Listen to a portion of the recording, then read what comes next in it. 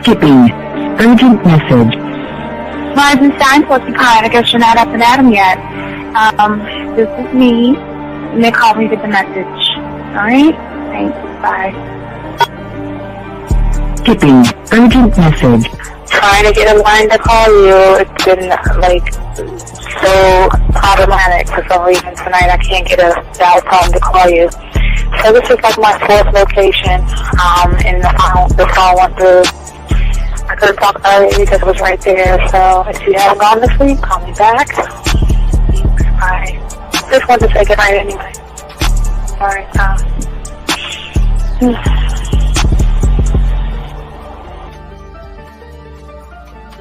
Urgent message. Hi. I hate that your phone keeps rejecting me. You must have a really bad connection. Anyway, I don't know.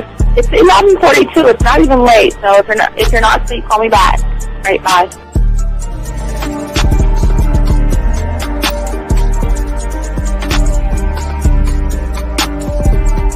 Skipping. Urgent message. This is B.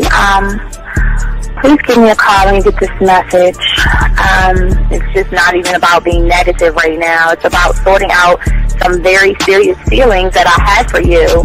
And, not being able to reach out and touch you and talk to you when I think it's necessary, when I deem it, emotionally necessary to talk. Not being able to do those things, I was not ready to subject myself to that type of, and I was not able to endure it. And I think the way you're responding is just making it even worse for me. So I need to talk to you with regards to that, and just, maybe the talk you suppose that we should be having, that needs to take place then, obviously. I don't know. Your reaction to everything is really disappointing. And I need to talk to you. So call me and don't be acting like that towards me. That's probably the situation, how you normally deal with it, but that's just not going to work. So formulate your thoughts, processing and all that, whatever you need to do, and call me because I want to talk to you. I'm so falling in love, and it's not a good thing because I know that this is ultimately not going to end. It's not going to happen. So I need to talk that through with you. I need to express that to you, okay? And if I haven't said enough already, that's just where I am, so that you know. Bye. To say thank you for letting me have a couple of days to actually think about what freaking happened the other night. Anyway, it was so funny how I had my whole mind made up on, when you leave your ass alone, I just felt like you was trouble. And it's so interesting how vibe is because I was right, I ain't gonna lie, I do have questions. I'm like, how do you do that? Who taught you that? Are you a goddamn professional? So on a real note, that was amazing. It was totally, perfect. If I were to vision what I want my man to be sexually, you would be that person, hands down. Am I mad at you? Hell yeah, because you know that you got those skills. So for you to do that to me, that was not nice at all. Because I was getting to know you in a whole different way, and it was cool too. That other way was also nice, So I don't know. It makes me more curious about who you are and what you're really about. I won't lie, But again, I keep feeling that vibe of how you gonna do me like that? That is not nice. So you definitely, at some point, will have to give me that explanation because I'm just real curious. But that's it. I'm not, in any way needing anything else. I think I'm okay. I'm staying away from you. I'm still gonna stick to that one. But I definitely want to know. I'm dude, are you on TV? Robert Frank and you're listening to the manmindset.com dating help for men with your host, Steve the Dean Williams. I'm Tyrone, and you're listening to the manmindset.com dating help for men with your host, Steve Dean Williams. So get on board, long dick style. This is Debo. Steve the Dean Williams, give me your chain, punk. Yeah, sleep with your lights on. I still got the bicycle. Much love, Steve. Do what you do. God bless. Yo, cupcakes. This is C.T. Fletcher, and you're listening to the Man Mindset Dating Show for men with your host, Steve the Dean Williams. The following program is rated MAN. It contains real game, learning your value as a man, original ways to have her face in the pillow and her ass up in the air. I'm talking her knees pushed so far back, it's touching her shoulders. Touching her without touching her. Having a woman respecting your every move. Buying you gifts. Cooking and cleaning with a smile. And knowing her place at the table.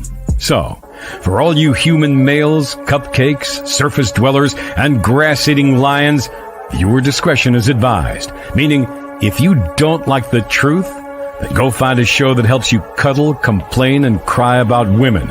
Just get the fuck out of here. Yo, listen up, young player. Steve's got the remedy. For all your dating questions, the game will set you free. Hey, you wanna know about the game, you wanna be in the know. Yeah, yeah, teaching you life as a man, help you to stick to the code. Yeah, yeah, and we just keeping it real. Pulling these women is really a skill. Know how to talk and know how to move. Leveling up and we help you improve. You got the number, you look like a player, you seeing the success. Hey, closing the deal, that's really major, but what do you do next? Hey, we here to help, no need to worry, little homie, so don't stress. Helping with life, more than tips and giving advice. I know you gon' like. It's time for your elevation. When it come to love and dating, we got the keys, let's get you rolling. It ain't no need for waiting.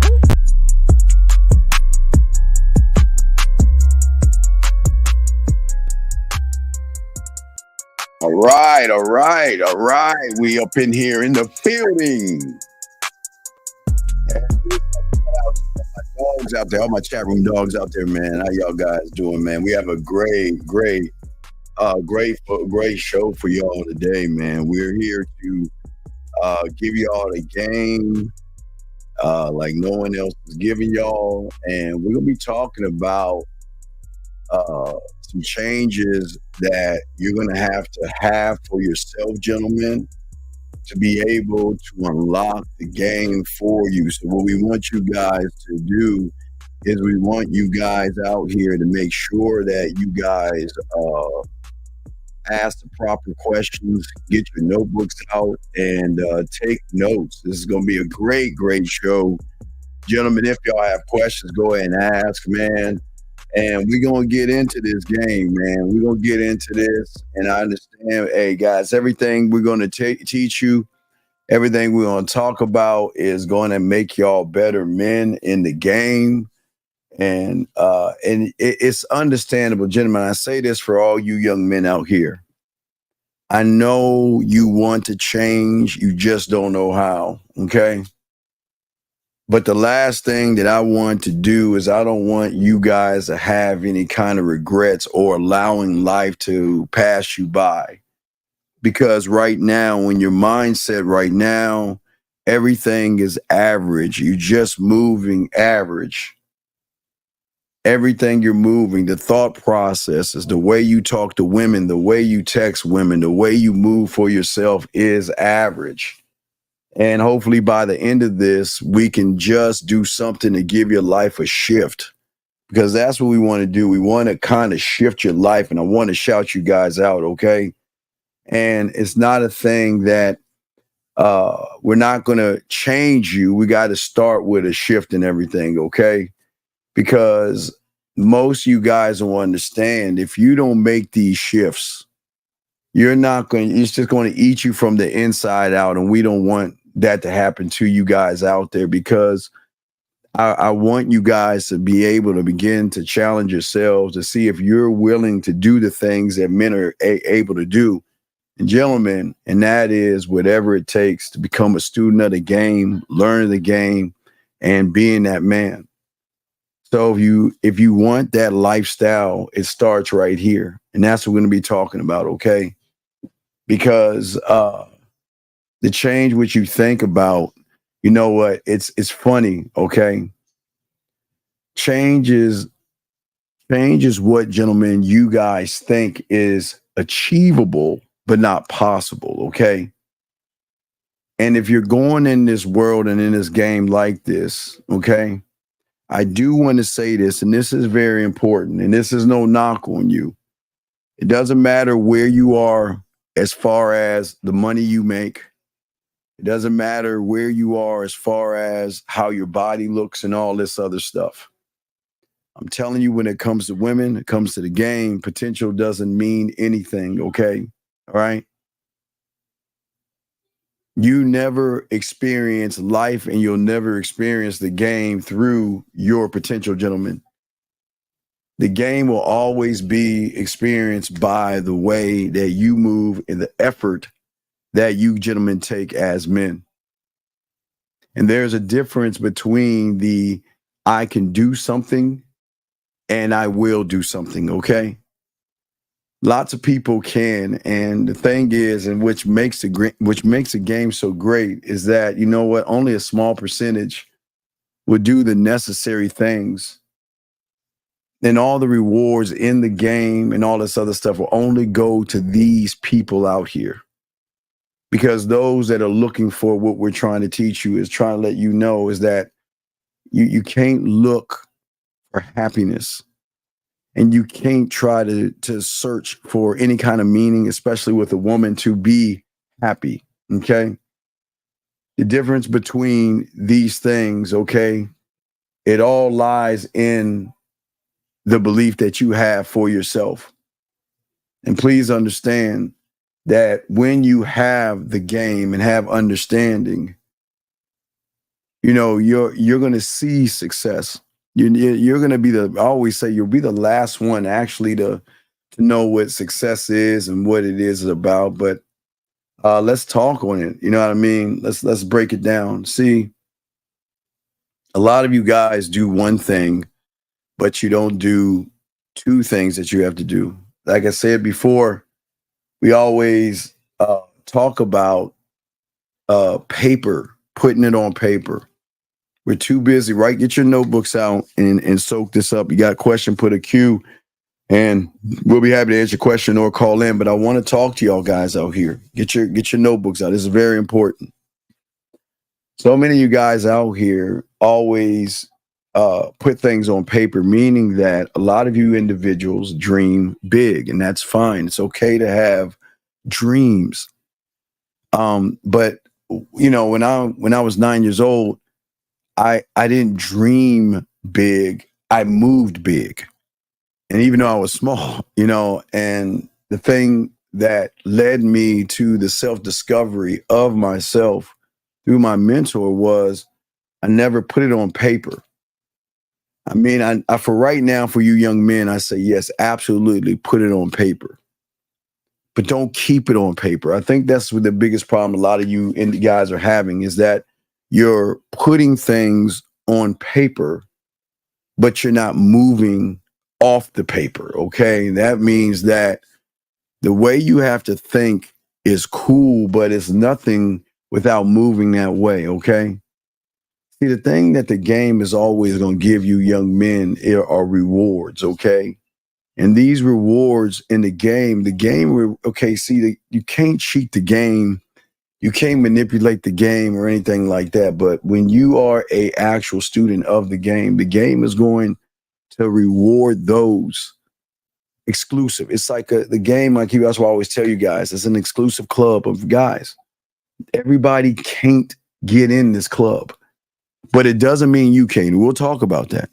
But everybody can't get in this club. It's an exclusive club of a certain group of individuals. It's always, and it will always be that way. The world The world is not supposed to know about us. Okay, we're small.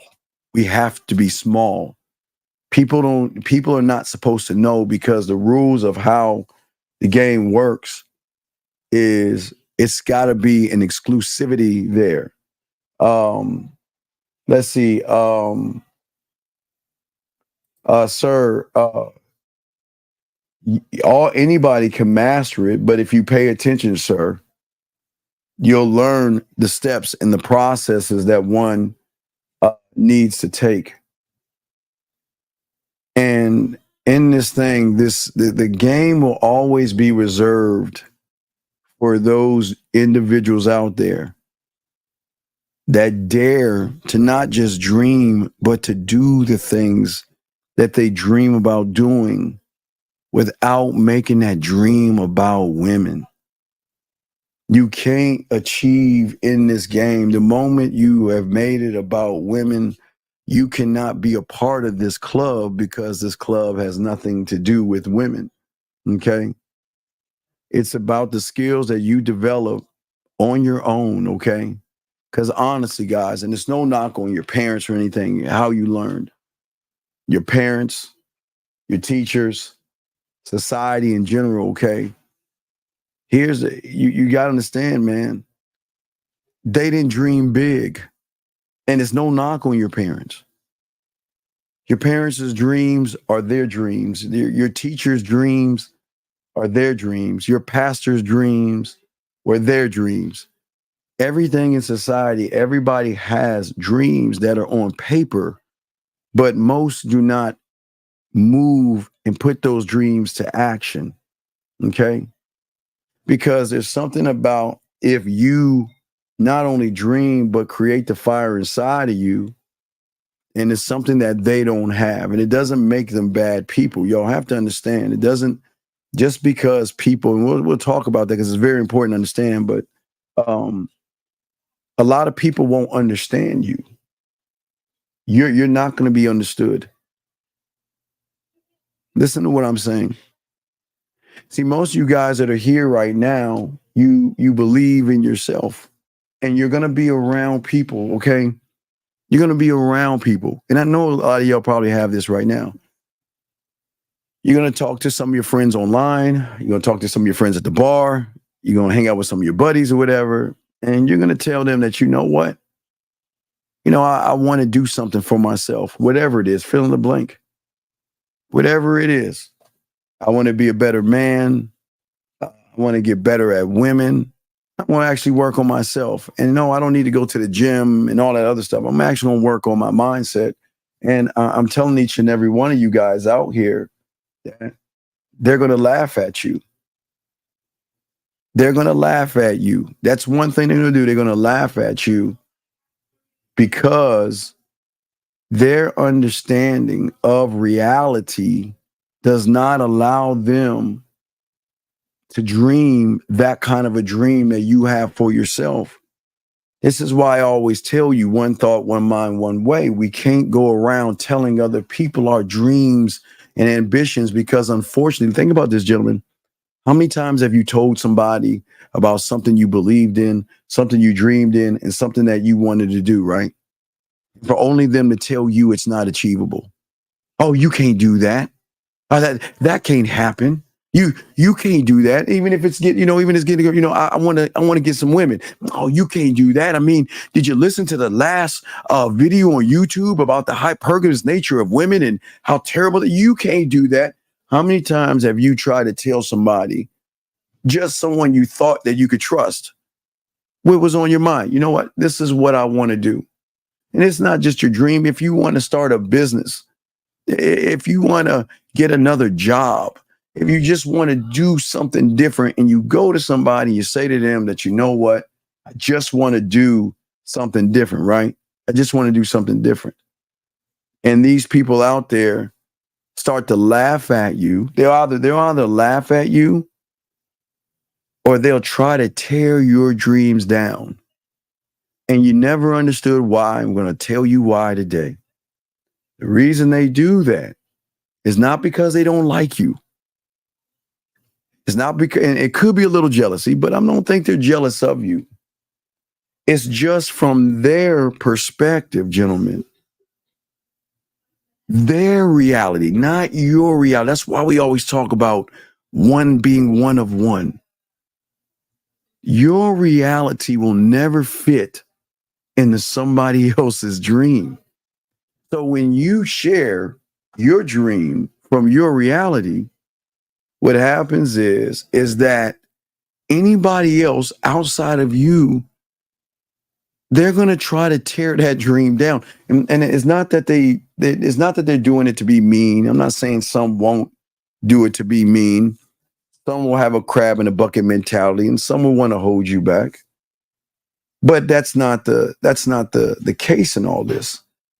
The case in all of this is just that it just doesn't fit their reality, right? Okay. And there are men out there who have game. But the question is, why can't you have it? And when you tell people what you're going to do, if it's going to meet women, you're going to change it up a little bit and do something different. You know, instead of just going to the clubs and the bars, I think I'm going to go to a museum. Remember, I told you, I always told you guys, one thing I always talk about this in the late 90s to y'all guys. I had to, when I got out there on my own, I had to expand my palette. I didn't want to go to fucking museums and look at artwork. I was like, why do I want to look at paintings that look like a 5-year-old just smeared it and stuffy ass people just there? I don't want to be around them. But see, my reality didn't allow me to open up and see more of the game. And it was my mentor telling me, you got to expand your palette because there are women everywhere and there are levels of classes of people. And I was like, well, okay. Okay. So going to the opera, theater, museums, wine, and I don't even drink, even wine thing. I mean, there are different classes of women out there, but my reality was stuck somewhere else. But again, I had to open up my mind real quick.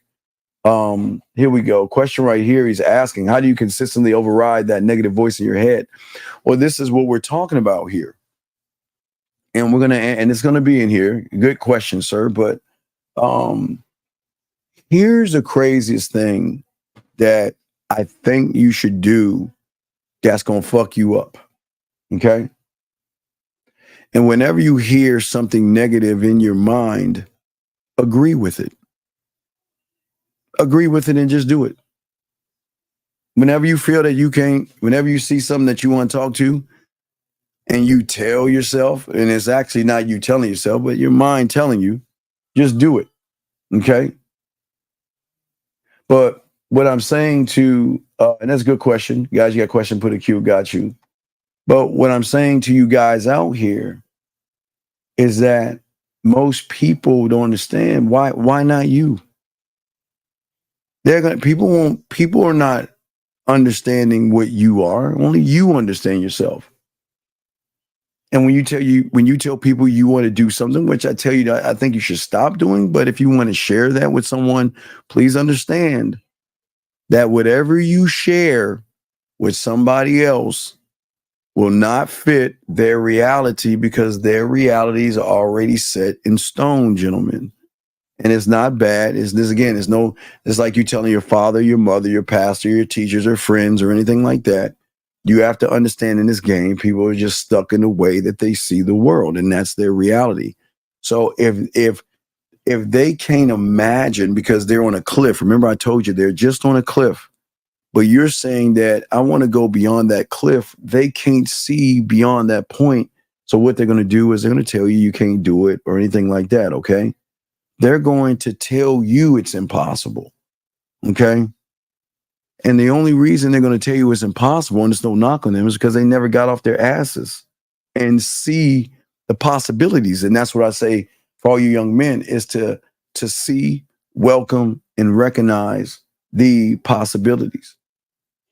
And once you begin to go outside of your comfort zone, everything is going to change. And I always tell you, you'll be the last one to know. But I promise you, everybody around you are going to recognize it, and not just women.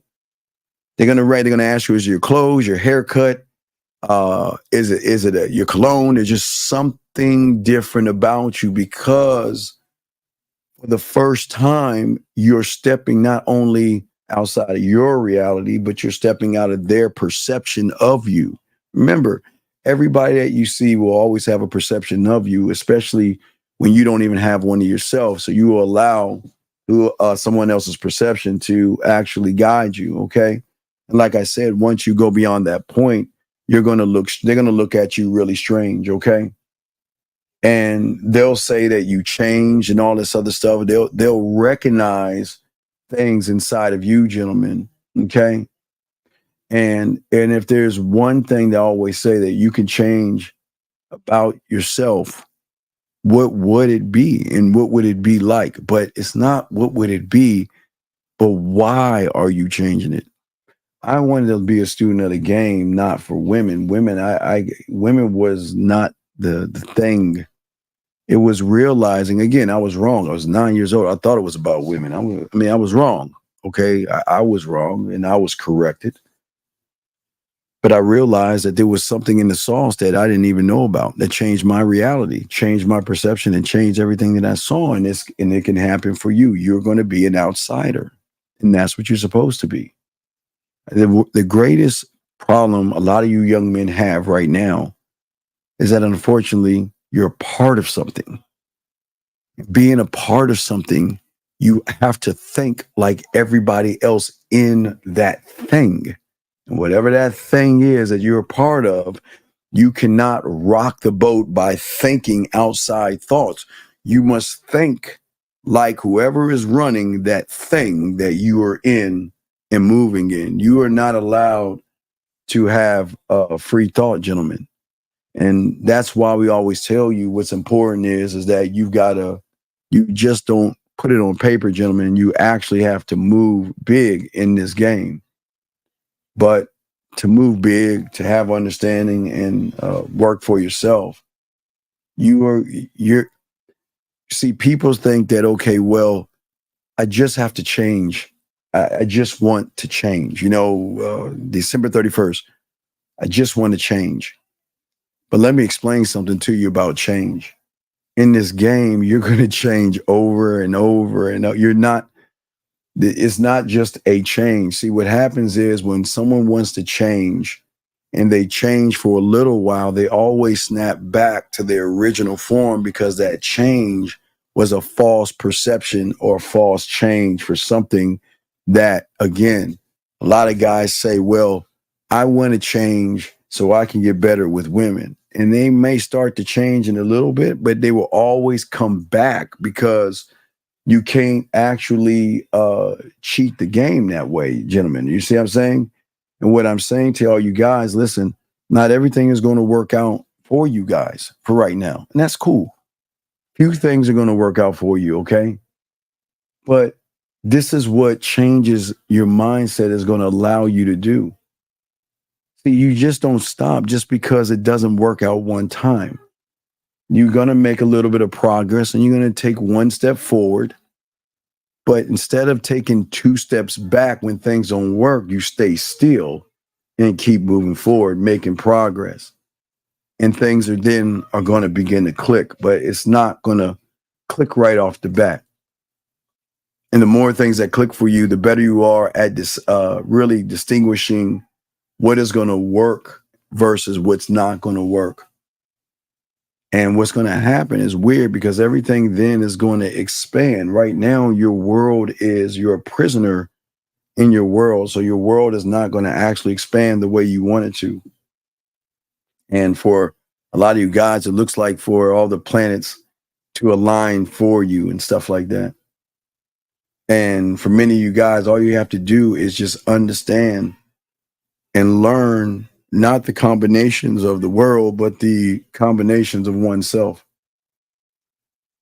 Because, gentlemen, the worst thing you could do, and I think a lot of people do this, the worst thing you can do is try to get a negative, okay, is once you get a negative outcome, because you're going to get negative outcomes, okay? But the problem is you label it a negative outcome. Is it actually a negative outcome? I'm the only one to tell you this.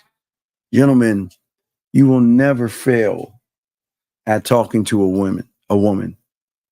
And I keep telling you, you never get rejected by a woman when you have game. And a lot of people say, well, Steve, you say you don't get them all right, but then you're saying you don't get rejected. Yes, that's true. Because what makes me a winner and will make you guys a winner is that you're not the end result unless you label, gentlemen, the end result. Okay. Well, give me a second. We'll talk about that in 1 second. Let me ask you, got questions? Just put a Q and call in. We got you. If your thought doesn't create the action, is that because your government is not lying? No, because remember, boxing.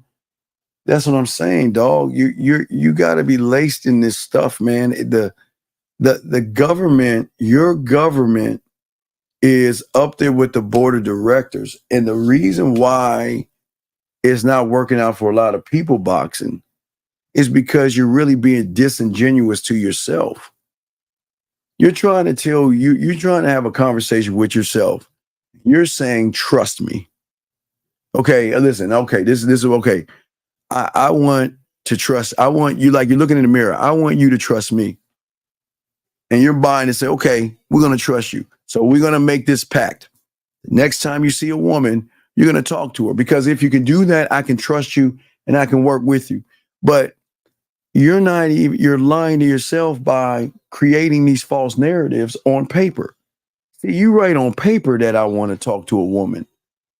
But your body is going to give you pushback because your mind knows that what you're doing is actually a lie. It's like you're living a lie by saying, I'm going to do this one thing. I'm going to go talk to a woman and I'm going to stand up and I'm going to ask for what I want. And if it's written on paper, it's never going to come to fruition because your mind is not going to allow you to free yourself. So your mind already knows it. See, the thing is, all right, see, understand this.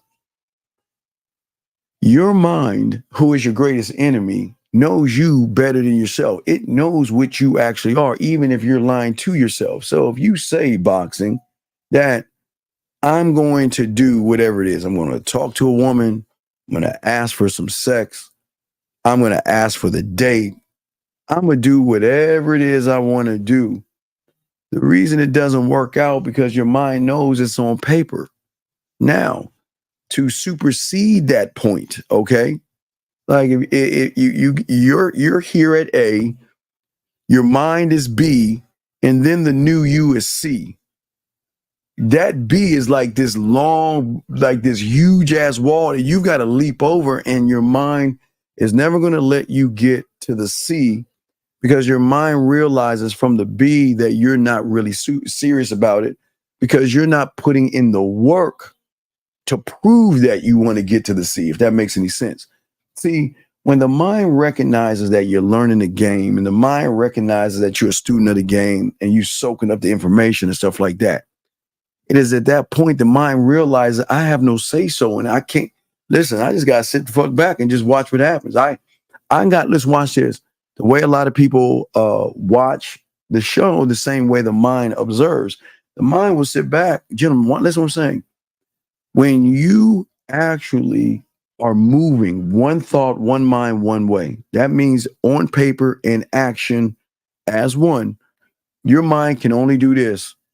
Get some popcorn and go and just watch. He has no say so. He can't say anything because he has or it has no power over you. But when one just says, well, I'm just going to write it down and I'm just going to act like this, but I'm not going to do that. And your mind is saying, hold up, man, wait, you know this shit ain't going to happen. Stop playing around. And so what I'm saying, boxing, that's what I'm saying. It's not synced in. You can't get to the growth, gentlemen, when you just have it on paper. If you're just taking notes and you're just bird watching, you can't expect to evolve and grow past that to get to the C because that B, your mindset is going to say, no, wait, stop. Where you going? Where you think you're going? Oh, you think you're going there? Oh, no. Go back around there. You're not good enough. He's too pretty. You don't have enough money. Their clothes, money, status, whatever. And think about this, gentlemen. But think about the tools that you're using real quick. Let me just say this real quick. This is very important. I want y'all to write this down. I want y'all to soak this up. Please get your notes out, because this is something that is going to help you have more understanding, gentlemen. See, if you're at A, just get on your piece of paper. Just watch this. Just put A, B, C. That's all I want you to do. Just put A, B, C. Because I want to simplify this. I don't want to complicate this for you. Put A, B, C. Circle the A. That's you.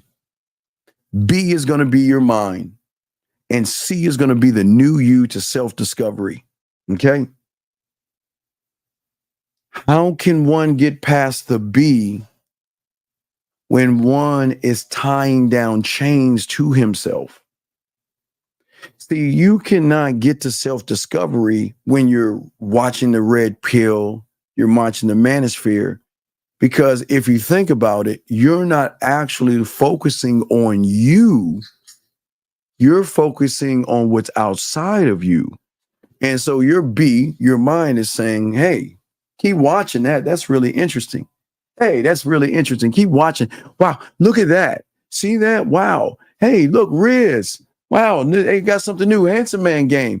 Hey, women versus bear, or tree versus women. Wow, these are exciting things. And what it does for a lot of you individuals, it throws you off because you're finding it so intriguing. But that's the trick. The mind plays on you, because the mind doesn't want you to get to the C. Because once you get to the C, then he has to do this. He can't say anything. So what he wants to do everything he can to prevent you from getting to the C of self-discovery. So what he'll do is he will push you towards things. Remember, the mind is the enemy. He will push you towards other people. He will push you to be a part of other things and all this other stuff. So what happens is you don't have a government. And if you have one, it is a weak governing system that is built upon the B and not you, the A. Because everything that you do from that point, you're actually holding yourself back and chaining yourself down. So that's what happens when you're not actually synced up. Let's continue. Question right here. He says, how do you use a game to find your purpose in life? Because game is life, gentlemen. But your life right now is based upon a false interpretation and a false reality. Game is in everything. But see, game is not in everything outside of you. See, you're looking at life from the outside, but you're not looking at life. You have life here that you have not even tapped into that is going to change that life out there. See, we're too busy looking at life from this view versus looking at life from this view. This is going to wipe that reality, take those glasses off and put on a new set of glasses. Then you're going to see a whole different life, but you can't see that until you start working on the life here, young man. And let's see here. I think we caught up. Wait, here's a question. Should I be aggressive towards someone who is not being straightforward when they talk? Like someone ask me, where are you, without any, sir, I don't understand what you mean by that. What does that even mean? And why would you be aggressive? I mean, that's feminine. That is a triggering emotion. Why would you allow somebody that you don't know to trigger something in you, sir? You need to explain, because I don't understand what you mean by that, because this sounds really feminine right there, buddy. I do not understand what you're saying right there, sir. I do not. Okay. I have I don't know, but I say for all you guys, TB, make sure you put a Q here. You said, how do you know when you have gotten to the C? Well, okay.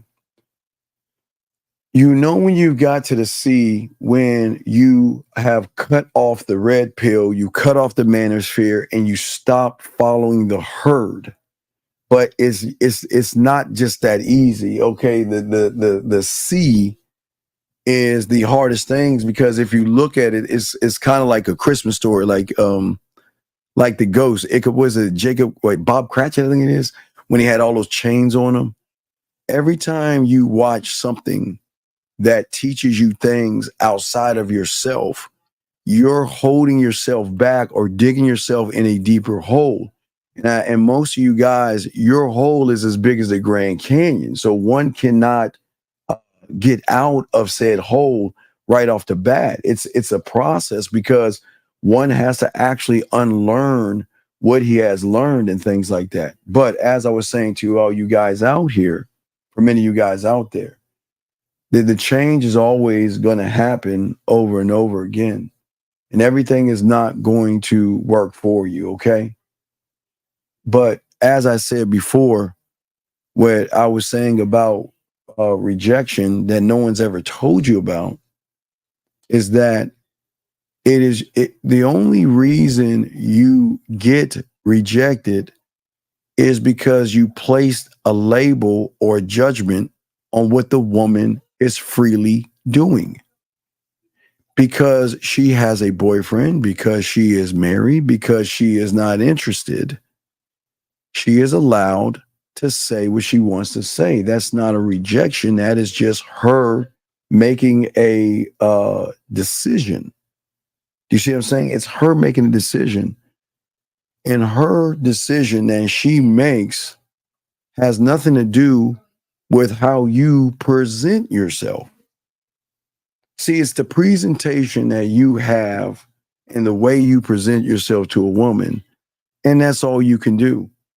But when you present yourself, when you actually believe in yourself, is different than just throwing shit up on the wall because I don't believe in myself. Because remember, gentlemen, when you don't believe in yourself, women can recognize a person that doesn't believe in himself. He can't articulate himself correctly. He can't look it in the eyes correctly.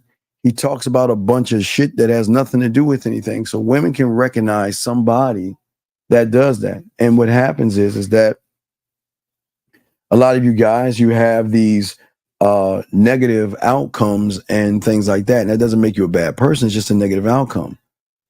But that's why we always tell you guys, you're labeling an end result that you have, that you have no control over.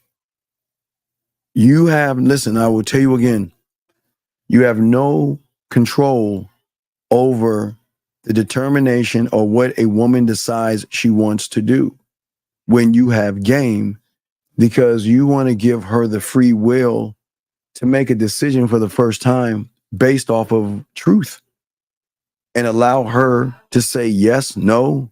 Well, we don't accept maybe though. We don't accept a woman saying maybe to us. But what I'm saying is that we've got to begin to change the optics of how we see the world and how we see life. And I think that's where we're going wrong, gentlemen.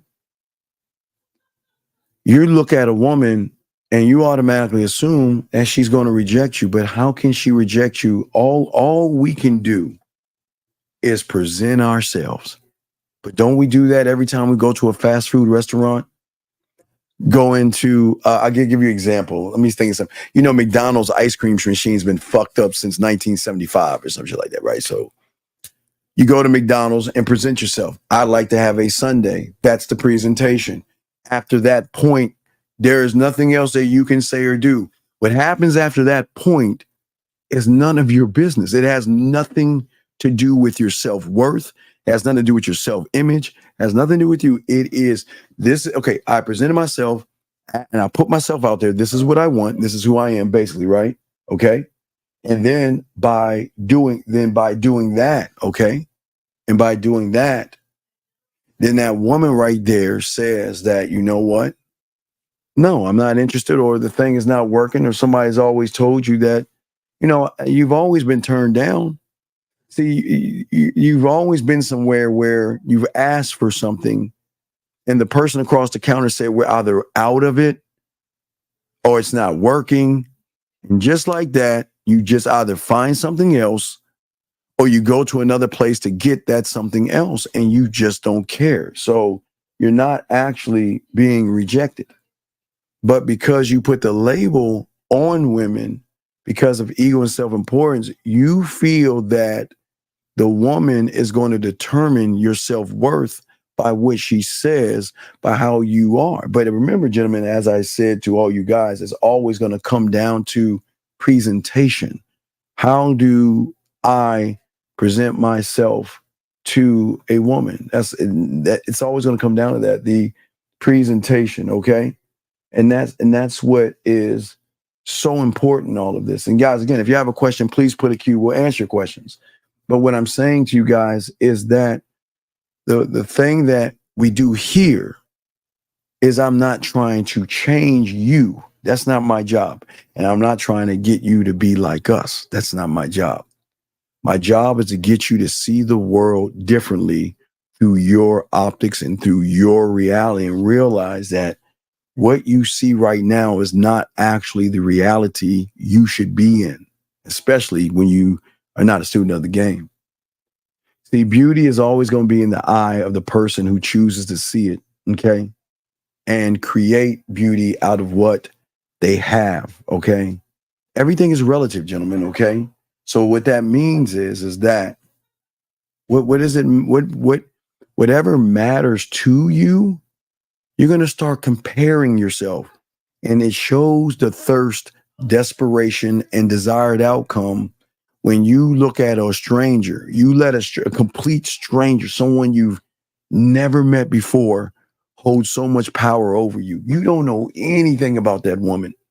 You never talked to her or anything. But one should never hold that kind of power over you, not a stranger, nor anybody for that matter. Example, someone asked me, "Where are you?" I responded, "What you want to say?" They say, "I mean, is it a bad thing if dog, call in, dog? I don't know what the dog, listen. Okay, listen. You're asking the same ask. Okay, sir. The only way I can help you is that you got to call in, because you are all over the place. You are not making any sense. You are all over the place. And this is part of the problem. You're all over the place. I do not understand. I understood everybody else, but I cannot understand the shit you're saying. So just call in so we can have dialogue, so I can help and see you articulate what it is you're talking about. Because nobody in this motherfucking room understands what the fuck you're talking about, dog. It doesn't make any sense, okay? It doesn't, okay? Let's see, question right here. He says, can you explain more on the process of standards, principles, and standing on your square? Well, I can't explain those things right now, because explaining those things is like me trying to explain math and division to somebody who doesn't know how to count from 1 to 10. So I can explain it, but the problem is, if I explain it to you, you're just going to write it down on paper, and it's not going to carry any weight, because you're not about that right now. Now, please understand this. I'm going to shock you right here, young man. You have standards, you have principles, but what you don't understand is, see, people think standards and principles can be good things, but they actually can be bad things. Your standards and your principles say that I am not good enough, and you believe that's your principle. Your standards and principles saying that, you know what, I don't know how to articulate myself, and I'm not good enough. And whatever you feel about yourself, you have a standard and a principle. It's just the standard and principle you have will always put you in a position when you get around a woman to actually feel like you're not good enough, or you can't get that woman. And then what you have is that, then think about what I talked about earlier. When you don't have that standard, then think about where you step into. Remember, I told you, you step into somebody else's reality and listen to their reality. And then what you do is you take somebody else's reality, their DNA from the fingerprint, and you try to imprint their reality on your reality. And that's where everything goes wrong. And that's why a lot of you young men are confused today. That's why a lot of you guys are, you're going out of you're not leaving the country. You're going to Mars and Jupiter, because some motherfucker told you green bitches on Mars are better than Earth women. So go ahead and get on a rocket and go to Mars. And y'all blindly are listening to people without thinking that, you know what, that's your reality. But remember, as I told you before, some people's reality will never line up to those that want to be greater. Greatness is a standard and an exclusivity for certain people. Everybody will not be great, just like everybody won't be in the game. But you cannot find greatness by complaining and being a victim or taking somebody's victimhood and placing it over yours, sir, if that makes any sense. But that's why you have standards and that's why you have principles. But you're not standing on anything. You're standing on a weak foundation right now because you don't have an understanding of who you are. But that was a great question, sir. Very good question. Question right here, sir. Guys, young call lines are open. He says, Steve, is taking action despite your mind telling you that you can't step towards create trust within yourself? Well, yeah. Well, here's the thing. It's going to be the hardest thing to do because you are stuck in this comfort zone where you believe that your world is perfect right now. And your world isn't perfect right now. Right now, the way you're moving, the way you're thinking is why you're being held back, because you believe that you can't be any more than what you are. So it's one thing. I like what you're saying, young man. Yes, a lot of young men say, you know what, today's the day I'm going to change. They just, again, write it on paper. But the change will happen when you see the thing that you fear the most and you face that motherfucking thing, women, and you go talk to them and you don't care about the end result. That's going to be the current. It's just kind of, okay, if you ever seen the movie Castaway, I'm kind of old. So it's an old Tom Hanks movie. He was on the island. But the thing was, he could never get off the island because the current kept pushing everything towards the island, right? But once he got the sail, which means what I'm talking to you guys, is once he came in front of that current and he lifted up that sail to get that gust of wind, he went over that B and got over to the current to go forward. So that's what I'm trying to get you guys to see. The C is self-discovery. The C is evolving. The C is drinking from your ocean of your knowledge. We are too busy drinking from someone else's knowledge, and that knowledge can be poisonous. See, if no one's telling you you're allowed to think for yourself, you have to be careful about who you listen to, because the only ones that have your best interest in mind are the ones that saying, I'm trying to get you to think for yourself. But anybody says you got to think like me, talk like me, and use my vernacular like me, it's a very dangerous thing that's going to happen, because you're going to get stuck in that island like Tom Hanks was, with the current holding you back, and you'll never find a sail to get over that hump. That C is the new you, the unrecognizable version of you. You have so many versions of yourself, and you have so much greatness, and you have so many great things. And this is not for me to motivate you. It's just me to be honest with you. You have so many great things going for yourself. You just got to get over that hump, sir. That's what the C means. Let's see here. Let's see here.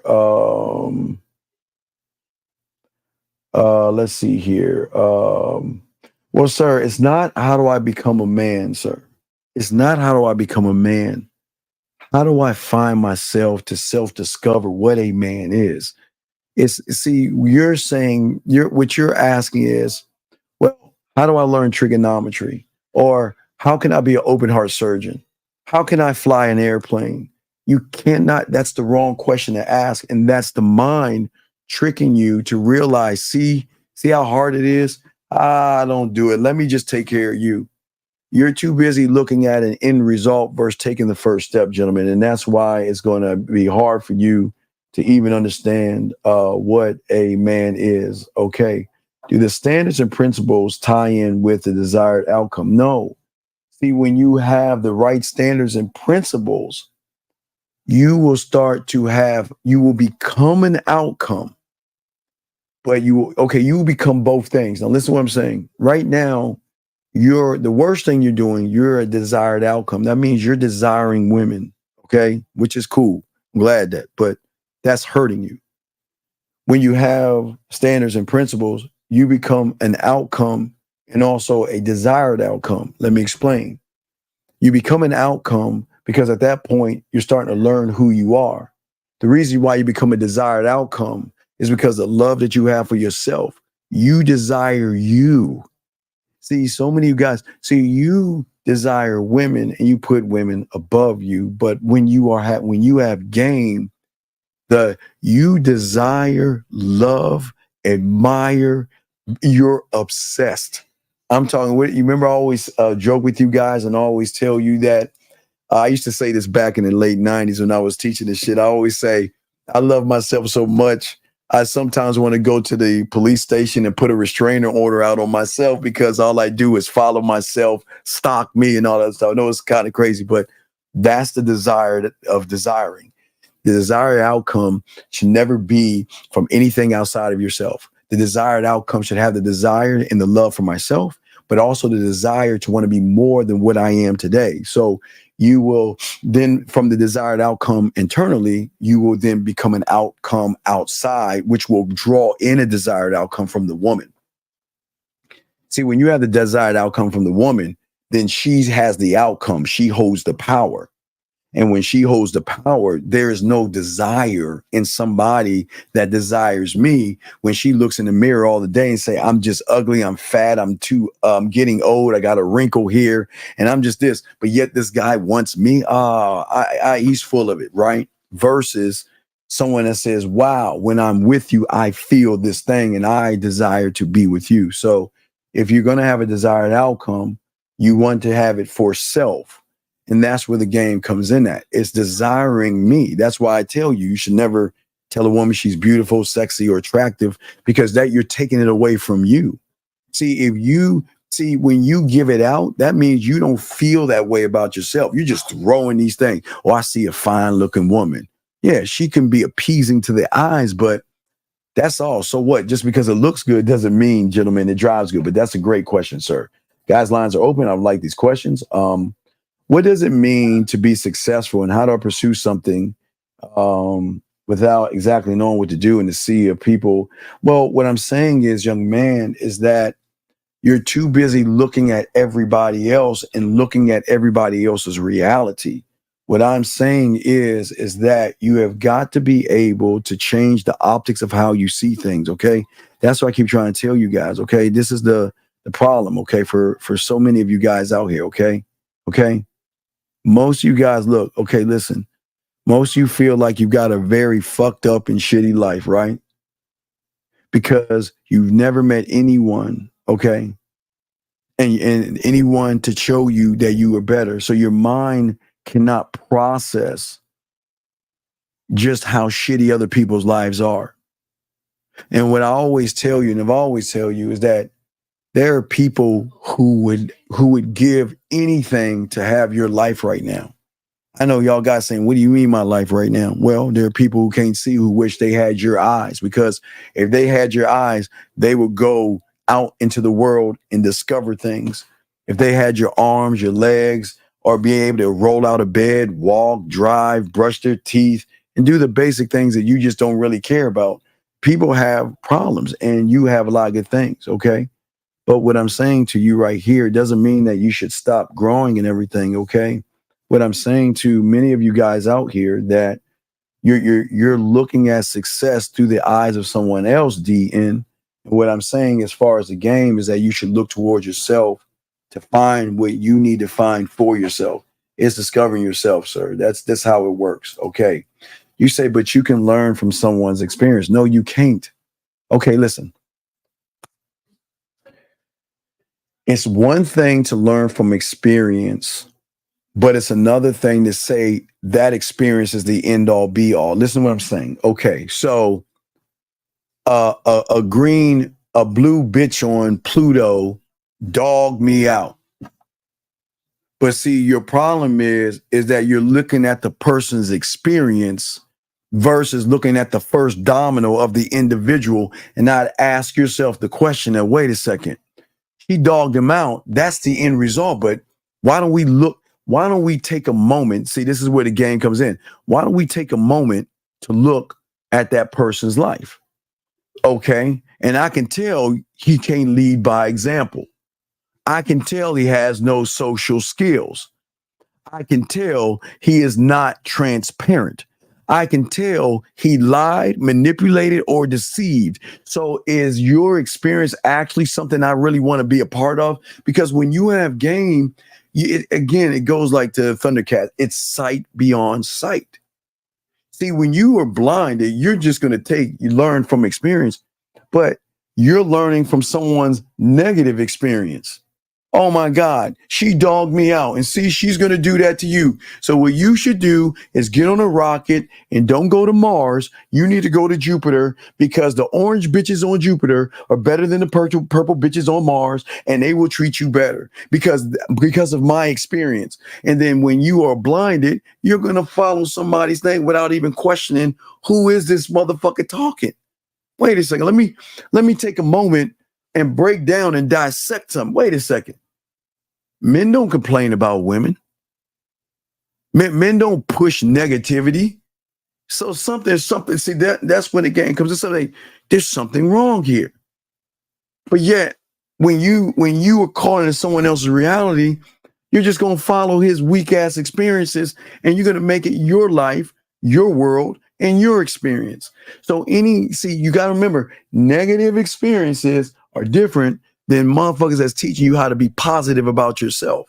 So all experiences are not good.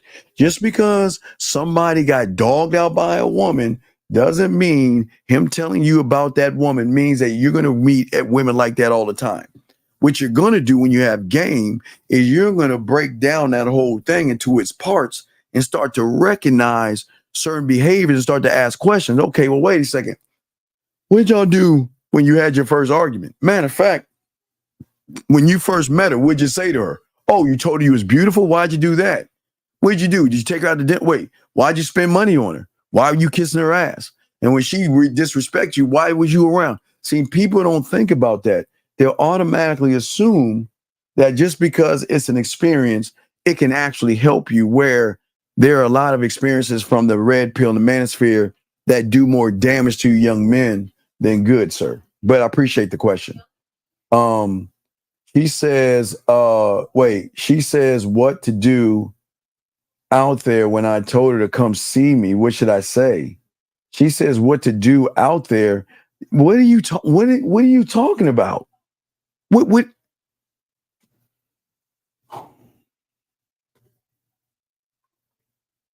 I'm gonna act like you didn't say that. I don't even know what the fuck you're talking about, dog. I do not understand the question. Okay. Yes, we do have a book on Amazon. Yes, we do have a book. You can get it from the website. Yes, we do have a book. All right, you told her to come see me, and she said for what? But again, why would she want to see a guy who can't fuck? Why would she want to see a guy who can't eat pussy? Why would she want to see a guy that cannot mentally stimulate her, emotionally influence her, and show her why you're the guy? So why do you think she said that? Because she's telling you you're not the guy. Can we not read and this is no knock on you, young man. You tell her to come see you, you're not the guy. You're boring, bland, weird, creepy, thirsty, desperate, and you have no game. And you think you want to see her because all you doing is desperate and thirsty, dog. Oh, what the fuck you, man, dude? Shut your ass up, please. Anyway, are you saying that I'm too focused on what I don't have to focus on what I do have to develop? Well, why would you focus on what you don't have?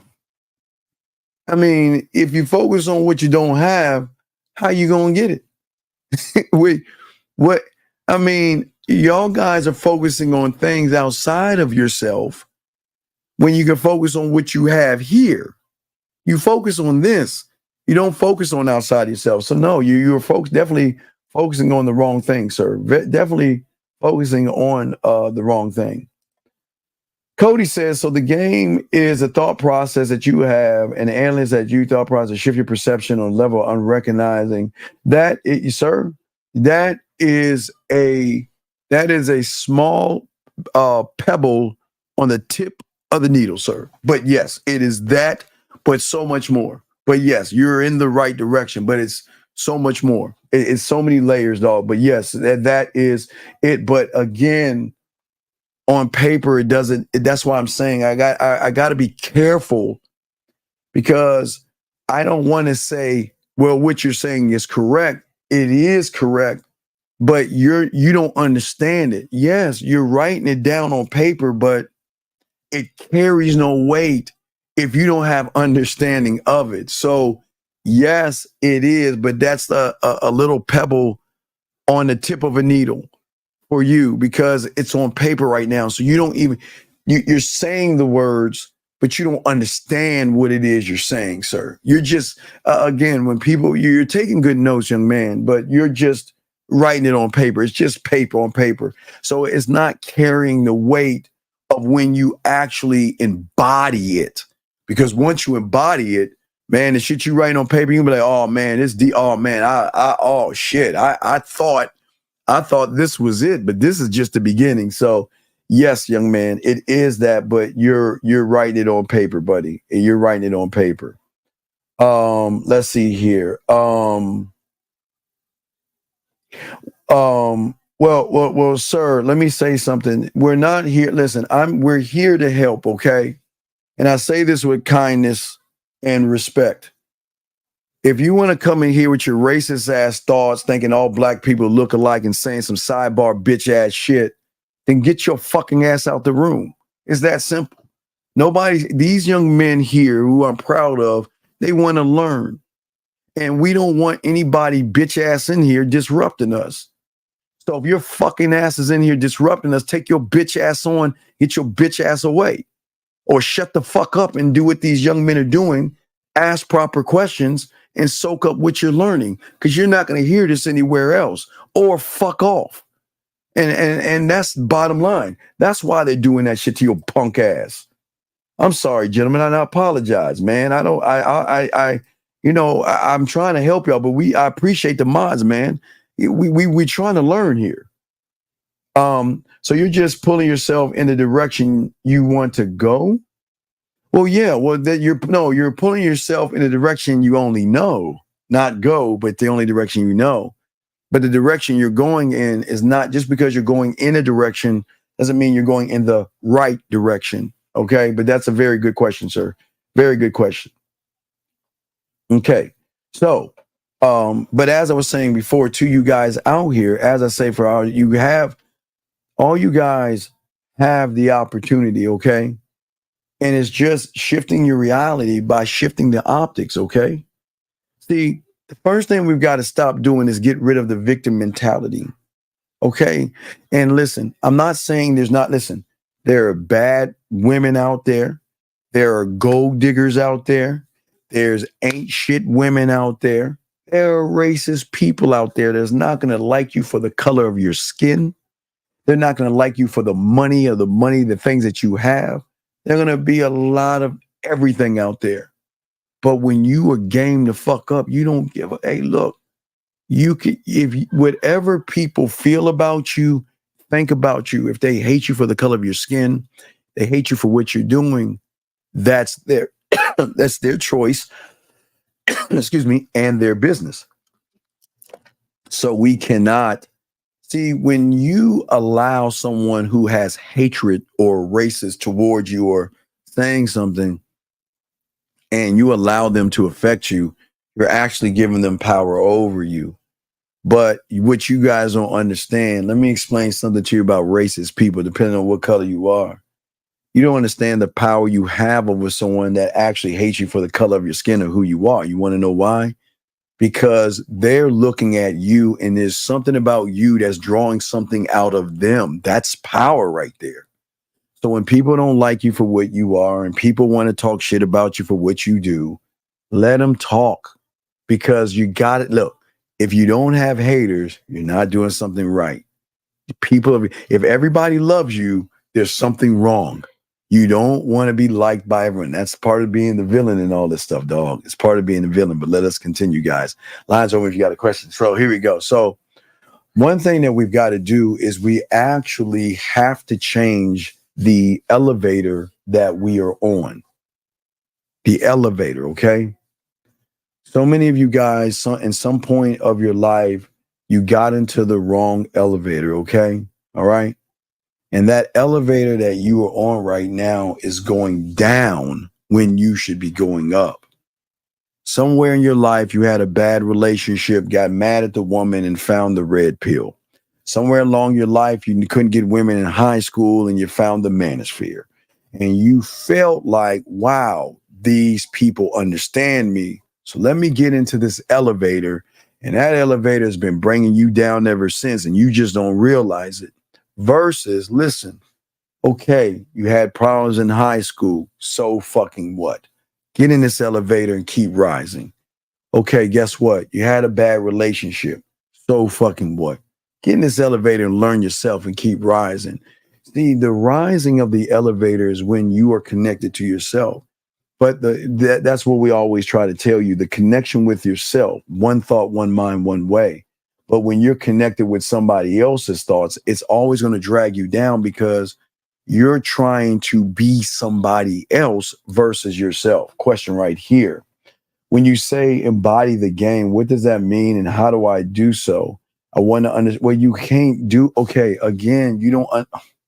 Okay, sir. All right. So let me give you a prime example of what I'm talking about. Okay. Because people think it's just, you're saying it and it just happens. It doesn't work that way. So let me explain what it means to have game in this scenario. Okay. So let me see here. So let me break it down. Okay. So listen to this, young man. It's a great question. All right. So I want you to listen. I want you to follow me. And I'm not here to discourage you, but I'm trying to let you see something. Okay. So, let me see here. Okay. So I want to be a doctor. Can I just go get a game of Operation, play the board game and say I'm a certified doctor? No. First thing you gotta do is you gotta get past high school, which is 12 years. And then you have to do an undergrad. Well, then you got to go to college. Then you have to do an undergrad, right? Then you have to do 4 years of medical school. Then you have to have 3 years of residency. Then it's got to be a fellowship and so on and so forth. You know, it's a process. See, people think that, okay, see what you're saying is, Dub, and I say it's respect, is you just on paper right now. You're listen, there's no knock on you, but that's how the mind gets y'all thinking. Y'all just talk a lot, but you'll behave. Look, gentlemen, write this down because no one's going to tell you this. Please write this down. Everyone listen to me. This is the most important thing to determine what you actually are when it comes to game. Your behavior is your truth. The end. The end. It doesn't matter what you say. It doesn't matter what you write. It doesn't matter what you think. Doesn't matter how many motivation videos you watch. Doesn't matter how many affirmations you say to yourself. Your behavior is your truth. And that is the problem right here, Dub. You're just on paper. You're not in the game. You're just a guy talking like you want to be a part of something, but look at your behavior. Your behavior is like it's going the opposite way. It's like you're thinking this, but you're moving this way. One thought, one mind, one way. It's all got to line up. But I appreciate what you're saying, Dub. It's no knocking. It's a great question, Dub. But that's why I keep trying to tell you, Dub. Listen, Dub. I will be 53 in August. Started at 9, Dub. And there's I always say I know nothing. I know so much, but there's so much more. Dub, I just can't stress to you, Dub. I don't know how, because I get excited when I say this stuff, Dub. I can't tell you how limitless the ocean and knowledge that you have of you that's just sitting there and you're not even drinking from it. So it's just hard to explain, but evolving every day and growing every day and just being someone new, a new set of eyes, a new reality every day. I can't Oh man, but just talking about it, nah, man, it doesn't work that way, buddy. But I understand what you're saying, though. I appreciate the question. So it's no knock. It's a very good question, though. Very good question. Question right here. Okay. Does the hate come from me? I've had my own thoughts instead of trying to. Well, no. Well, Iverson, you're not okay. Iverson, you're not doing anything. Listen, people are just going to hate you for what you are, okay? And if I see you're a young black man, some are going to just hate you for the color of your skin. That's just how the world works. But what I'm saying is that you're not satisfying your thoughts. You're just writing shit on paper. So that's not why people don't like you. It's just people don't like you because they don't like you. And it doesn't matter why people don't like you. Who cares? They just, you should never give people that power or even care. Remember, I always told you, dog, it's none of my business. If they hate me, it's none of my business. They like me, it's none of my business. If a woman's interested in me, it's none of my business. If she's not interested in me, it's none of my business. It's going to sound real fucked up, but I just don't give a fuck. I don't care, man. I mean, guys, the greatest power is the reason I don't care is because I'm too busy caring about this motherfucker. I'm putting over 1,000 into me. Do you think I'm gonna take a point off of looking at me in the mirror and caring about me to put it in somebody else? Fuck no, I'm not doing that shit. So that's what I'm saying, dog. But I understand what you're saying, and I appreciate what you're saying, sir. Let's keep going. Let's see here.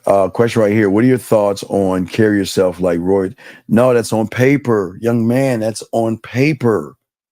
Okay, so let me explain what's happening right now for a lot of guys. So right now they have these things on YouTube, these I guess stoic sayings and like these Sigma male sayings and how you should be.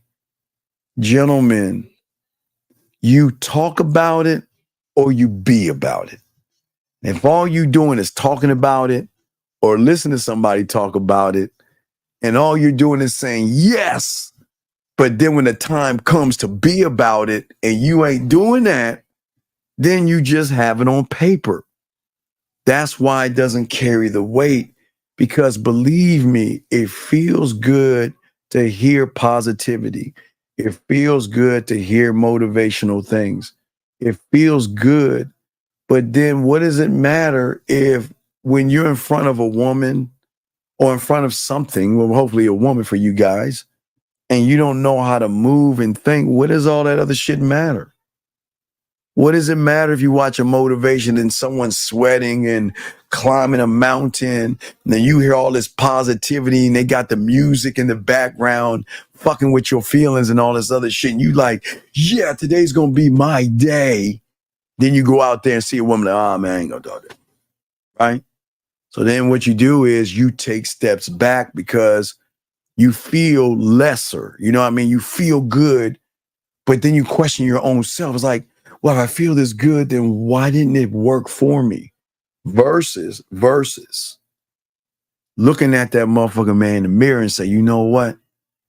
I'm not going out there for any pussy. I'm just gonna go out there and do what the fuck I want to do, and pussy's gonna be out there anyway. And whose day am I gonna make? Whatever woman I run into, I'm gonna make her day. And that's how it is. I'm not thinking about going out there for some ass. Now, get it. If you're in high school, I get it. Y'all like, you know what? It's Friday. Let's go get some girls. But you're a grown ass man, dog. We ain't thinking about that shit. We moving. We just moving, doing. You know, I'm gonna go to the store, and guess what? There's some women at the store. Let me go and grace her.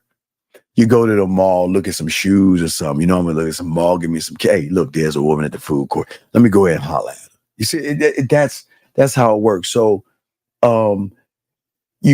if you move like royalty on paper, but the behavior is not royalty, then you're being disingenuous to yourself, because you are royalty, but you're not moving like a king.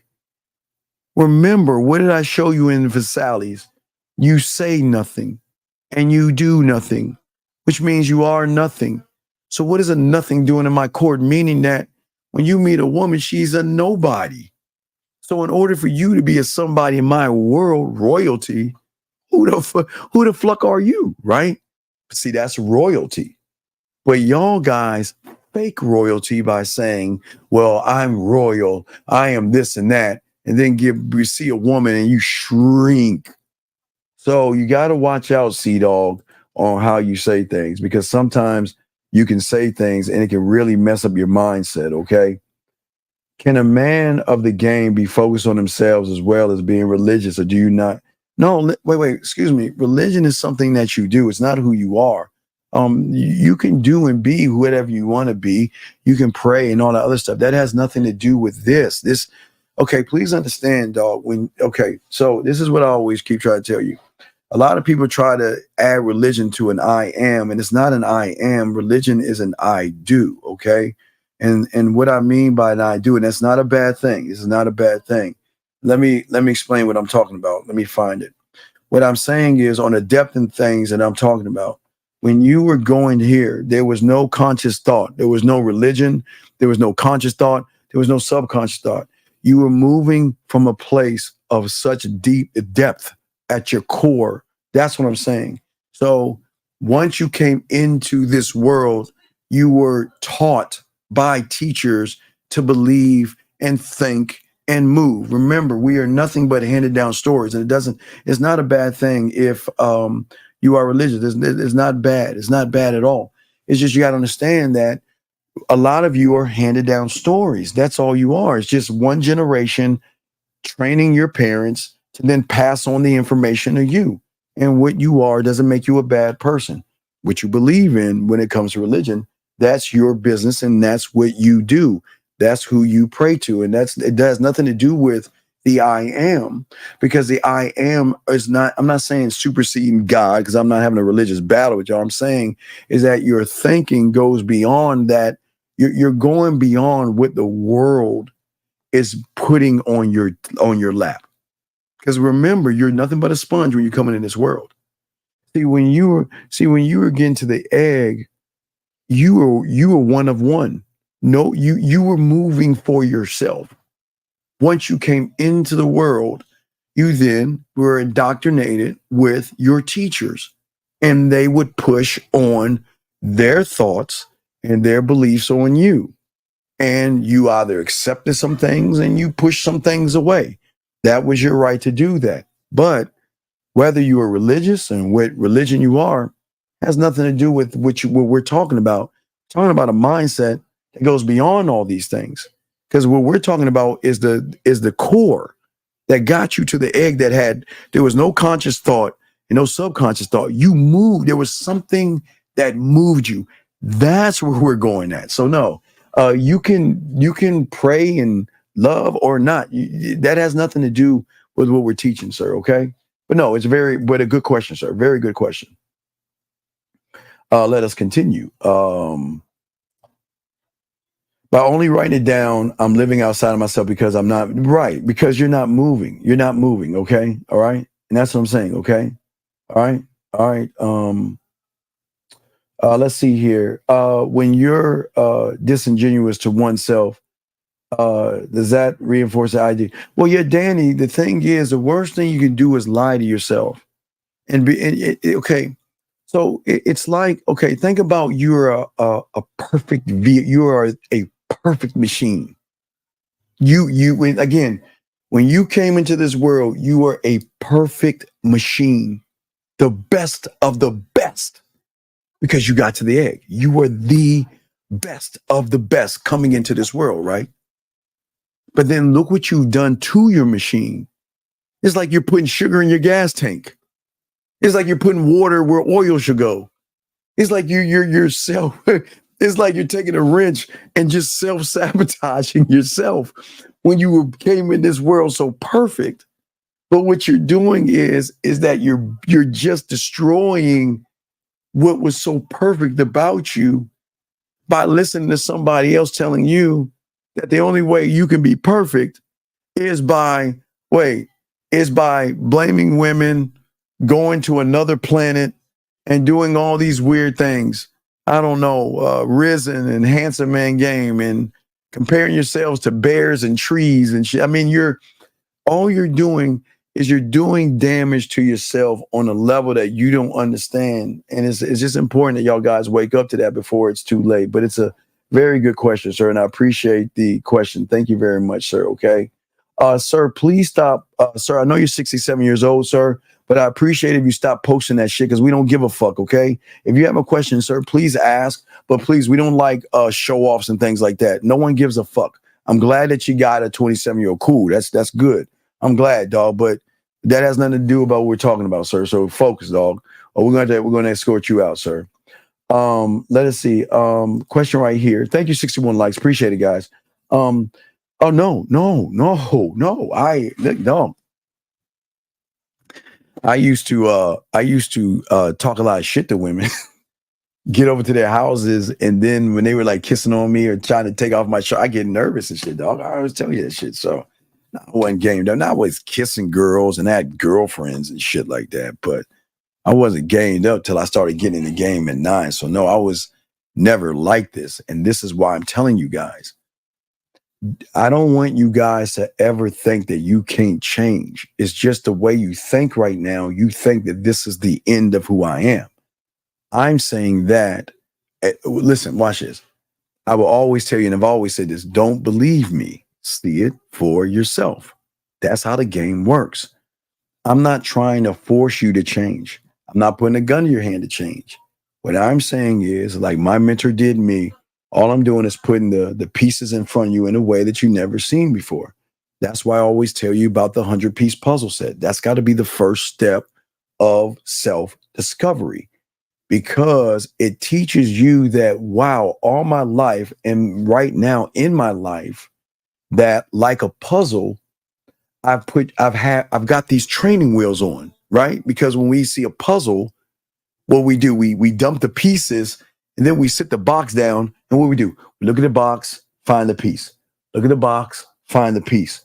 So you're not even thinking for yourself. And that's part of the game that we teach that no one else on YouTube is ever teaching. As I tell you, those that have game teach you things that you never heard before. What I try to get you to do is what I'm trying to get you to see, that when you throw the box away and dump the pieces on the table, the 100, that's all you need. You begin to do the thing that you've never thought of, and that is communicate not with the puzzles, but with myself. You begin to talk to yourself and you start to think for yourself. And what that does is that starts to trigger something in you, because at that time you're seeing a pile of pieces. And then you start to think for yourself, and guess what you say to yourself? Okay, you start to become solution based. Because the solution is, okay, well, the first thing I need to do for a puzzle is I got to find the edges to create the border, the square. And then once the border is created, then instead of working inside out, which you've been always doing, you're going to start to work outside in by then filling it by figuring out yourself, figuring out this piece doesn't fit. And if that woman doesn't fit, I've got to remove that piece out of the way and bring a new piece in. So it teaches you a lot of things, but you've got to see. I can't tell you everything it teaches you. You've got to see it for yourself. But that's what I always say. If you ever want to start the game and be a student of the game, that's what you got to do. But my test was different. My test was totally different.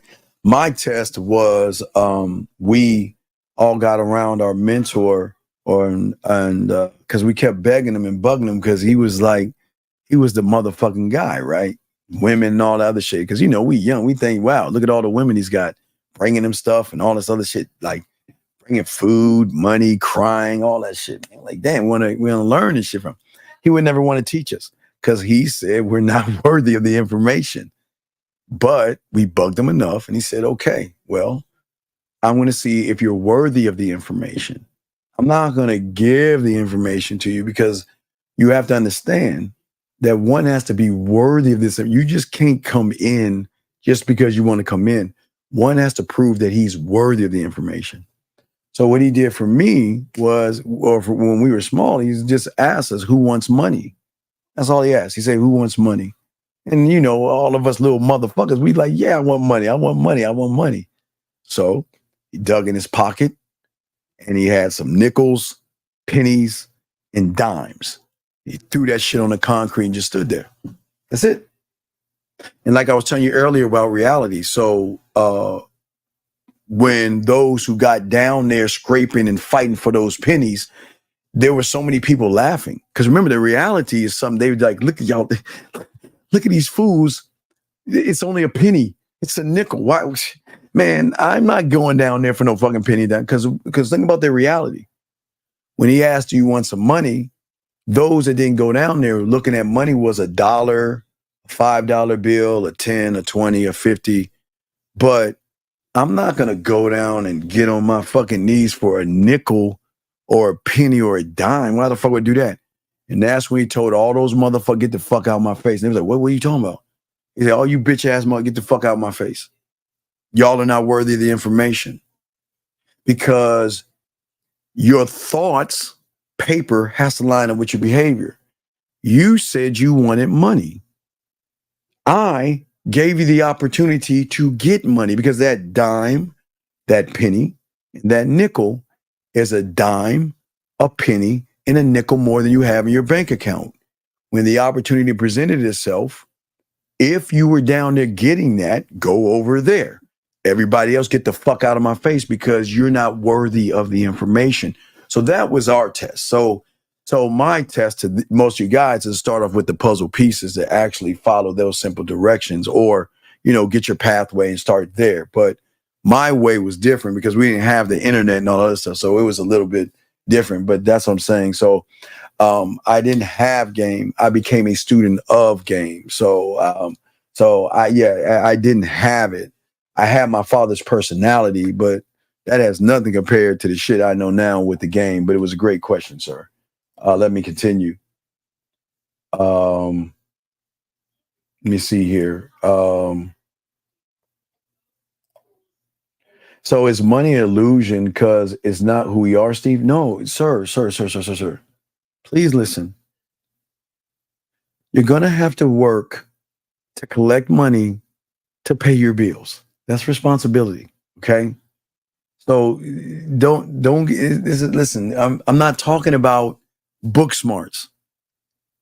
Get a job, be responsible, pay your bills, okay, and pay your taxes and live your life, okay? That's what money does, all right?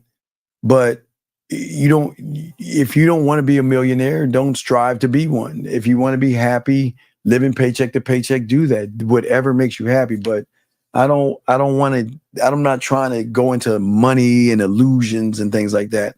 I'm trying to get something deeper than the dollar bill, sir, but I appreciate the question. So on the real, what do you do when you have tried everything and just get bad luck on jobs, etc.? How do I restart? And how do I pursue what I want facing adversity?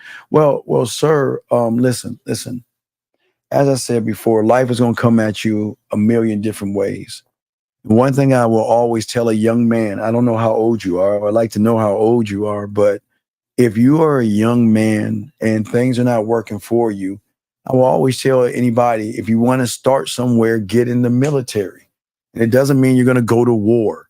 You take the ASRAF, whatever your score is, they'll give you a list of things you can do, but it will allow you to not only travel the world, but it'll allow you to save money, learn a trade, and stay in as long as you want to give you an edge. So when you go back in the world, you'll have money saved up, you'll have a trade, and people love veterans and stuff. So, but you don't have to do that. But what I'm saying is that I don't think you tried everything, and you could call in and we have dialogue, but I don't think you tried everything. I think you tried some things, but again, that's got to be based off of the skill set that you have. So one thing I always tell you, and if you don't want to do the Army, what I tell you is this: go to a company and get your ass in the mailroom. And let me tell you why. Mailroom has power beyond power that you guys don't understand. Because the mailroom, you rub elbows with not just the middle people, but you rub elbows with upper management, the vice presidents, CEOs, CFOs.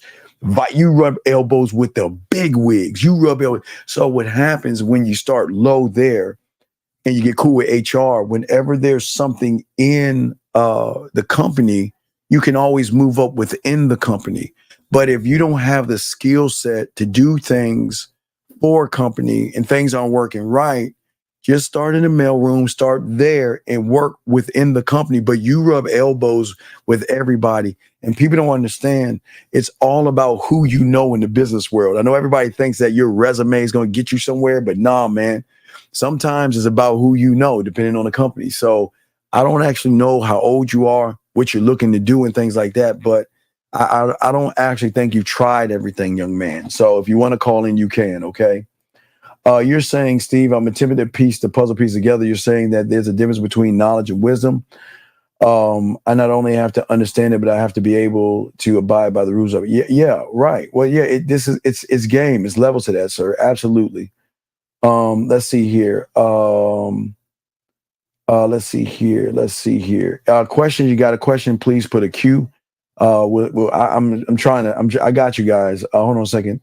Question right here. I have a girl who I will always tease, and that because I wanted her, like you're in elementary school, which is not good. When I tried to apply real pressure, she pushed me away. Then I let her go, and now she asks why I'm not giving her. Well, here's the thing, young man. This is okay. Listen. You've got to learn how to grow up, young man, and stop playing childish games. Okay. Listen. If she comes back, all y'all gonna do is fuck. There won't be a relationship because when the opportunity presented itself, you didn't want it. So I'm not gonna give that to you. So if you want to smash, you want some dick on the side, just get at me. But outside of that, I'm not entertaining you. See, the problem is that you're allowing that woman to carry weight in your life where you're even having a thought of getting back at her, which shows a lack of game that you have and the influence she has over you, big dog. Game is not about women. She comes in, find a place for her ass, and if she doesn't like that place, then dismiss her. That simple. And it's not even being mean, okay? All right? Let's keep going. It's all love, guys. We got you. Hey, no, man, I got you, dog. I appreciate you. I appreciate all you guys. That's why we're chopping it up, guys. That's why we're going to get to all this. I'm here to answer your questions, but there's so much I want to tell you. But yeah, I know y'all asking great. Y'all questions are so fucking good, man. God damn it. Can I do the show? And I'm just joking with y'all. How do you get yourself in a position to be in a mailroom? No, okay, easy. Very easy. Okay, mailroom is not hard to do, okay? Just go to these job things, go to these agencies or whatever like that. And look, mailroom is an easy job to get in. Just go to the HR or go to these I forgot the agencies. I forgot what they're called. Y'all know what I'm talking about. Temp agencies. Go to a temp agency. Go in there, fill out the information, and let her know you're looking for mailroom job. And listen, it's not. Don't listen. Let me tell y'all something about mailroom jobs.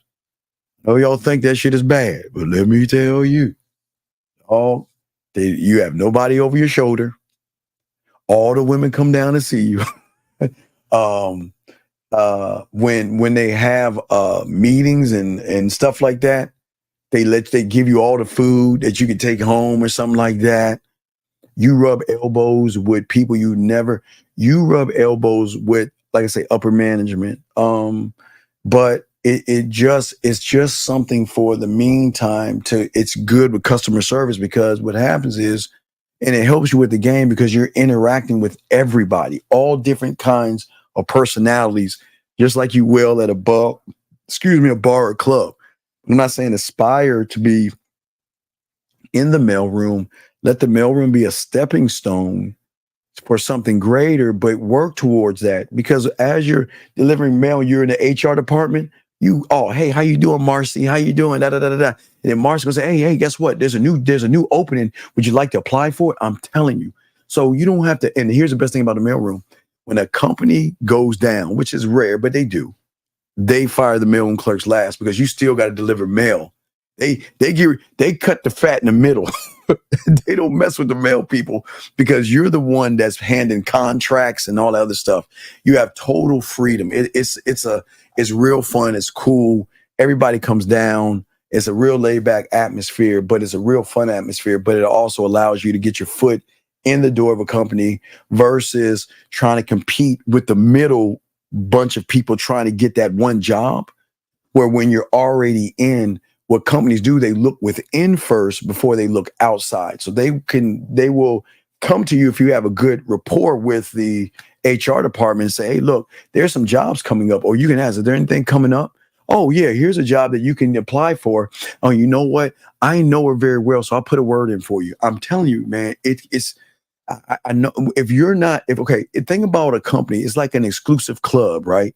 So if people know people in there, they're going to look out for the people inside before they look out for the people on the outside. So if you're in, it gives you an opportunity. So just think about that. But, just to give an idea, sir.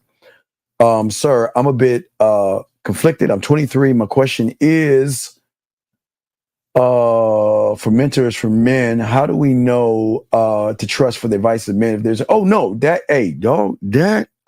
gentlemen, it's the easiest thing, young man. 2 things that you have to do. Listen, just write these 2 things down. This is going to be your checklist. And this is your simple checklist. Number 1, is that person teaching me something I've never heard before? Or is he regurgitating something from somebody else? That's number 1. And number 2 is that person trying to get me to think for myself? Or is he trying to get me to think more like him and everybody else? So those are the 2 most important questions you're supposed to ask. Trust no one, young man. Those 2 questions in your checklist, that will give you your answer.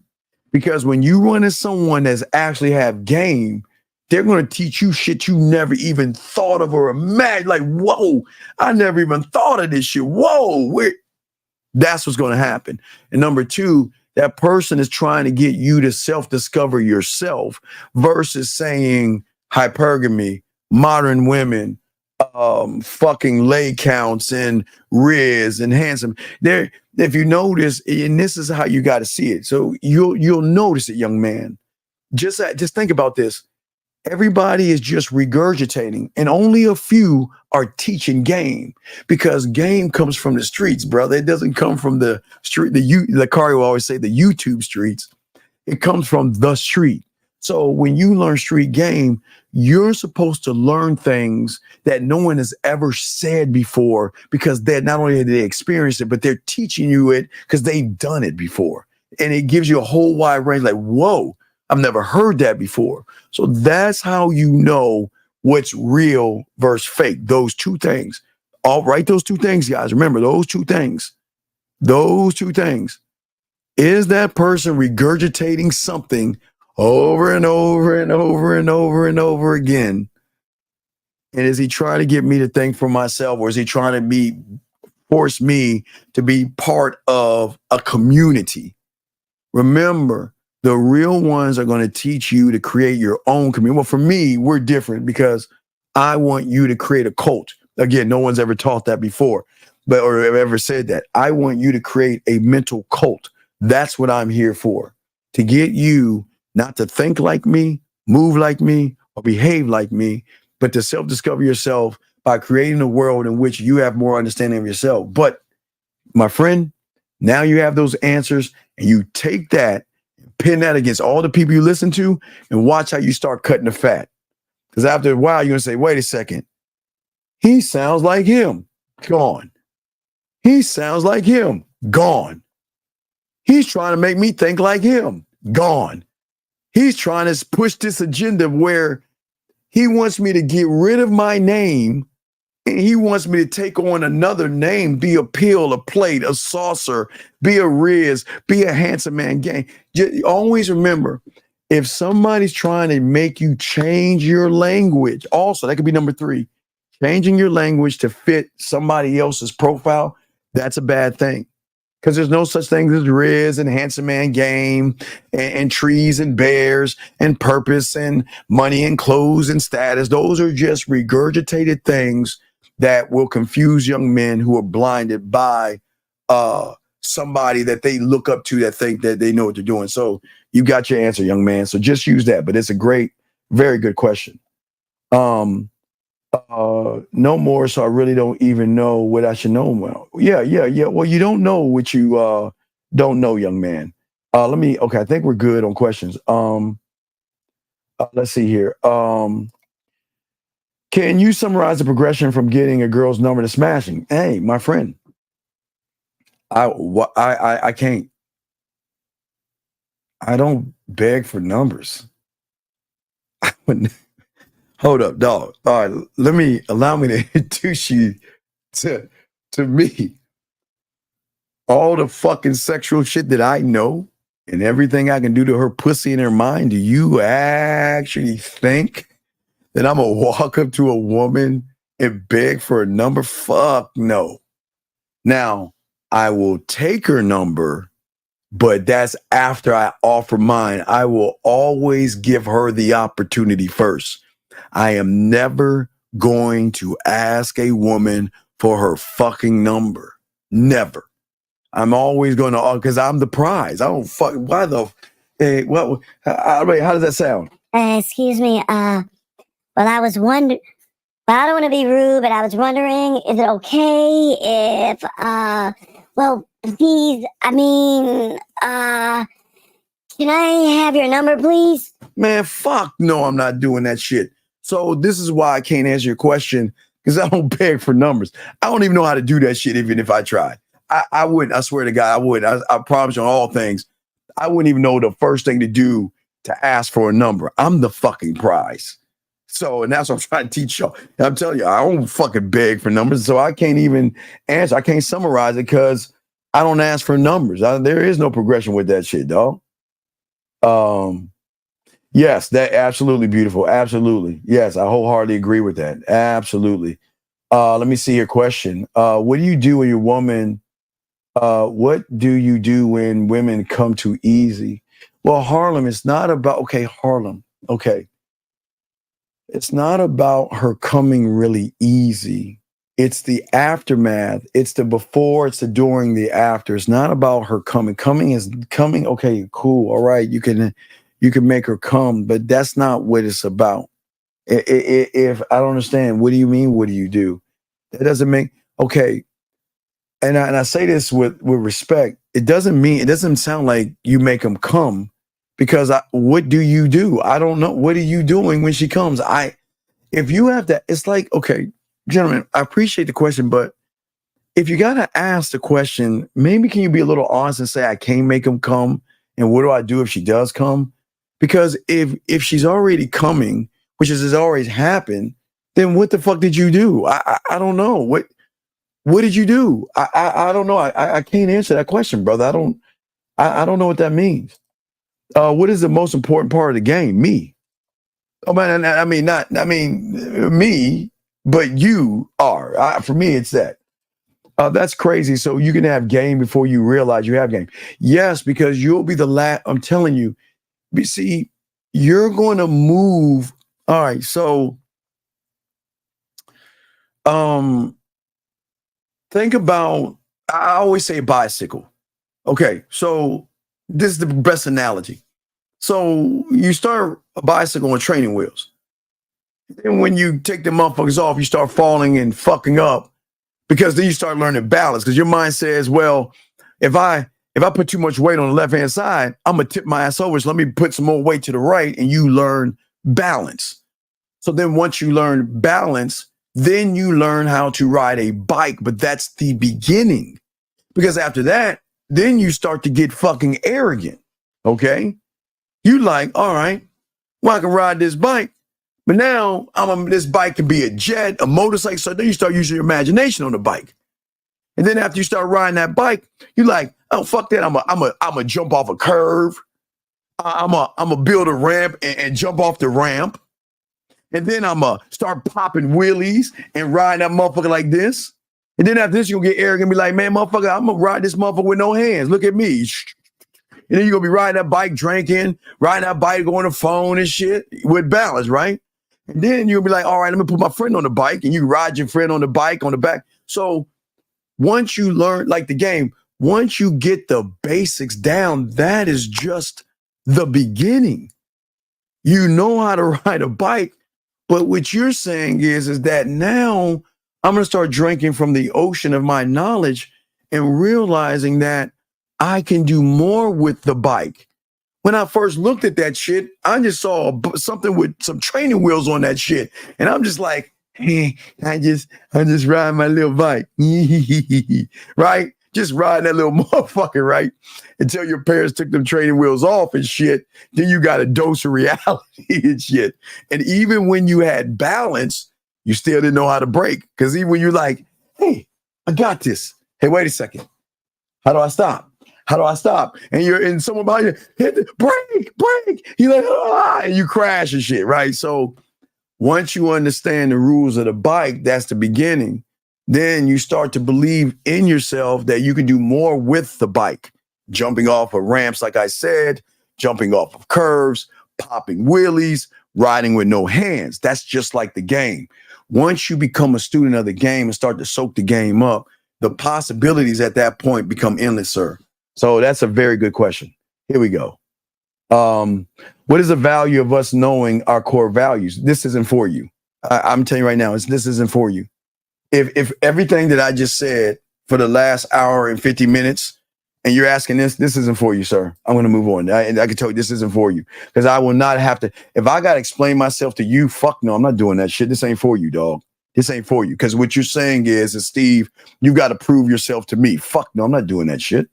Does writing help improve my mouthpiece? No, poetry helps you improve your mouthpiece. You've got to learn how to communicate beyond basic conversation. Poetry is going to unlock the sexual side. Poetry is going to unlock sensual, sexual, romantic, kinky, dirty, nasty, naughty, where you're not going to say, oh, woe is me and all that other stuff. You're going to be able to take, I got something coming for y'all, but you'll be able to tailor make your words to have more sexual influence over the woman versus basic Q's and A's, spam. Let's see. Here we go. Let's keep going. So you don't think men should follow a mentor for men who have the most testimony? Dog, do it. Wait. Time out. Did I just, this is why this ain't for you. I'm going to tell you this is why it ain't for you.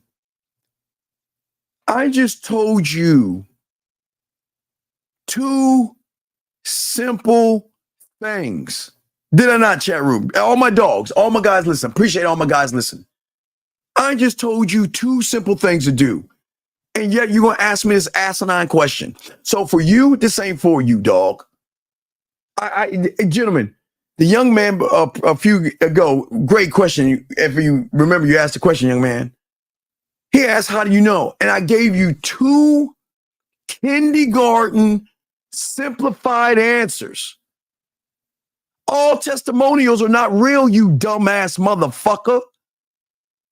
Because in the 90s and the early 2000s, they had squeeze pages and they would just write shit down. So you know what? This ain't for you, dog. So don't ask me no more questions, dog. Man, come on. No, sir. No disrespect. It's cool. You're new. It's fine. It's just that knucklehead before you. He's been around too long to ask a disrespectful question like that.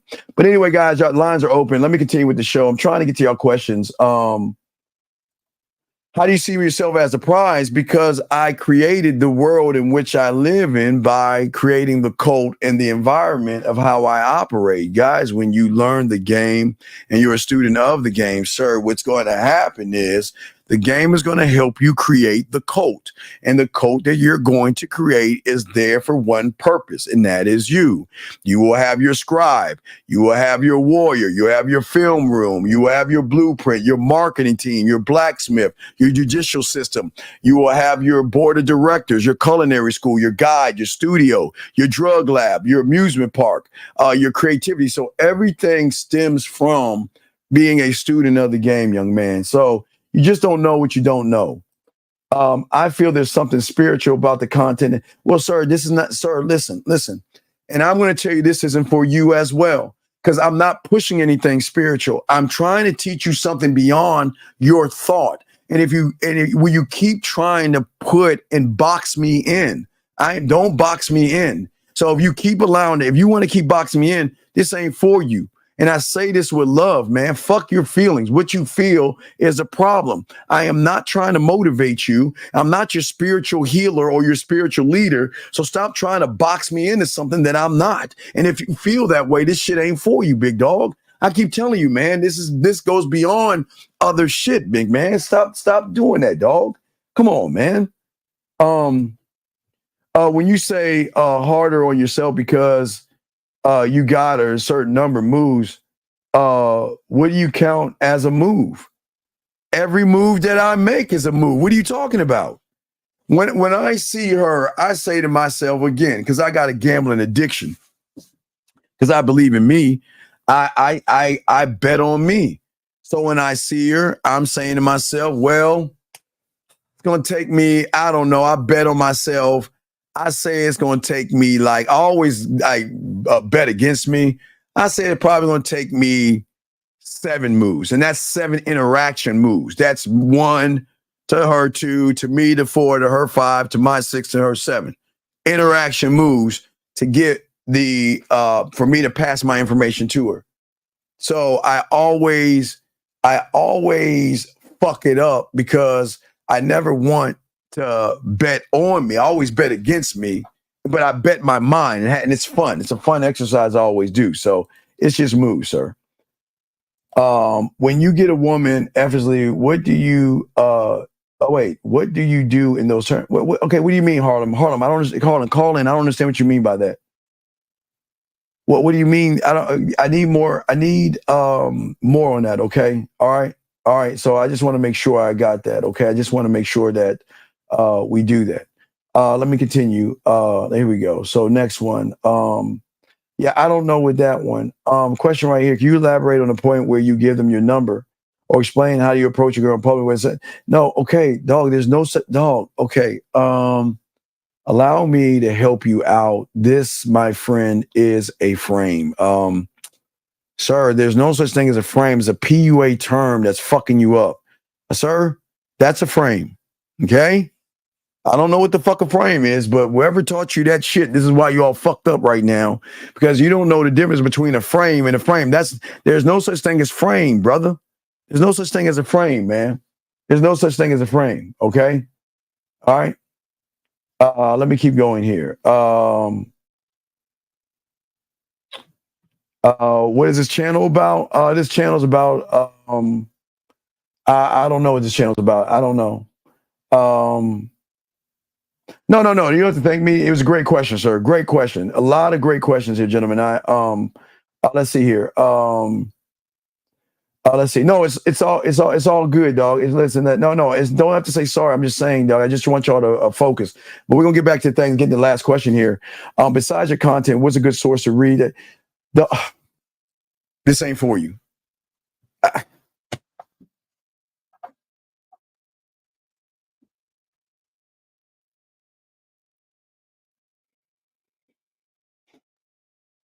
Gentlemen, I simplify this. I really simplify this. I really simplify this. And if what I'm saying, and you're asking this question, this ain't for you, buddy. Hey, guys, always remember Law Zero. The game ain't for everybody. So if what I'm saying is something, this ain't for you, buddy, but you just stay in and listen. This ain't for you. I'm not even going to answer that asinine question. Can you introduce yourself? Well, what do you mean introduce yourself? You introduce yourself with your name. Hello, my name is. That's how you introduce yourself. Gentlemen, let's get back to the show we were doing, and we talked about the elevator. But also, gentlemen, one thing I want you to get your crayons out that we want to discuss. We want you guys to change the volume. You've got to change. This is a very, very important thing that you have to do. Write this down, gentlemen. You have to change the volume. But what does it mean to change the volume? What it means is right now, there is something in your head that is telling you that you're not good enough, you're too short, you're too broke, whatever your volume is, there's something in your head right now that is on repeat, that is constantly telling you and constantly breaking you down and constantly saying bad things about you. What we're saying to you is that we have to turn that volume down, okay? See, the way you turn the volume is face the music, gentlemen, okay? What I'm saying to you guys out there, okay, as a student of the game, I always used to tell you guys, the game doesn't sleep. I mean, you always notice I do stuff at 4 a.m. I don't sleep much, and I warn you guys that when the dam breaks, it's going to be hard to sleep because the information is going to flow. It's going to flow, and it's not going to stop. Right now, you're like a faucet that's dripping right now. But once it starts to flow and breaks, oh my God, it's just that you're learning so many things about yourself. That's going to be the draw-in with the opposite sex, because she's going to recognize, why aren't you paying attention to me like all these other guys I'm not trying to fuck? Well, who do you think you are? Oh, you think you're God's gift to women? You see how that works? You asshole, you jerk, you cocky, conceited, arrogant, all selfish. You see what I'm saying? So what I'm saying to you young men out here is that you've got to turn down the volume by facing the music. Gentlemen, the volume is so loud, it's got you running away from yourself, because right now your mind is telling you that you're not good enough. You're poor, you're broke, you're ugly, you're fat, and oh my God, look at her. She wants an 8-foot Adonis that rides a dragon and has like unicorn blood. I mean, that's how crazy your mind is. But it's always going to check. The volume is always going to turn up until you turn around. This is what I'm saying. The volume is always going to turn up, gentlemen, until you turn the fuck around. You must face the music. The only way you can turn the volume down, gentlemen, is by facing the music, not running away from it. Because sometimes we hear things and sometimes we feel like, you know what? You're right. I'm not good enough. She's not going to like someone like me. She's not going to want to be with someone like me. But that's the lie. Remember, that's the B. The B is always going to prevent you from getting to the C.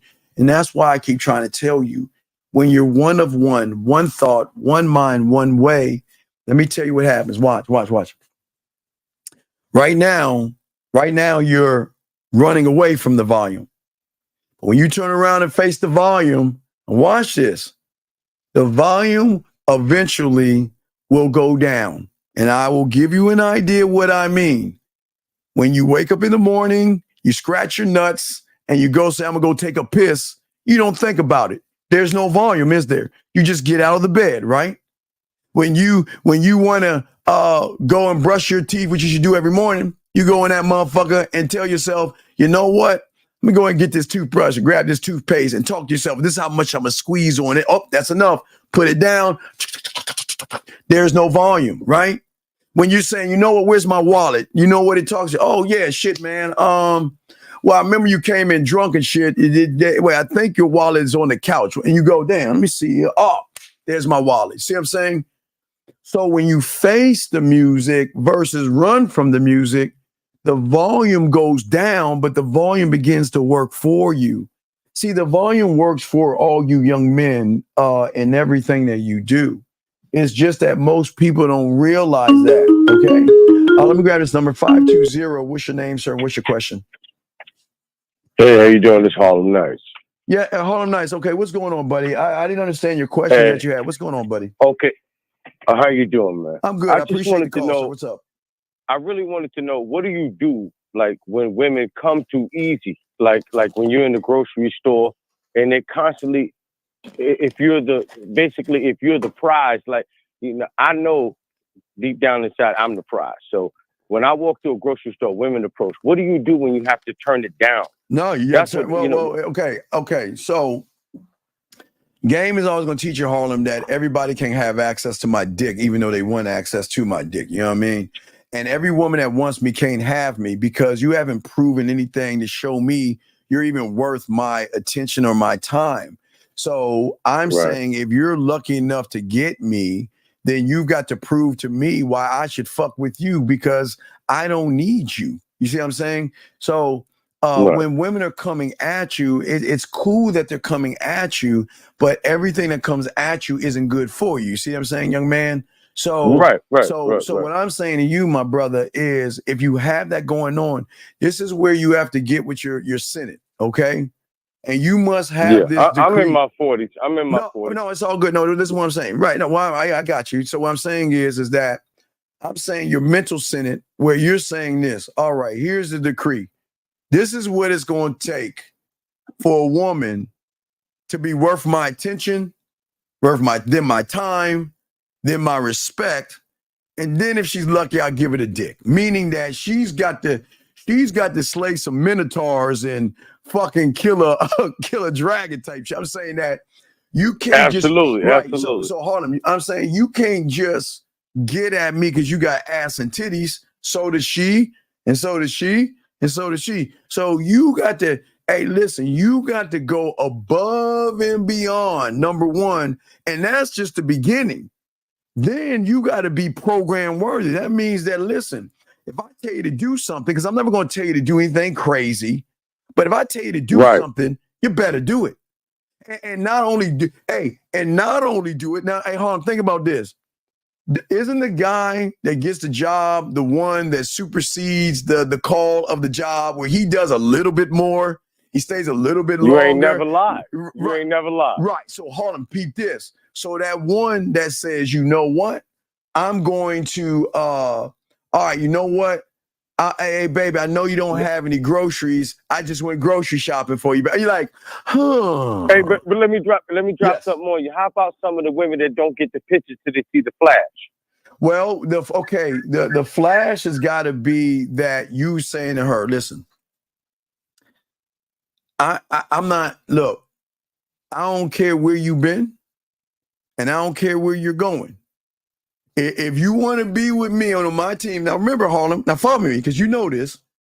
When you start wherever job you had, you went to the job and they say, hello, Mr. Harlem, how are you doing? We're said job. Now, this is what we expect of you. And listen, the only thing you can negotiate, Harlem, is your pay. Other than that, this is what we're going to train you to do. This is how. This is when you're going to take your lunch. That's that bare minimum. That's that bare minimum. Right. That's that bare exactly. And the bare minimum. Right. But the bare minimum is giving her the free will to see. This is what we call applying pressure. See, people don't understand pressure. See, a lot of women don't have applied pressure because a lot of males deceive, lie, manipulate, beat around the bush, and bullshit with women, walk on eggshells and shit. They apply. If only guys could abide. If only guys could abide by these. Well, they don't understand this game. We be straight up like 6 o'clock. Yeah, but here's the thing. There's rules to the world. See, the economy. Okay, look. Okay, beyond you and I talking, let's get to a little bit deeper game. The economy must move forward. Okay, that means if anybody comes along and start fucking up the economy, they're gonna end up on a milk carton. Yeah, I mean. So that means that that means that the economy's got to move. Somebody's got to buy the flowers. Somebody's got to take her out to eat. Somebody's got to buy the jewelry and kiss her ass and do all that bullshit. But you know what?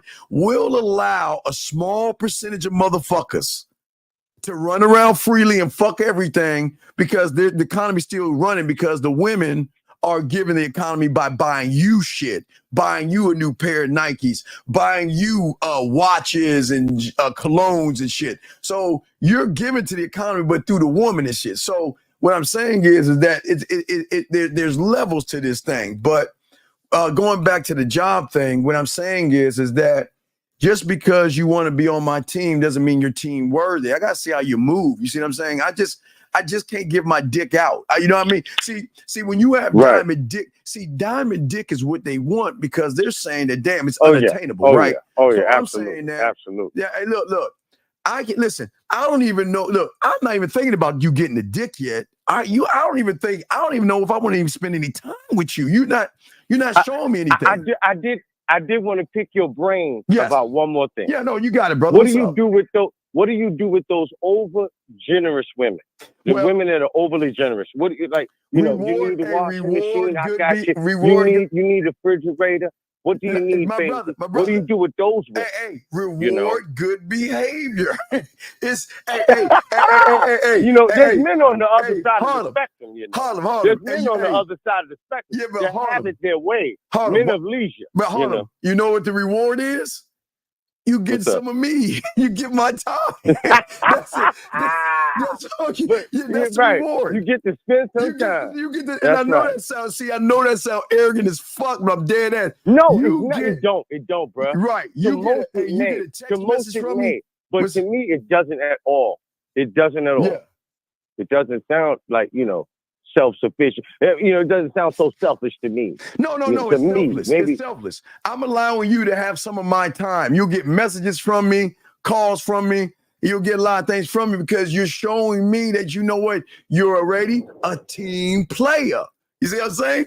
Right. You're the overly generous women, for those who don't know what to do with them, what do you tell them to do? Well, no, okay, watch this. This is the benefits of me. So when you're not, you're overly generous.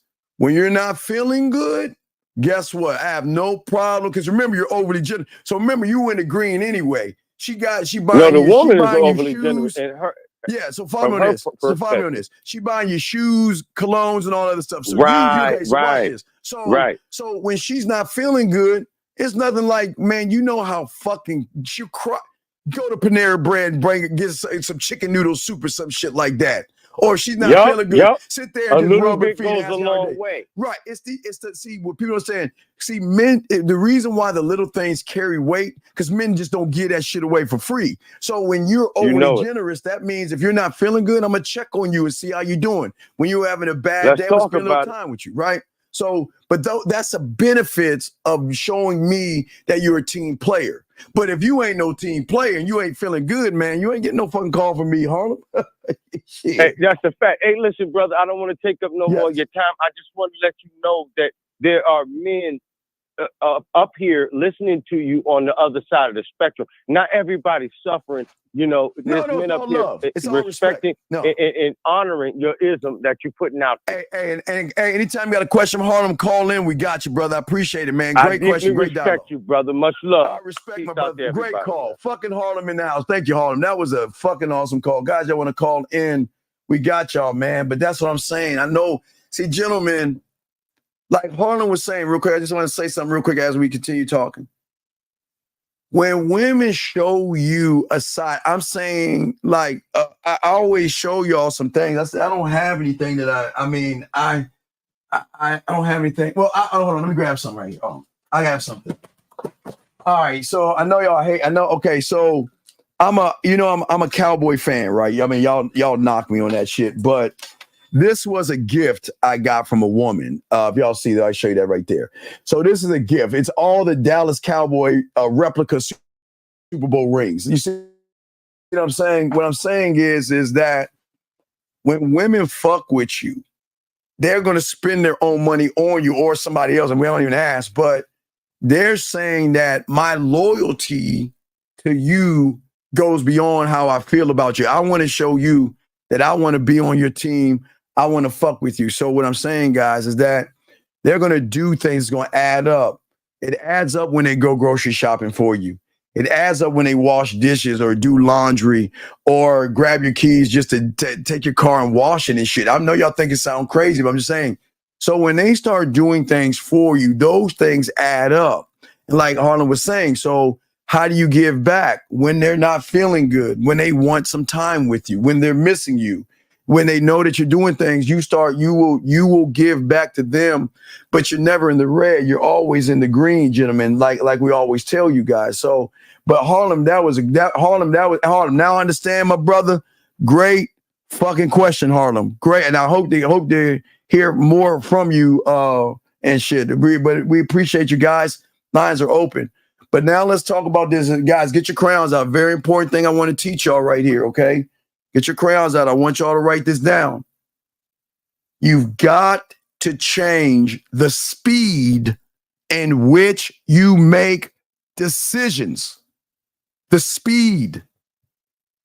The speed.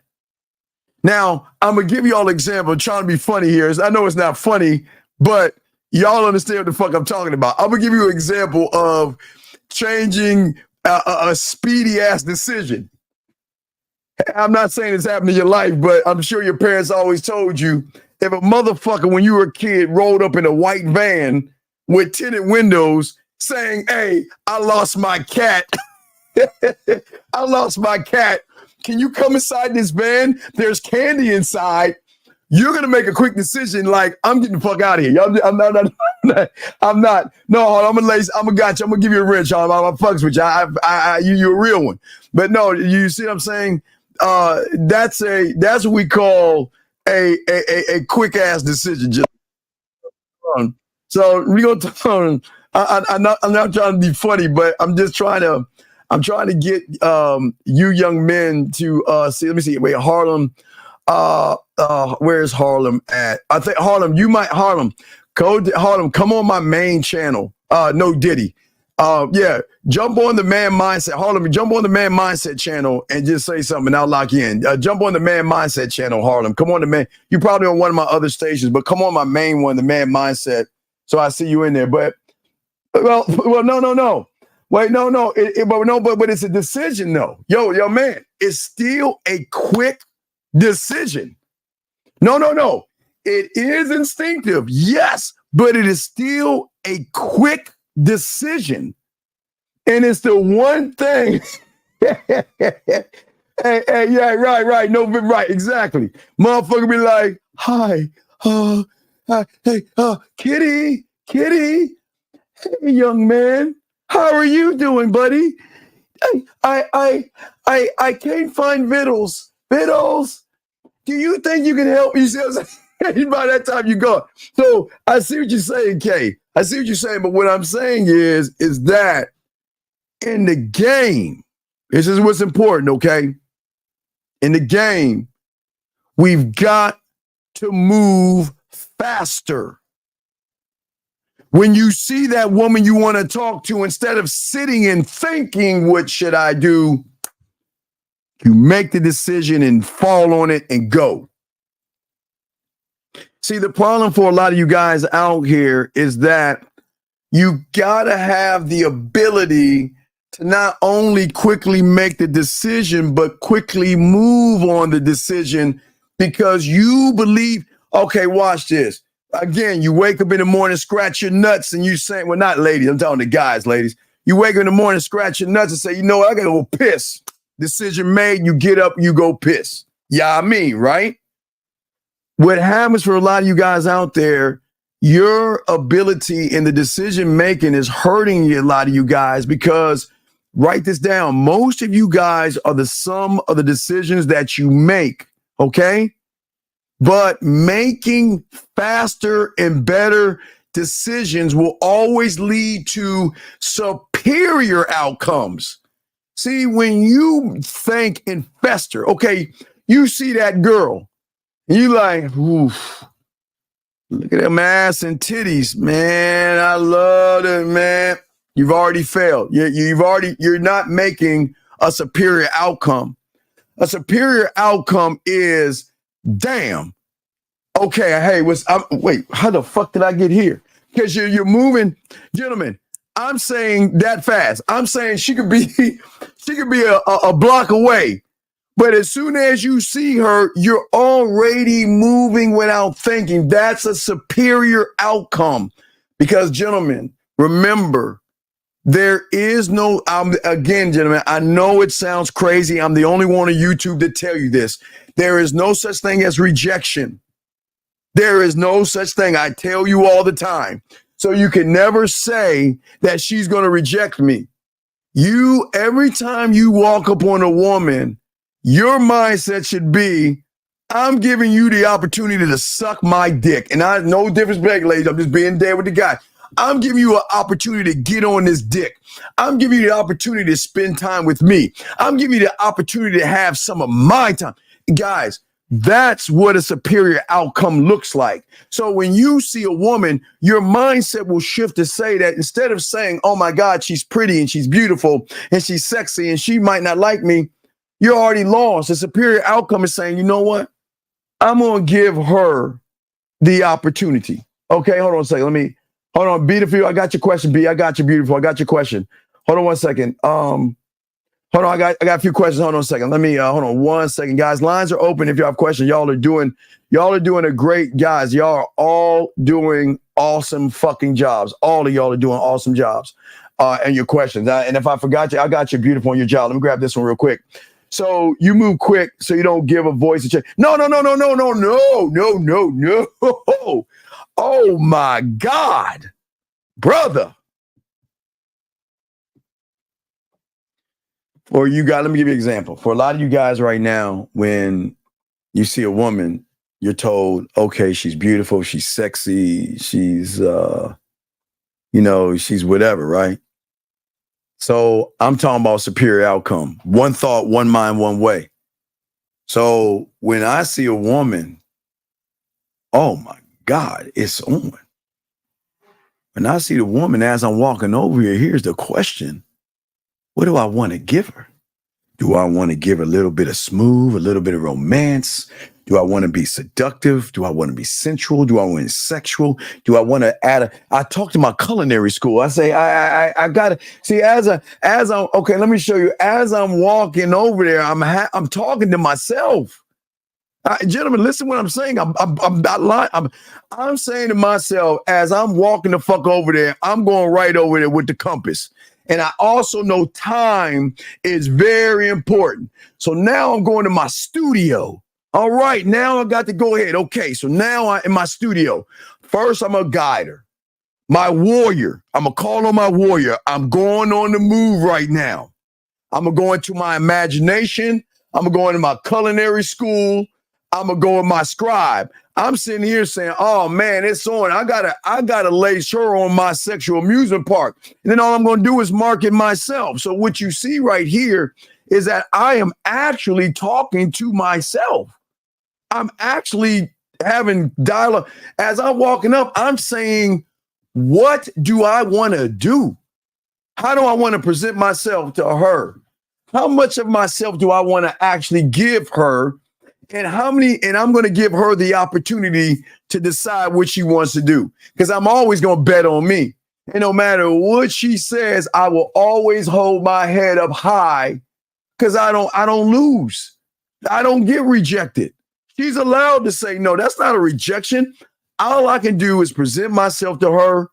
And guess what? She can say, yes. Look, let me tell you superior outcome. As I told you guys before, I do not care about the no's, and I don't care about I got a boyfriend, I'm not interested. I'm going to tell you what bothers me. Let me grab this call. 912, what's your name, sir, and what's your question, sir? Hello? Oh, I'm sorry, kid. You got to listen, watch some SpongeBob, kid. Get the fuck off here. Go watch SpongeBob. Motherfucker, get off. I know you got school, kid. Get the fuck off. You're too young to watch the show. But what I'm saying to y'all guys is this. I'm saying that my thing and y'all's thing is going to happen is that you're going to beat your own self up when the woman is down, because your expectation is so high on yourself. You're like, fuck. Like, see, most of y'all guys right now, you're like, she turned me down, man, fuck. She said she had a boyfriend. Damn. Nah, let me tell you superior outcome. When she's like, okay, I'll take your number. And she's like, okay, I'll get in touch with you and all other stuff. And y'all walk away, you like, fuck. Then I'm serious. You say I'm mad. And see, y'all understand, I am mad when they are down. And you want to know why? You want to know why I'm mad? I'm mad because I felt that I could have done better. I felt I could have done a better job. I felt that I should have got her quicker, and I didn't do it fast enough. So I'm never celebrating the victories. I'm always harder on myself because I expect to be better. That's just my arrogance. Yeah, I can get her, but shit, I want to get her fast. Hey, look, I'll always chase that ghost, and I always wanted that way. I wanted, like when I was a little kid, you see the cartoons with the carrot in front of the donkey. I always want to chase that ghost because the moment I'm satisfied with talking the way I talk is the moment I put a ceiling over my head. So I'm tougher on myself when I get them. I don't care about them making a decision not to fuck with me, dog. That shit, that doesn't bother me at all. Beautiful asked this question. Why do you think males hold, you mean hack or back? Back. Oh, why do they hold themselves back from? Well, okay, so beautiful. I'm going to use you as an example. So if I was an average guy and I saw you, okay, I'm saying, damn, look at her. Man, look at her hair. Look at her skin. Oh, shit, man, she's got to have a boyfriend. She'll never like a guy like me. I mean, look at her. She looks like the kind of woman that would date a guy that has money. She looks like the kind of person that would date a guy that give her helicopter rides. That's a dig. No, I'm just fucking with you. But she looks like the kind of woman, fill in the blank. And I've already talked myself out, right? But if I'm a superior outcome, I'm saying, all right, I see you, but now I'm going to show you how to actually see me. Because what you see is always blurred. You haven't really seen a man until you've seen a man, and I'm going to give you the opportunity to see me. That's the difference. So that's why a lot of guys hold themselves back, because they're too busy looking at outcomes and looking at things and not figuring out the game the right way. But that was a great question. I want to make sure I answer that question. Let's see here. Let's see here. Let's go here. Let's see here. Let me make sure I got questions, guys, because we're still talking, still spitting this game. Moab, Steve, what's your thoughts on making quick decisions in moments of life require strategy and deeper thinking? No, I am the thief. Okay.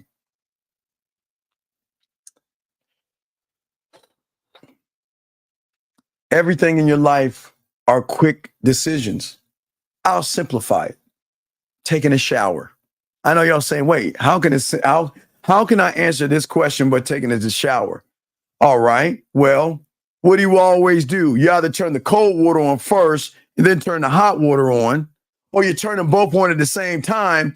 And what you do is you stick your hand out and make a fast decision. If it's too cold, decision, turn up the heat. If it's too hot, decision, turn up the cold. That's what we're saying, dog. This is what I'm saying. The I am, you are the decision. You don't have to make what you are. You don't have to think. See, you're going on, okay. If you look at 99% of your life, Moab, you're on autopilot. When you're driving, when you're, okay, remember, I always tell you, driving, you used to be, 10 and 2? I think it was 10 and 2 or some stupid ass shit like that. But now you can drive with your pinky or your leg. You can eat a sandwich. I mean, you're on autopilot. And it's the same thing with the game. The game teaches you how to be on autopilot, big dog. You know what I mean? Let us continue. Why do some women try to kidnap, debate? Some women, okay. So if now there are class reasons, because women can get an easier bag from those who have a lot of money. And then there are nature reasons.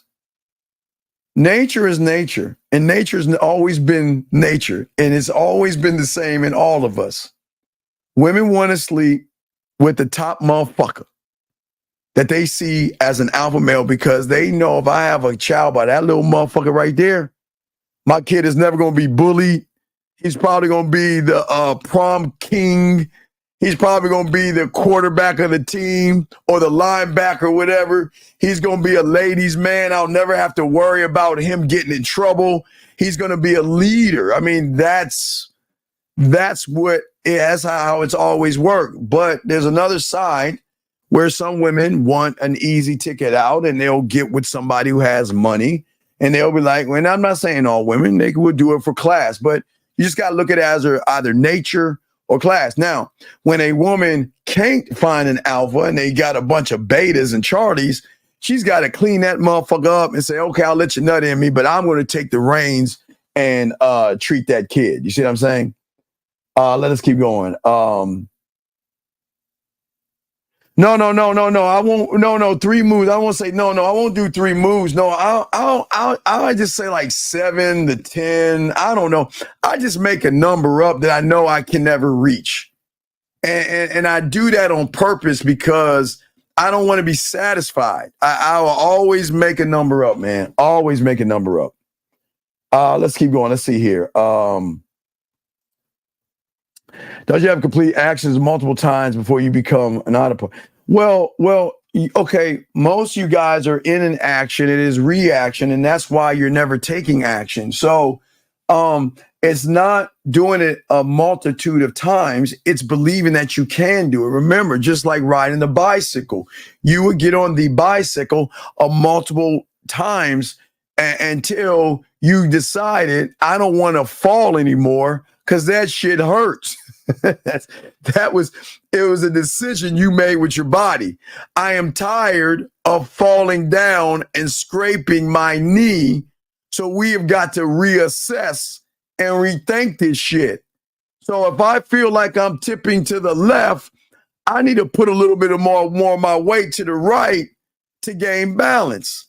So it's not about the actions, it's to believe that you can do the action. Because a person can get on his bike all day and keep falling off his bike and scraping himself until he realizes that this shit ain't fun, man. This shit hurts. And I got to change that up. But it was a good question.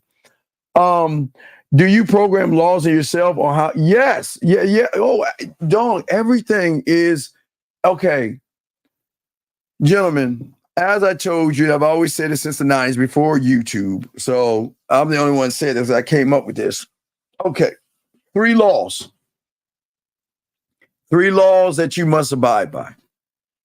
Don't kill anybody because they'll get you in the first 48 because they'll ping your phone and shit like that. I mean, y'all know what I mean. Don't kill anybody. Second law is drive the speed limit. And if you're this color skin, become a 100 Club member, 100club.org. That way, if you do speed or anything or a police officer sees a melanin person in the car, they will not have a perception that you're a thug or anything. They will leave you alone by the sticker you have on the back of your car. So I've given you a loophole in the law of the road. And last but not least, the law of your job. Go to your job, do your job, and go home. Now, outside of those 3 laws, you have to, and you have the power to create your own judicial system on how you operate in your world. Now, again, I'm not talking about a judicial system to grab, hit, harm, or hurt a woman. That's men don't do that. I'm saying live your life the way you want to live it and allow women the free will to be a part of your life on how you live it. So how you live your life is how you live your life, no matter what woman comes into your life. And you never change who you are for a woman. You're saying, this is who I am. Either you're going to accept me for who I am or you're not. Like, I'll give you an example. We had a guy call our show earlier, this morning, that said we were full of shit because he's been trying to fuck women and it's not working out for him. Guys, remember, I keep telling y'all, man, if you don't have any game, y'all better stop asking for pussy because you ain't going to get it. Listen, gentlemen, I know y'all want to fuck, but just because you want to fuck doesn't mean she wants to fuck. So please understand that. And that's a law that y'all got to actually start to ingrain in your mind. Just because you want to doesn't mean she wants to, okay? So you've got to get that out of your head and show her why she should fuck you or influence her to want to fuck with you, okay? So let us continue. So we need to come to the realization, something like, I'm tired out of no. You've already come to that realization on December 31st. That's why y'all always fucking up. Y'all wait for a fucking ball to drop for 10 seconds to lie to yourself and say, oh, I'm tired. I'm gonna change this year. And y'all the same motherfuckers you were last year. So no, it's no realization. Why is some males so sassy? Because they're males. They're supposed to be sassy. The fuck you talking about? Hey, B, they're supposed to be sassy. That's why you need to get with a real man and be like, shit, girl, you don't like this. You have to take this back. That's what you need. But let's get back to what I was saying to you guys out there. Gentlemen, the next thing I want you guys to write down, guys, okay? I need y'all to write this down. It's okay. Now, so when it comes to nutrition, you know, your parents always used to make you eat vegetables and shit like that because sometimes that's good for you. And if you can afford going to, I hate to say it, like Sprouts or Whole Foods to get things organic, it's good for you. So it sometimes it's good to take things in you. Now, again, I don't judge you if you smoke. I don't judge you if you drink. I just want to let you know if you're doing it at a young age, it's going to affect you when you're older because there's something you might have to take some medicine to subside something that's going on in what you did at a young age. So just remember the things that you do at a young age can come back and bite you at an older age. But this is not me trying to be your dad. I'm saying that, and I want y'all guys to understand what you intake. So what I'm saying is that you've got to change what you fuel your mind with. Just like you have to eat, good shit like greens.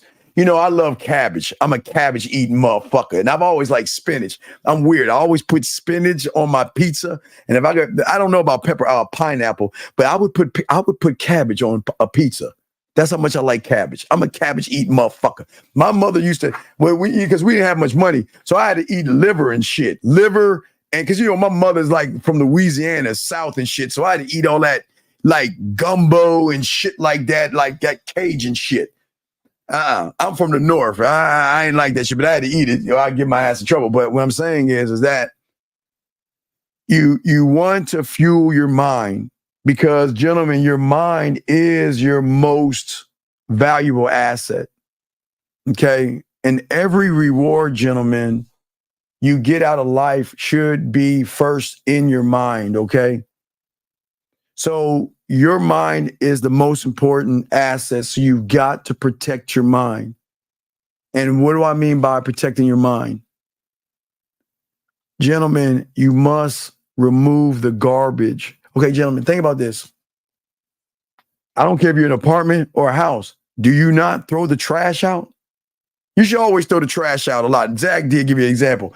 If you got anything that smells, that you know is going to smell when it rots for like a few days, bag that shit up, put that motherfucker on the hood of your car, drive around that corner to that dumpster, get out, take that motherfucker and fling it in the garbage. What I'm saying is that you remove garbage out of your house because it will smell and smell of your house, right? Well, gentlemen, what I'm saying to you guys out there, it's the same thing in your head. You've got to remove the garbage of beliefs and ideas that are not doing anything for you. Worrying about how many dicks a woman has is not going to help you because you'll never know the dick count. But if you want to have fun, I'm the only one that's telling you there's nobody on YouTube. If you want to have fun with a woman, ask her dildo and finger count. That's from us. Nobody's going to teach you that. But what I'm saying is you got to remove the garbage out of your head, okay? And I'm saying wasted information.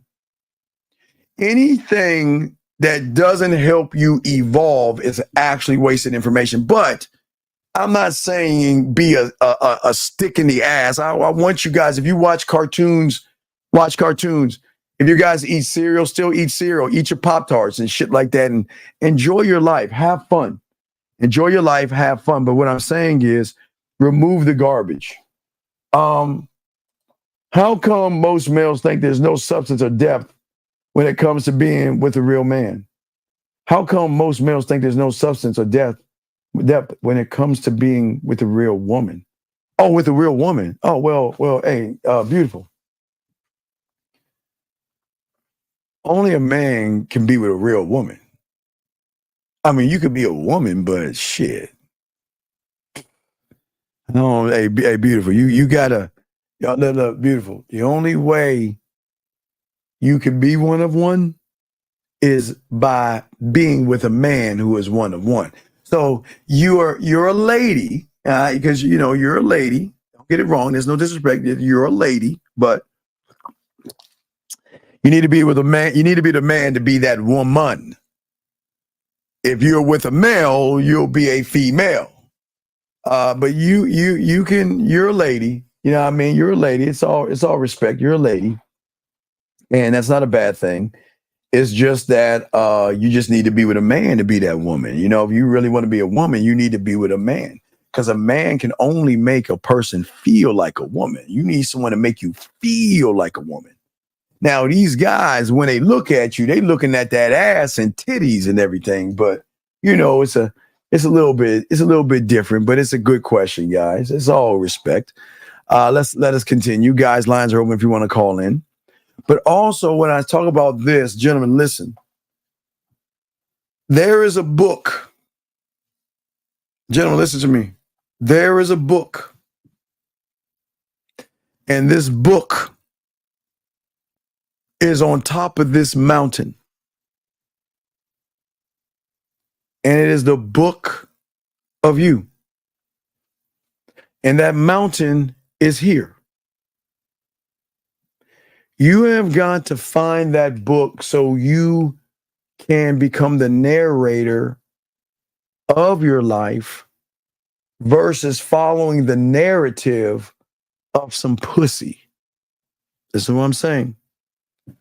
A lot of you guys follow women too much and feel like everything, I got to move for pussy. I got to run behind her to get the pussy. What do I have to do to get pussy? What's the combination code to the pussy? How many dinners for the pussy? How nice do I have to be to get the pussy? And how good do I? So what was going on to many of you guys out here, you must become the narrator to change the narrative of your life, okay? Always remember, listen, right now, still good news. You can always be a student of the game because the game is always in play for whoever wants to play it. It's always going to be there, okay? Because with the game, there's no walls, there's no restrictions, okay? And there's nothing that can stop you from really wanting to be a student. It's just a choice one has to make. But when that moment comes and everything, okay, I promise you, so many of you guys live in the past and your past is irrelevant, okay? This is your moment as a man to capture it. And this is your moment as a man to enjoy it. And this is your moment to find yourself. See, the journey is not outside of yourself. The journey is always going to be internal. Because the only one that can write your book on you is you. And right now, you're writing something, maybe in a comic book or something on some fucking paper, but you ain't tapping into that book. And that book, like I've always told you, and again, this is a man mindset thing, is your own troubleshooting guide. That is for you and you alone. And that troubleshooting guide, gentlemen, that you have and why it is for you and you alone is because it's always going to be based on the interpretation of one thing, and that is your fingerprint, as we always teach you. No one's teaching you this. your fingerprint says that I'm the only one of my kind, right? So if I'm the only one of my kind, then I am allowed to learn my language, my standard, my laws, my rules, my codes, my principles, my narratives, my standards, the way I think, the way I behave, my authenticity, my empowerment, my clarity, my ability to inspire myself, the best part of me.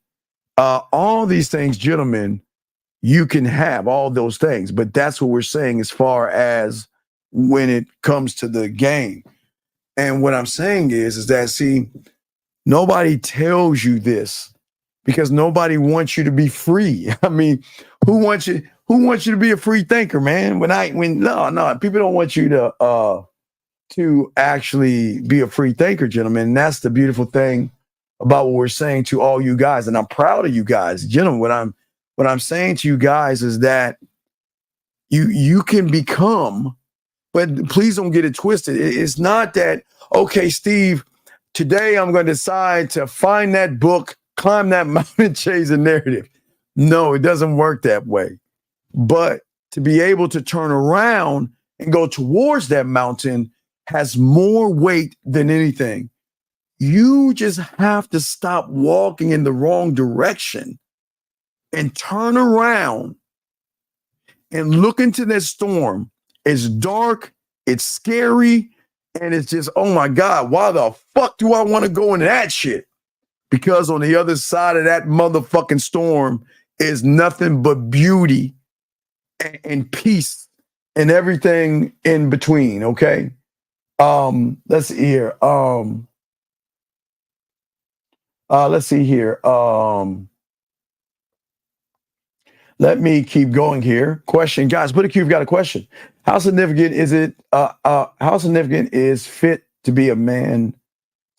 Okay, listen, gentlemen, listen. I listen. I am one that will always tell everybody, be proud of who you are. If you want to work out and gain muscle because you want to do it, because you find it's something that you want to do just for yourself, then go to the gym. If you want to exercise, do that.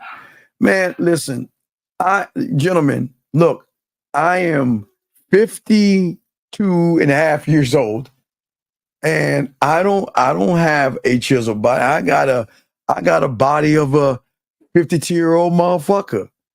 And I can still pull the 20s and the 30s and stuff like that. So, gentlemen, I promise you, when a woman is fucking with you, they don't care how your body is. They gonna want that dick no matter what, because it supersedes their perception of what they think they want.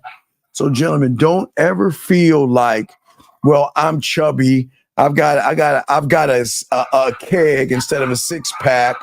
And know what? Look, guys, always remember there are women out there that will fuck with you because of what they like. Some women like guys who have guts. Some women don't like skinny guys.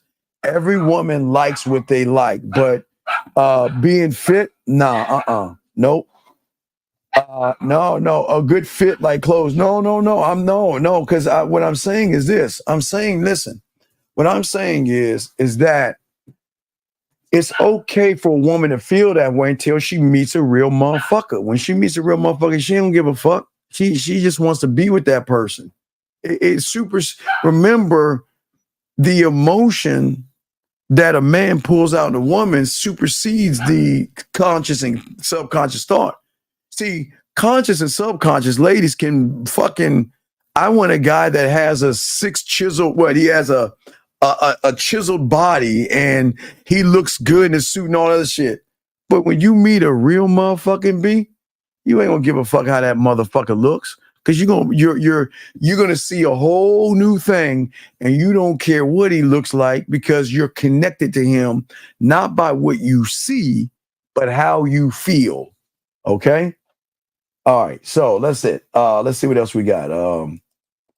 Guys got questions, put a Q. We got you, and I'm spitting this game, okay? Well, the deepest fear that men have is losing women, I guess. I don't know. They worry about women. We don't worry about women at all. But let us continue. Listen, gentlemen, I always talk about time. Game, life, and time do not give a fuck about you, and it doesn't give a fuck about me. But I do want to let you know something that's very important, okay? All right? Okay? And it's like this, and it's very important, is that at this moment right now, that you're here right now, no matter what age you are, you will never be the age you are right now ever again. And I don't mean the age like as a whole, but every day we are getting older and we are moving towards the mountain. And then I guess around 50, you're going on the other side of the mountain. And it's just how life works. But the new year is around the corner. And y'all waste too much time trying to do things. You know what I mean? It's just too much time being wasted. But wait, let me answer some of these questions right here. He said, should a grown man be wearing Axe body spray? JJ, come on, dog. Listen, let me show you my body. They say, no, I always show you I tell you guys, listen. I know you guys have your colognes, but look, I'm just showing you my shit. I don't have my other one, but I always tell you, dog, Allure Sport, and this motherfucker right here, these are my babies. And the thing I love about Allure is that it has deodorant, it's got body washes, so I'm good. And I love it. It smells good on me. So you just got to find what smells good on you. But I don't wear the cologne for women. I wear it for me. But what is so cool when you get with a woman, they're going to want your scent all around. So you can give them your scent and everything where they can spray your scent on their pillow or their clothes to smell you and things like that. It's a real cool thing men can do with a woman. Next question. Ain't Unk. Why do I not have a girlfriend at 47? Well, sir, I just want you to look at two things. And if you can't see it, I want you to first look at your name and look at your photo and see that there's something broke in you and mentally off in you, sir. Let me keep going. Does my journey to my mission and my legacy statement start with my standards, rules, laws? No, the journey starts with understanding. See, remember, TJ, one must unlearn. Okay, I always talk to my clients and I always talk about, if you ever watch a show on cable, they have these like do-it-yourself fixer-up shows, right? Where they go into a rickety ass house, right? And they look at it and say, oh, you know what? This house looks like shit, but it's got good bones. It's got mold, asbestos, and mildew. It's all fucked up. The wiring is bad, but the house has good bones, meaning that we have got to tear down the walls. You gotta unlearn, because a lot of you young men have learned the wrong way through the manosphere and the red pill, where you've got to unlearn what you have learned, because that is still in you on a subconscious level that is not going to coincide. It's like oil and water. You can't be a man and have accountability when you were taught to blame women for everything that goes in your life. So that's just a clash. So we must unlearn this over here to be able to learn manhood 101, sir. But that was a very good question, sir. Appreciate the question. Let us keep going. Brandon. Oh, wait, what was your question? What was it? Wait, what was your... Ask your question again. I've been answering all your motherfuckers. You asked the question again, you fucking curry ass. Answer the question again. You mentioned bending time before one can go to understanding mass. Well, because All right. So your reality right now, you think is your truth. And you've labeled it your truth. You labeled it a fact. The bending of the reality is when you realize that what I believe is not even coming from me. It's coming from something inside of me, making me actually believe all the shit he's fucking telling me, knowing that your mind is your greatest fucking enemy. Your mind has created remember the three pigs. You're the third pig. You're the pig that's locked in the house. You're not running away. You're not actually, Brandon, you're not actually running away from the wolf. You're actually imprisoning yourself, thinking that there's a big bad wolf outside your door and he's going to huff and puff and blow your fucking house down. So something in your mind says, you know what? This is the best it's going to be. No one's going to like you and all this other shit, right?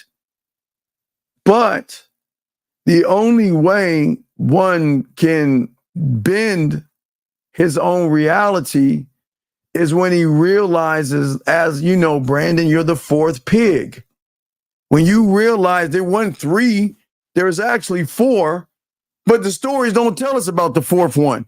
All they do is just tell us about this motherfucker that comes around, huffs and puffs, blows two houses down, fucking hides and probably waits out the other ones inside this prison. But the ones that have game enlighten you to bend your reality and make you see that, wait a second, you're telling me there was a fourth pig? That's a bend of reality, because all your life you thought there were three. But then you hear some game, and you hear a motherfucker tell you about the fourth pig, telling you that there was a fourth. And that motherfucker had game. That motherfucker said, if you want to fight, fuck with me and find out. But see, they don't tell you about that. They want to tell you these fucking fairy tales that scare you and create a reality. But Brandon, when you knew that, when you found out about the fourth pig, isn't that a bend of the reality? Because you're saying, wait a second, I never knew. And that I never knew kind of will shift your perception, because you're saying, wait a second, there was a fourth, but see, people don't know about the fourth. Only an exclusive group of people get to learn information that is not privy to everybody. That's what I'm saying. Nobody's going to tell you about the fourth pig except motherfuckers on this side of the street. That side of the street, they'll say that the wolf is the woman, and she's going to go around, and her hypergamous, monkey branching ass nature is going to come along and huff and puff and put you in family court and take your child away from you. And there's zombies and fucking dragons and any other shit they come up with, dog. That's how it works. B, ask your question. I got you. Here we go. So let's get it. Let me make sure. I told you the most deepest fear. You didn't hear me. I told you a lot of guys fear or rejection. They believe in those two things. Eric code 718, sir. What's your name and what's your question? How can I help you? 718, sir. Going once. 718, hey, sir. Hello. Yes. What is your name? What's your question, sir? How can I help you? Yeah, how you doing, brother? My name is Malik. I'm 26. I'm from Brooklyn, and my question is, how do I find more friends that I can gain up? Because I have a lot of friends, and the more I listen to you and I understand what you're saying, I'm starting to realize like I can't hang around them and still evolve, because they're kind of holding me back when I hang around them. The only friend you should have? You should have two friends. The motherfucker in the mirror and that thing that follows you around called your shadow. Fuck everybody else. Hey, look, when you get gamed up, they will come. I promise you. You'll start recognizing sharks and wolves and bears, and they'll start recognizing you, and they'll come. I'm telling you, you'll meet them. Because think about this, okay? So I've been doing this stuff since 96 when the internet kicked off with, podcasts and MP3s and shit like that, right? I didn't know Lucario, Zag, Fifth, Miles, King Dre. I didn't know them, right? But when you have game, you bring in and you recognize, and those and you start to connect like Rosebud. You know, Rosebud's gonna start to do some shit pretty soon, but you're gonna start you start connecting with real motherfuckers. So you don't have to look. It's just like you just dead like you know, I've been playing like my Xbox, right? And then you know Xbox, you could chat with motherfuckers. So you start gaming with motherfucking wolves and bears and shit, man. When I had my Xbox, we used to play. We used to meet up like before football, like football on Sunday. Like football would kick off at like 12 o'clock where I'm at, right? So what we would do is we would get together like about 9 o'clock on Sunday, and we would play links. It's a golfing game. Like 4 or 5 of us get together online talking about pussy, ass, fucking man shit, and we just golfing it up, playing golf. We just sitting there shooting the shit. I mean, we're all in different states, just like we are right now, all different states. But yeah, we just playing links and playing golf and shit, talking game, you know, talking sports, man movies, zombies, whores, bitches, and everything in between, and just camaraderie, you know what I mean? And then we break, games come on, call each other up, talking shit to each other when a team is winning and losing, and then we just go about our way. So it's gonna happen. You can see you're gonna draw in those because they're gonna recognize that you're not like the humans. You know what I mean? I can actually talk to you. See, you can't. See, you can't. And it's a problem. I have this with my clients all the time. You can't just talk to an average motherfucker about getting pussy because they're gonna be like, "What the fuck are you talking about? You say be like this. How you gonna talk to your boy and say, well, damn, dog, I got a problem. What's up? Well, shit, you know, my birthday's tomorrow. My birthday's this weekend. And I got 3 women that want to take me out. I got one that want to spend a night. I got one that want to spend my birthday with me. And one that wants to take me shopping. What the fuck am I going to do? You can't talk to your boys about it. They're going to be like, what the fuck are you talking about, man? They can't. So who do you talk to? Who do you talk to when your boy's girl wants to fuck you? Who do you talk to when women want to get at you? But you can't have these conversations with average people. You can only have them with gamed up motherfuckers. They understand where you're coming from. You know what I mean? Because when you start to have that conversation with, you know, the fellas, they're going to be like, all right, man, you just need to manage yourself a little bit better. How you managing your motherfucking Ross? And then you see what I'm saying? They're going to game you up. Versus, oh, man, see, you show off. Man, that's not true. You can't get no women. There are no women out here. You see what I'm saying? So you can't talk to the humans if you gamed up because they won't understand what the fuck you talking about. They'll be like, nah, where you going? Oh, man, dog, look, man, I got to go. Where you going, man? Old girl want to cook dinner. What you mean want to cook dinner for you? What are you talking about? Yeah, man, I promise I do. And they're like, huh? Yeah, I run up to that now because sometimes I'll tell them stories about how girls do this and the third. Like, my game isn't the strongest, but it's getting better. And certain things will happen, and then I would just hear hater shit come out. Well, no, but that's what I'm saying. You can't, and again, you can't. Okay, it's like a millionaire or a 1%er talking to a poor person. You can't talk about stocks, bonds, nest eggs, mutual funds, moving money, and shit. Like, you can't talk about that to somebody that's broke. They don't feel like you're bragging. You see what I'm saying? It's the same thing with the game. You can only talk to the motherfuckers that's in your neighborhood. And like I say, you only gonna have a handful. Like I say, you ain't gonna have that many motherfuckers, but they're not gonna be in your neighborhood. Again, 50s in California, Zag in San Antonio, Lucario Miles in New York, Ty, Atlanta, Dre, Florida, me, see, we all spread out. Rosebud, Vegas. You see what I'm saying? We all spread out, but we still come together, and we still chop it up, and we still talk and shit. You see what I'm saying? I get what you're saying. Yeah. So what I'm saying is, like I say, we're gonna be myself and I want to make an announcement. I got reform, but you. I mean, y'all don't know, but Rosebud and I about to start kicking off some more shows and shit. Rosebud from American Pimp. We're gonna start kicking off some shows. Yeah, so we're gonna start getting that game back together. But what I'm saying is that this is what I'm talking about. It's just it might not be in your city, but you're gonna meet some motherfuckers. And all the motherfuckers I used to golf with, playing links with, I couldn't play for shit in that game, but we would just sit, tee it up, and talk shit to each other, dog. And like we were all actually doing 18 rounds. We all meet up in real life, but no, we get on Xbox and pop in links, get in the room at the time before the game start, kick off about an hour and a half match, and then we get done. Football's ready to go. We watch football, talk shit to each other, and keep it moving and shit. Okay. All right, man. I appreciate that. Wait, I got one more question, right?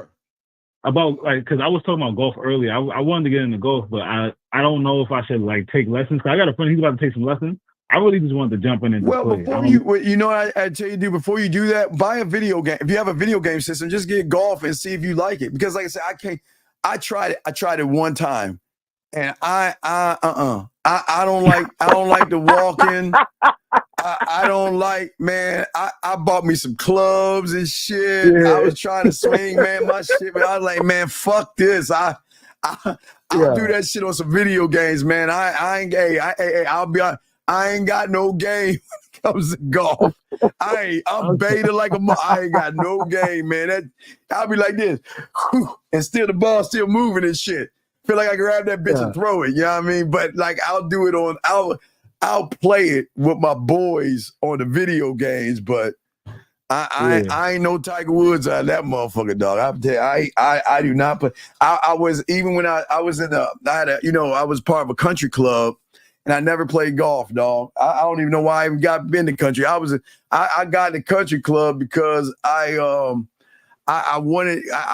got there, but then I stayed because I was looking at layer cake. It's really cool being in there because that's a little exclusive thing when you're a part of a country club. But I was just there eating breakfast and shit, and I really wasn't doing much shit in a country club. I mean, you're supposed to, I met people, but they more or less play golf and shit. And I was not a golfer, so nah. So yeah, just how you want to do it. You can go out there and take lessons. No, hey, go to Golden Tee. Is it Golden Tee? Do you have one out there where they have that place where you go hit the balls and shit?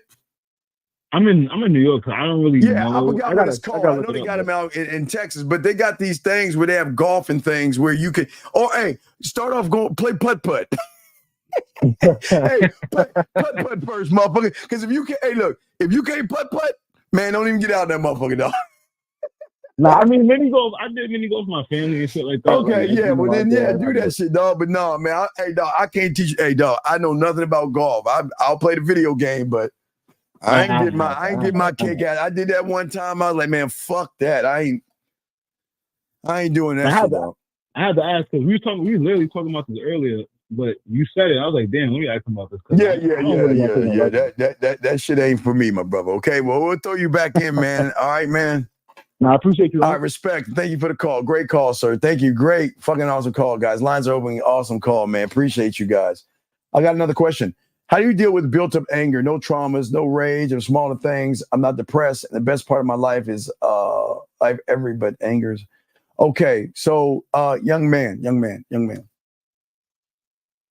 It's not the anger. It's the emotional you that's okay. It's okay to have emotions, but there's no reason to be emotional. Whatever it is, unless you can let me know, there's something that's triggering you to feel something and draw out your anger. So if you call in, I can help you, but I don't know what's drawing you out. There's something happening in your life where you're angry because you're not getting something that you feel that you should have. So I don't actually know what that is. So if you can call in and give me more information, I'll be able to help you, but I can't. Can you provide clarity on the prelude to sex and how it relates to the game of chess? Well, when it comes to sex, so there's two components that humans look at, and then there's a component that those who have game look at. So when you're not good in bed, you either look at the opponent, the ass and titties, or you look at the pieces of which you're not to make your determination of which you are to that woman. When you have game, you do not look at the opponent. You do not look at the pieces. Matter of fact, you just look at the board, because the rules of the board dictate how that opponent and the pieces move. So the board, which we call the square, is the starting point on how you influence a woman. But sex is not about the penetration that most people look at. They think sex is the penetration, but when you have game, sex is more of the mental connection that you have with the woman and stuff like that. Okay. Let us continue. Let me see. Harlem, what do you do when a woman keeps calling you over and over again? Well, here's the thing. Listen, you got to have a power with her. Listen, I got a lot of things to do. When I have time to call you, I'll call you. But if you keep calling me, I'm going to cut you off. That's it. Hey, my brother, you got to draw a line in the sand, and you got to control. Listen, I know you want to talk to me because I want to talk to me. But you know what? When you call me, when I get a chance, I will reach out to you. But if you keep nagging me and bothering me, I'm going to do what women do to guys that bug them. I'm going to get rid of your ass. Do you understand? And if you get understanding, then you can reward the behavior. But yeah, you gotta check these guys, man. You can't play around with that shit. You have said that the other streams that the mind will fight us in the change. Which one's the main? Start focus on the game. Well, I always say the mind is going to stop you because the mind doesn't want you to grow, buddy. The mind is going to do everything it can to slow you down. What is the difference between the fourth? I just showed you, dog. The fourth one makes fucking statements. Did you not see that shit? I'm the statement. I'm not running. Man, when you meet me, you look. If you're lucky enough to meet me, you're going to know I'm not no sucker. I'm not beta. I'm not going to run behind you. I'm not thirsty. I'm not needy. I'm not desperate. And I don't need to fuck you to get you to give me the pussy. That's what you're going to meet. This is who the fuck I am. And I don't want a relationship with you. And if I decide to have one, I'll let you know. And if I don't want one, what are you going to do about it? I'm just going to put all the cards on the table. This is who I am. What you going to do? So I'm making statements. That's what I'm saying. Jay, I'm sorry. Let's get to 973, sir. What's your name? What's your question, sir? Steve, how you doing? My name is KJ. And so I had a quick question. Sure.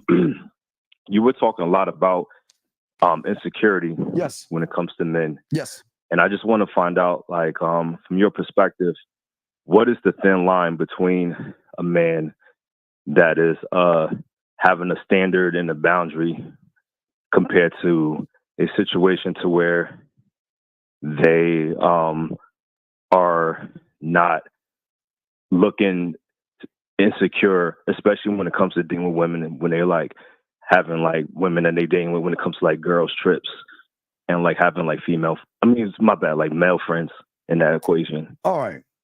Okay. So once you become a student of the game, you'll realize that you're going to be king, but you're going to have something that's going to have a higher ruling even over you.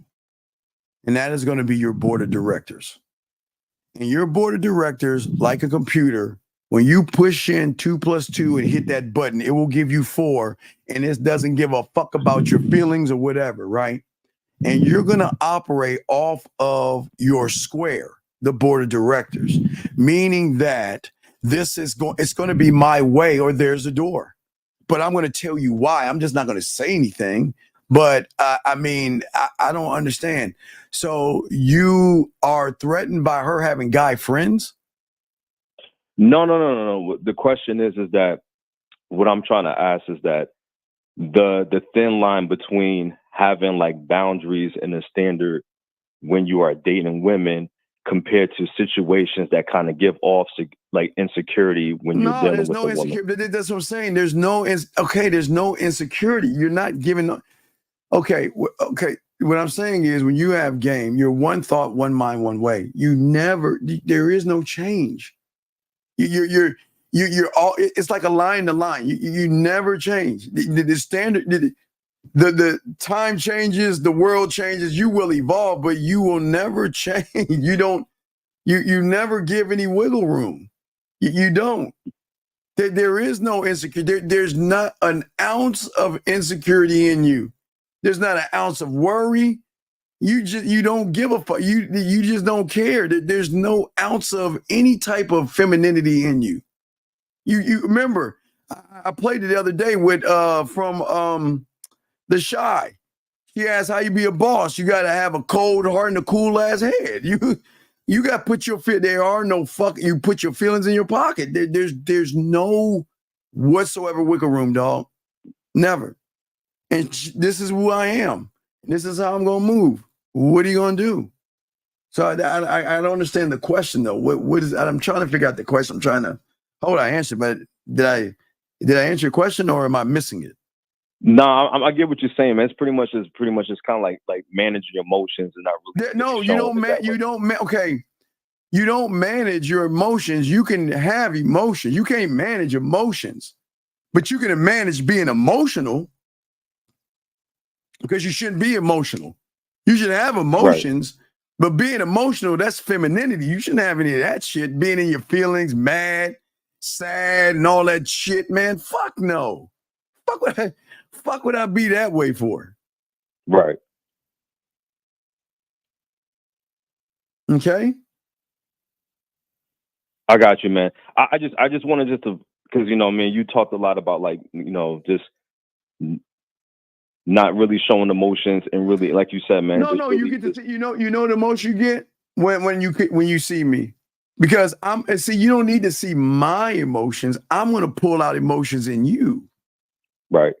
And you're gonna know that he's here because he doesn't have to be. Of all the places he can be, he's here with me.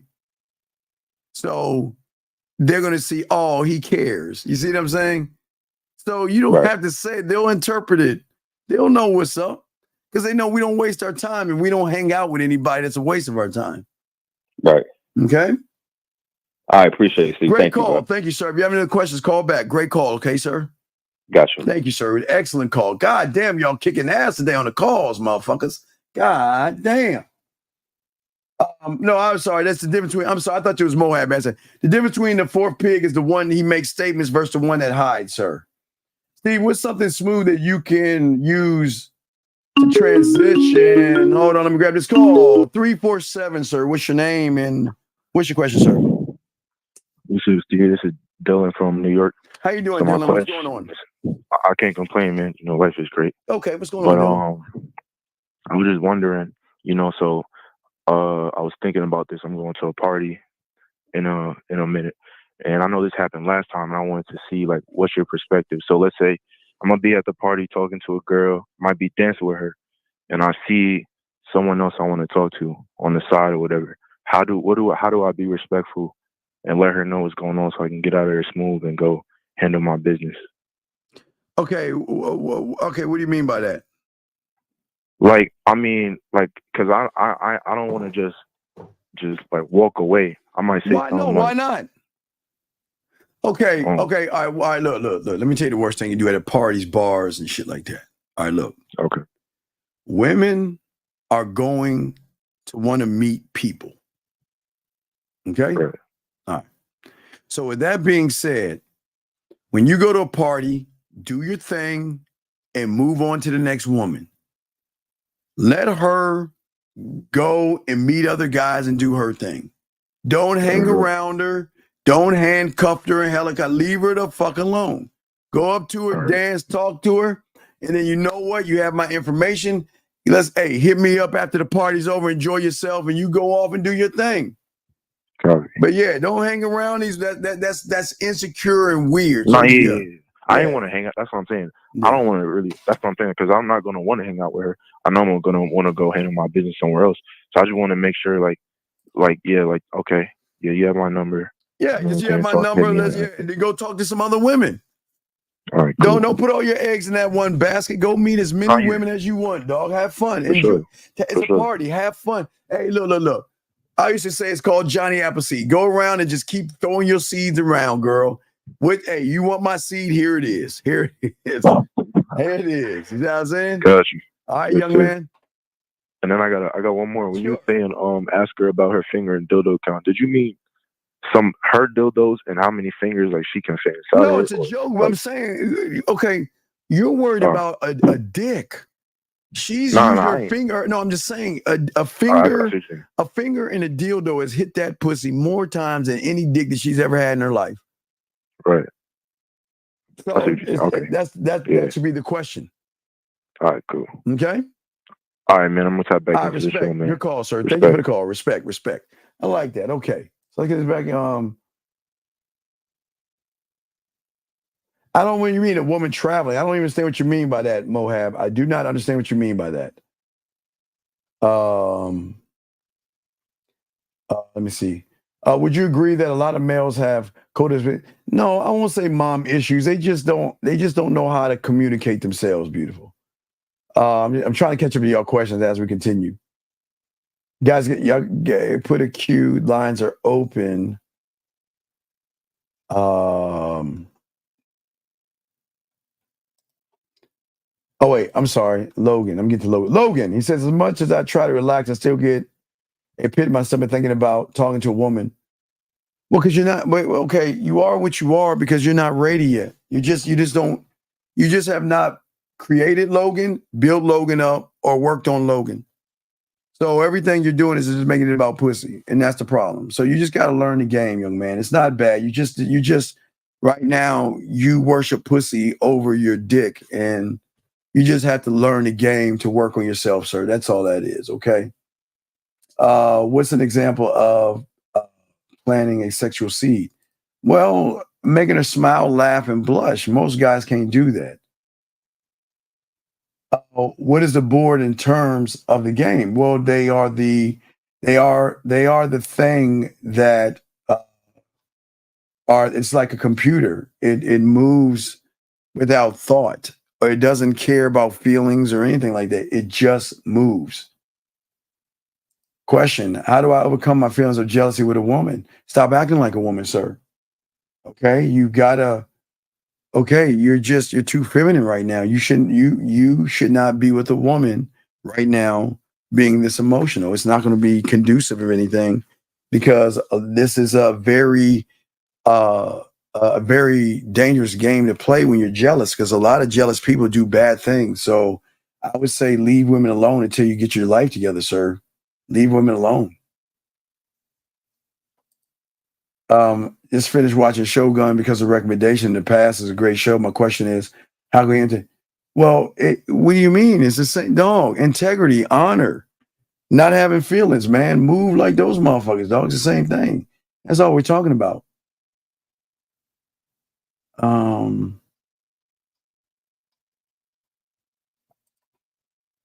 Would you give me more insight on understanding? Well, you just gotta, just get your pathway and you'll be fine. Yeah, it's just being a student of the game to see something beyond what you see, because you have to see. Remember, you got to get past the B, so you got to go beyond the understanding to see that. Okay, and just on the back end, just get your pathway, sir. Get your pathway. Let's see here. Let me see here. So, gentlemen, please, you got a question, please ask. We got y'all covered. Appreciate all you guys. We're trying to help you guys understand yourself a little bit better. Okay. So, one thing I do want to share with you guys, very important. Okay. So, I always tell you guys that you have to change the view of the world that you're in. You've got to find the soil, find the city, and find the country. God damn it, post it. If I missed it, post it again. Okay? And what do I mean by that? Gentlemen, every choice, okay, so most of you guys are moving from the conscious and subconscious. So as I've always said, it's the I can't, the I won't. Let me give y'all an example of that, of what I'm talking about here for a lot of you guys out here. A lot of you guys are moving from the conscious, which is the black, the I can't. The subconscious is the I do, which is more the femininity and the emotion, unfortunately, for a lot of you guys out there. And a lot of you guys are not moving from the I am. And so what I'm trying to say in all of this is that you guys have to make small changes. And small changes, gentlemen, are going to have greater effects on you. That's why we tell you guys, don't rush this. Just take your time. Okay? A small change, just moving from the front of the bus to the back of the bus is a small change. Where you're at on the subway. I mean, everything that you do can have a dramatic effect on what you do.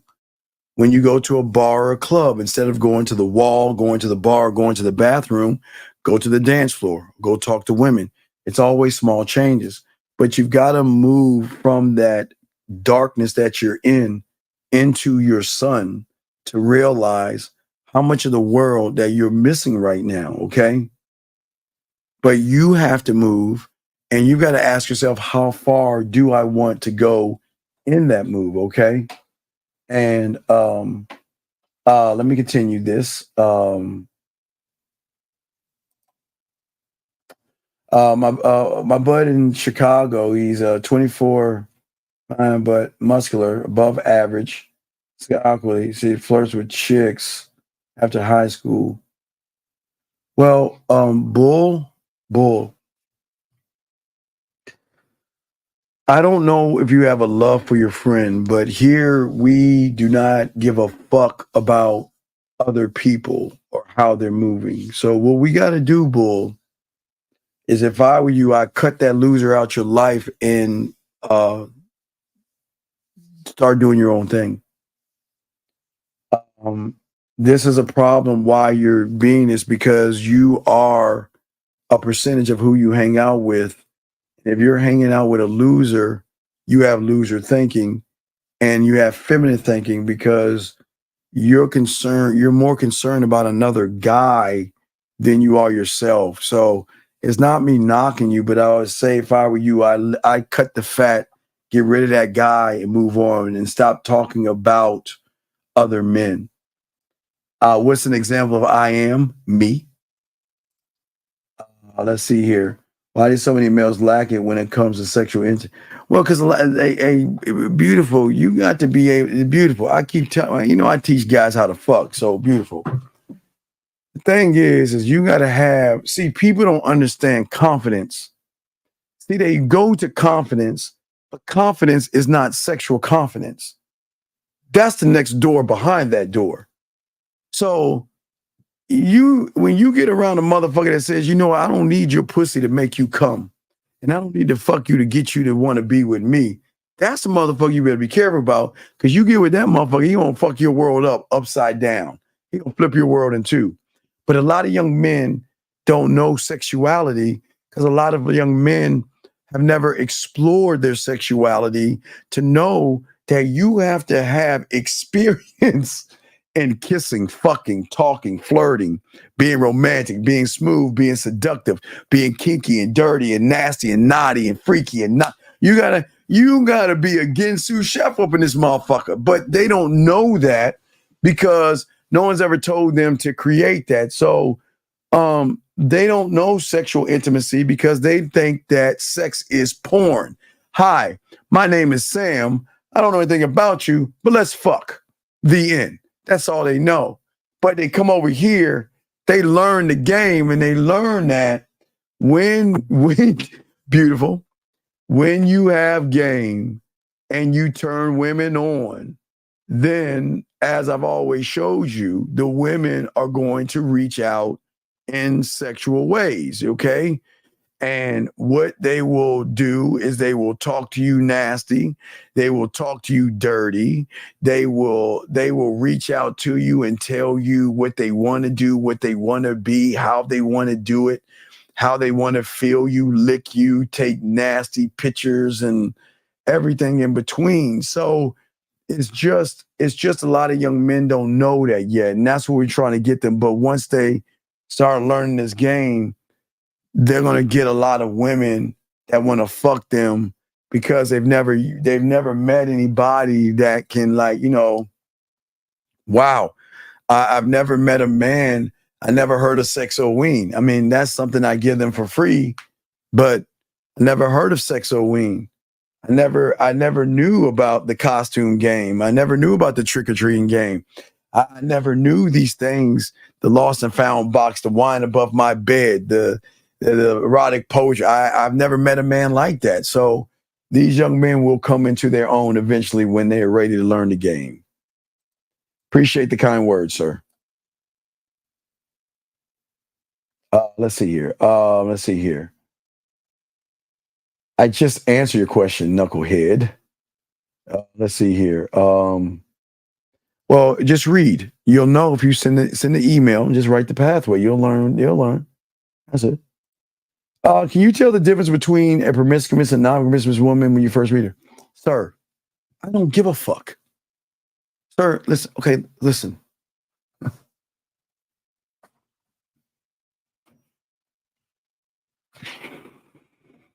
I know you're red pill, so this is going to be hard. It's going to be a hard pill to swallow.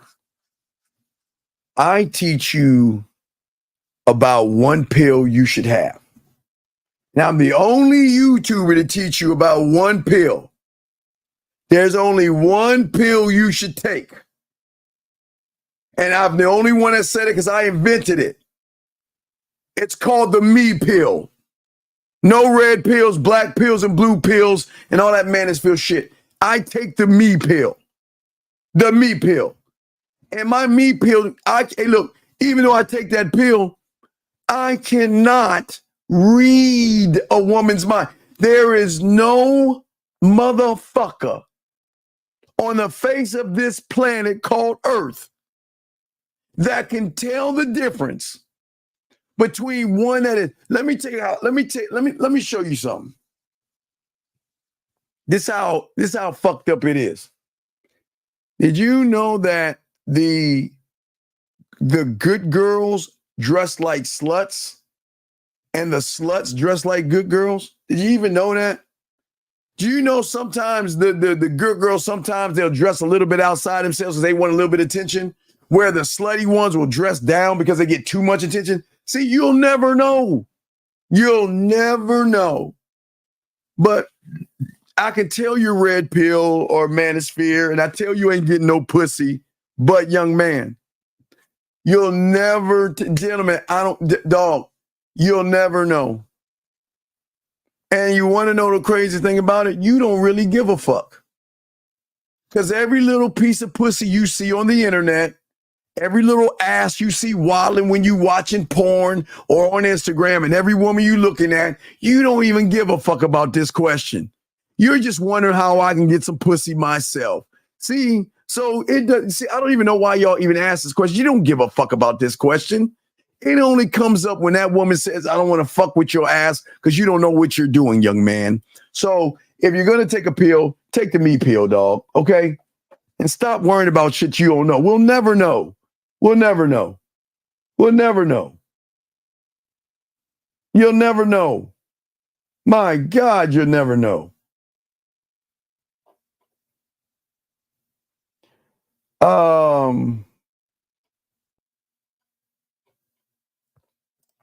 Yes, if you'd like to call in, you can. The line is open. That's what it's for. If you'd like to call in, you got a question dealing with something, I will. Examples of low-hanging fruit is when you guys get pussy and y'all don't know what you're doing. Gentlemen, y'all please understand. Now, this is not scaring you. I told you guys, look at that. Gentlemen, y'all have to have more value in your dick and stop fucking with women that give you pussy and they might give you something else. Gentlemen, I've got a lot of clients that came to me too late because they met somebody, they had no game, and the woman gave them a little bit of play and a little bit of pussy, and they caught something. And now they got to go to these other places and stuff. So what I'm saying to you guys is that y'all better have more value on your dick, because diseases are spreading rampant, and I don't want y'all to catch any diseases, okay? But there's low-hanging fruit. There's just a lot of ain't shit people out there. Be careful, please. Please, be careful. Let's see here. Okay, let's continue. Guys, lines are open. We got a question or call in. We got y'all covered. But as I was saying to you gentlemen, the only way, okay, gentlemen, I get you love ass and titties. I get it. I get it. And but okay, you do understand this. And all you religious aficionados understand what I'm saying. Anything you place above you, you're going to worship and you're going to look up to and pray to. That's what religious people do. They pray to God. They worship God. So when you guys worship women or pussy, you're putting that woman up there with who you are worshiping. And gentlemen, I always tell you guys out here, which is so important, is to be your number one fan. Okay? If you're, $1 million question, if you're not your number one fan, how the fuck do you expect a woman to be your fan? And it's not just how you think about yourself, it's how you speak. And it's not only how you speak to yourself. You have got to believe in the person in the mirror, gentlemen. And you have got to believe that you are good enough. The game is going to help you when you are ready to accept the beauty that you have as a man. This is why I always tell you guys, you have to change how you speak to yourself. You have got to look at your interpreter, your scribe, and your mind. And you have got to see how your actions, your thoughts, and what you say to yourself creates a false reality. Okay? You're not even looking at yourself. You're talking down. You're talking down to yourself by raising a woman. And how do you listen? This is why I tell you to take the me pill.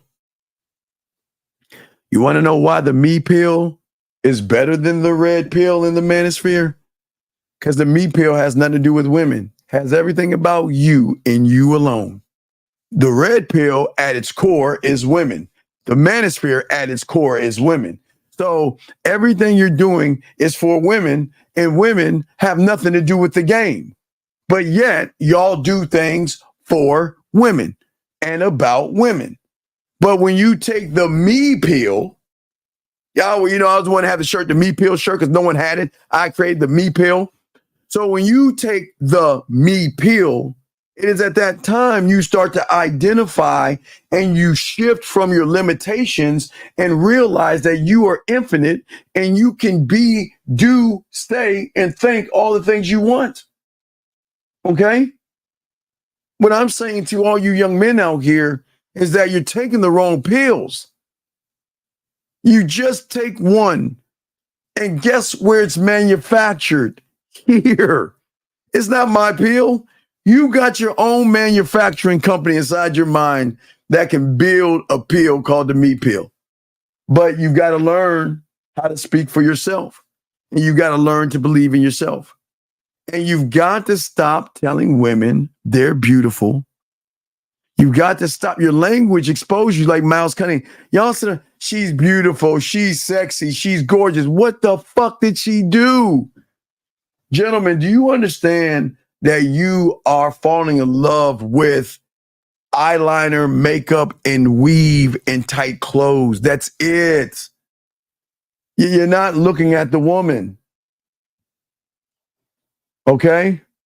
That's what I'm saying to you guys. I'm saying to all you young men out here is that you just got to make the change early on. And there's got to be something in you at the end of the day where you start to love and believe in yourself, gentlemen. That's what we always say. I know that you can. But what I think doesn't matter here. I just know if a 9-year-old kid can focus and empty his cup, you grown-ups can do this easy. But there has to be a drive, a want, and a passion. And listen, I know you guys have it, and I know you guys want it. But why do you want it? Do you want it to get a lot of women? Then you're doing it for the wrong reasons. When you do it for yourself, the women are going to come. When you make it about yourself, you'll get the women. But then you've got to then learn how to manage women and things like that. But gentlemen, in your mind, you should have, again, as I've always told you, like the guide always tell you, I know there's some arrogant ass shit, but in your mind, you should have nothing but artwork of you and posters of your wall of you to guide you to saying, this is the definition of a man. This is the beauty of a man. What you are looking at is a king, an emperor, a great man. Look at this. You should, in your mental museum, you should have nothing but fucking posters and pictures of you. And a lot of people will say, well, that's some narcissistic shit, but I'm dead ass. Because if you don't love you, then how can she love you? Gentlemen, you know what happens when a woman loves you guys? Oh my, hey guys, look. Let me show y'all something. I have not decided. I have not decided, but I'm going to show y'all something. I have not decided yet, but I want to show y'all something. Look at this. I have not decided. Hold on a second. Let me see if I can.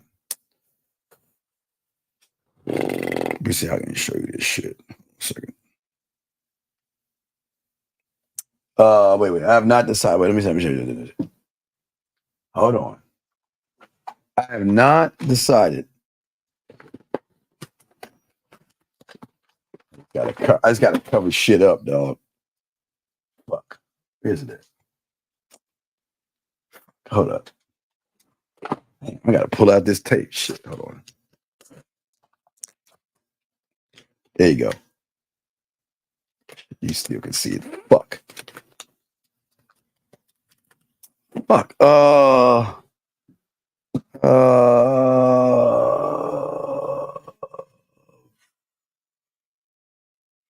Doesn't use Gatorade. Okay, here we go.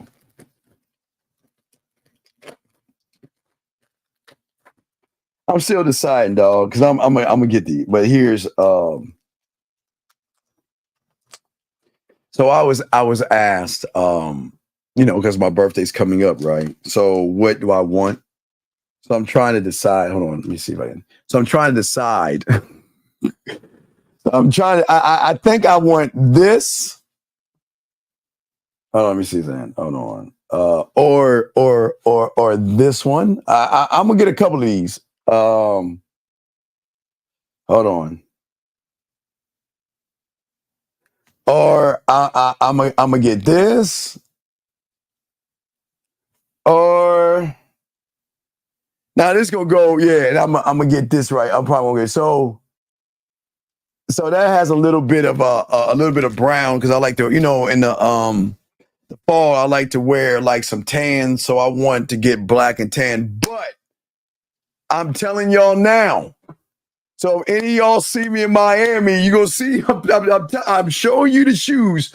I'm gonna have a bunch of them motherfuckers. It's just what shoe do I want, and I'll have them. So I'm just saying that I'm looking at that blue for the Cowboys and shit. That blue, I'm probably gonna get 3 of them motherfuckers. But yeah, I'm hey dog, y'all gonna see me in them kicks in Miami in October. So I'm probably gonna get them, and I'm gonna leave them out the box until it's time. Wait, I got another pair that I just got. I don't even know, but I can't. Now I can't compete with 50 getting shoes all the time, but I just got a choice. So I'm just trying to figure out what shoe, and this is the lifestyle I keep trying to tell you. Women are going to want to do shit for you, gentlemen. I say for all you guys out there. Well, I was thinking about goddamn boxing. Really, I'm glad. Honestly, I'm glad Beautiful ain't around because she would love to hear you do that stuff, man. Okay. What is what is GAG? What is GAG? I don't understand that. What does that even mean? What is GAG? Does anybody know what GAG means? Dangerous? Do you know what that means? What is GAG? No, I don't want no blue and navy ones. No. I'm gonna probably have something in red, have something in tan, blue, and black when I'm down in Miami. So I'm gonna have something to coordinate. Okay. Oh, growing at well, I'm not here to judge people on what they do and not. It's not about my support. It's about a place here. We give free will. Whatever you want to do what you want to do. So I'm not here to judge whatever you do. No, there's nothing called Sigma. That's a lie. A Sigma male is a lie. Just like you guys that listen to that. What is it? Stoic shit. I mean, y'all guys are fucked. Y'all can watch all the Sigma male shit you want to watch. And you can watch all them statues telling you all that stoic shit you want to watch. But once you get in front of a woman, you're going to buckle like a bitch. You're going to cower like a girl. And your tight ass little pussy's going to come out. So talk Sigma, do stoic, because everybody can't be a motherfucking man. And you know that. So keep lying to yourself and keep watching that stupid ass shit that they tell y'all cake ass motherfuckers. Hey, everybody can't be a man, young man. You see what I'm saying? Let's see what. Beautiful. I thought you ran the fuck up. What you mean? Let's see. No. This is, even though I don't like the New Orleans Saints. Even though I don't like the Saints, I do like this because this goes with wait, I gotta cover it up again. Hold on. Even though I like the Saints, I'm going to get this one because I'm going to have this in Miami. So this has a little bit of tan in it. So it's black, but you can't really see it. It's got like it's like a seal. It's kind of like a New Orleans Saints. Like it's black, but the layer right here, this is like it's not brown. It's kind of like a silver. It's kind of like a New Orleans Saint thing. But yeah, I'm definitely gonna get something like that because I'm gonna wear probably a tan polo, black shorts, and I'm gonna have these motherfuckers to go with that shit. So I'm definitely gonna I gotta get something in black, but I was just giving you an example. Yeah, so I mean, I'm not doing that for you fucking Saints fans, but I really like the color, so I'm definitely gonna get something like that. So yeah, I'm a have that joint, man. I'm gonna have that, man. I appreciate it. Thank you very much. Oh yeah, well, if you don't know, guys, get a gentleman, Miami, October. I'll give you the date, gentlemen. October. Hold on, let me tell you what the date is. Fuck. October 26th, but I'll be there early. So October 26th is going to be an event in Miami where the Game Kings, myself, K-Zag, 1950, Dre, Jay Roman is going to be there. So we're going to be in Miami in October. So, but I'm going to be there a few days early because I got to be home. I got to get home by the Sunday because my Cowboys are playing the 49ers. So I got to be home Sunday, but I'll be in Miami for a few days. But yeah, so I just want to let y'all know that, yeah, so it's going to be in October. We're going to be in Miami for all you guys out there. If y'all want to hang out with us, it's going to be a premiere of the Game Kings live in the theater. It's going to be a world premiere. And Miles puts up the information on Eventbrite. And that's some hateful. That's pretty hateful. That's pretty hateful. I think Ty is going to be there. I think Ty is going to be there. I think Ty Kwando is going to be there. He might be there. So yeah. So thank you, Scary Perry. Yeah, this is how y'all get the tickets and everything. But yeah, so yeah, but but I'm looking at, and I'm gonna try to get with 50 and Zag.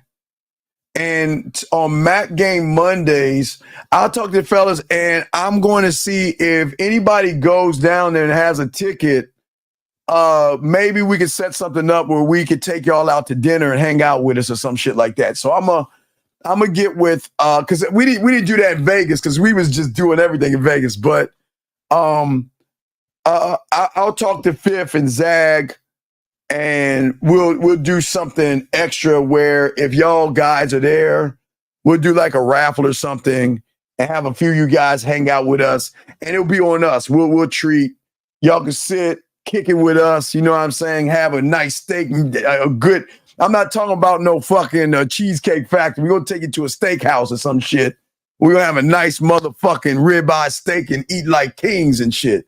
So we're gonna do something like that, okay? So I'll talk to Zach, I'll talk to Fifth. If not, I'll foot the bill. But I mean, I'm sure they'll be cool with it. But they'll be in town because I'll be the one driving. So I'm the chauffeur. I'll be the one driving everybody around. But yeah, and Roman's gonna be there. So it'll be myself, Fifth, Jay Roman, and Zag. I know that for sure. And if Dre wants to come along in the car, but I'll talk to them and see if they want to do something like that. But if not, we'll sponsor something for somebody, and we'll talk more about it. I think Sunday. It's just an idea I came up with. It's something that we want to do. So we'll anybody that has a ticket there, just we'll tell Miles to let us know, and we'll treat a few guys out to a steak dinner to hang out with us. And just chop it up, the eve of the event. So probably that Friday night, we'll probably go to a steakhouse or some shit like that, or go to a titty bar or some shit. I don't know what the fuck. We'll do something, but yeah. Oh yeah. Hey guys, I'm gonna be driving. Oh yeah. Now listen. I know Fifth and Zag. Well, Fifth and Roman. I know I was driving a BMW. Was it a Mercedes? I was driving either a Mercedes or I think it was a Mercedes. But whatever I was driving, the check engine light came on. I was trying to drive a little sporadic, but they were safe. Don't judge me. I'm going to be driving anyway. But y'all can meet us at the steakhouse or whatever like that. If you was dealing with a chick and she got a man out of the blue and was saying she's still thinking about you, what would you say? What should you do? Well, okay, listen. I don't ever want to come between a woman. I never want to feel, I don't want a woman to feel trapped with me. You know what I mean? I want a woman to want to be with me because she wants to be around me. But remember, you give them free will. I wanted to go out there. I wanted to have fun. Meet other people, and I'm around, you know what I mean? But it's going to happen. So when it happens, listen, you just got to let her know that I'm not here to change your lifestyle. Keep seeing who you want to see, date who you want to date. And when you want to get at me. And that's it. You know what I mean? You don't need to, man, fuck you, Russ. Come on, Russ, man, Russ. Come on, Russ. Why are you being mean, Russ? God, see that? What hold on, dog. What do I always do for Russ? Every time I decide to talk about a club, do I not call it the Dangerous Russ on the corner of my dick on your forehead, my balls? Do I not call it Dangerous Russ? And then my dog Russ is gonna leave me hanging out to dry, man. That's fucked up. But anyway, get back to what? Damn, Russ, come on, man. Dog, we're gonna have to call it Beautifuls or Renee. You know what I mean? We have to give it to a woman's name now. And see, Russ, I'm gonna have to give the store away to somebody else now because you like, damn, threw me under the bus like that. But anyway, what I'm saying is that you just let her know that everything is cool. I'm not trying to change what's going on with you. And if you want to still fuck around, we can fuck around, but I'm not trying to fuck up what you have. I'm here, but I'm not trying to fuck up what you have. And then give her the free will to make the decision if she wants to fuck with you or not. Okay? So, gentlemen, man, really? Really, Renee? Jesus. You know what? I'm going to, hold on. I'm going to do this shit live on the air. Let me see if I can give my boy. Hold on. I'm going to leave him a message. I don't know. He might be up. Hold on. I'm going to do this shit live on the air so you can hear this shit, dog. Hold on a second. Hold on. Call my boy real quick. I don't know if he's home, though. Hold on. Hello? My Nick, what's up, Scam, baby? What's happening? Hey, What's going on? hey, I just want to, I'm live on the air. I say I'm going to call my dog Scant because that's my motherfucking dog. One of my boys had a question for me. He wanted to know, will I be able to have access to some NCAA codes to raffle off on the show? And I said, you know what? I'm gonna call my dog live on the air and see if he can confirm if I can get some raffles, some codes to give away. Yeah, we could look into that. All right. Yeah. Well, hey, Scan. Can you tell them how cold we are in the game, dog? Wait, are you doing something right now, man? No, I was researching. Oh, okay. It's all good. Yeah. Oh man. Hey, Scary, remember that time? Was you there that time we went to we went to the city streets down in Orlando and I was messing with that chick? I don't know if he was there when we was doing that. No, you were there. Okay, all right. Anyway, all right, Scan. All right, Scan. Hey, Scan. I just want to say I appreciate you, dog. You my boy, man. Yeah, I got you. And I'm gonna holler at you on the back end, but I just want, my boy asked. I said I'm gonna call my dog Scan live on the fucking air. All right, but Scan. Yeah, we'll set it up. All right, I got you. No, hey, dog. You know I got you, motherfucker. All right, Scan. I appreciate you. And I'll get back, brother. All right, real 100, brother. One. All right, so boxing. Yes, I will have some, and I'll have some. We'll raffle them out as well. So see how that works, dog. It's all about who you know, brother. Shout out to my dog right there. Okay. So I just want to let you know. So yeah, so the game is like that. But anyway, so but yes, boxing, we will. We definitely kick it like that, dog. We definitely kick it like that. So but let's see. Any other questions? Let's see here. Let's see what else we got.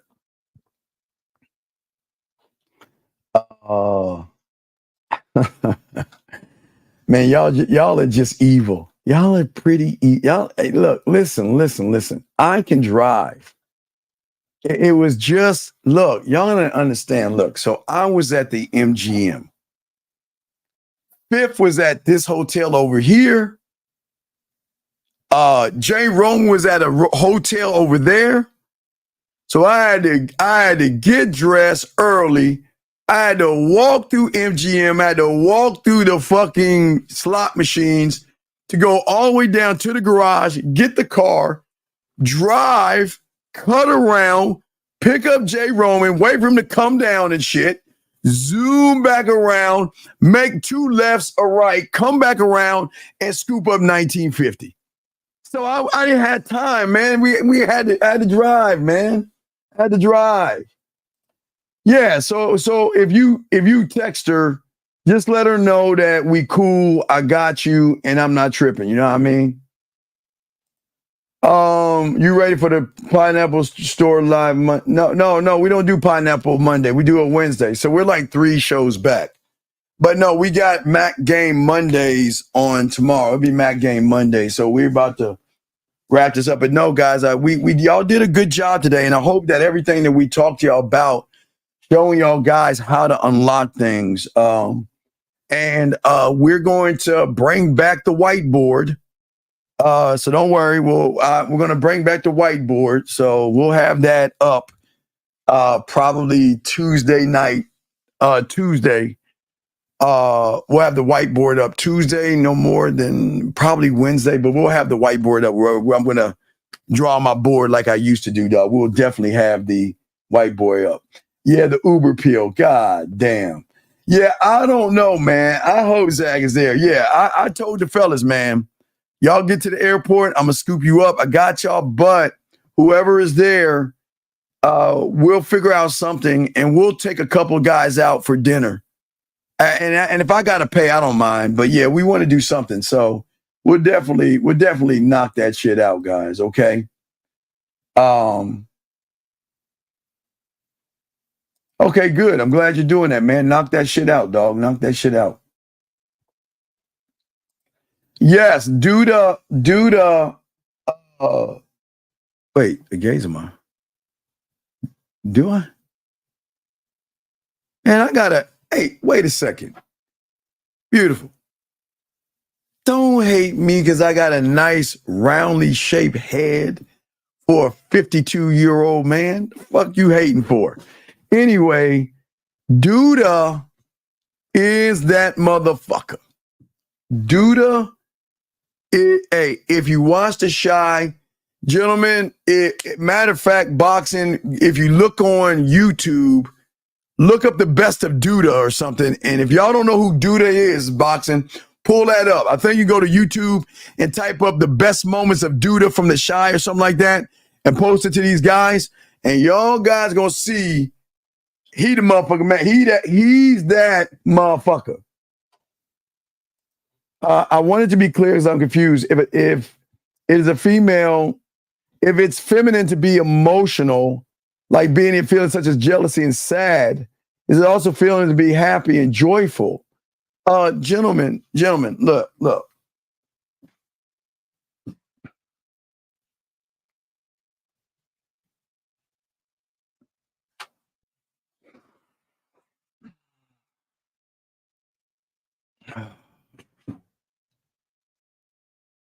Sir, happy and joy does not come from emotional. Happy and joy comes from my heart. What you talking about?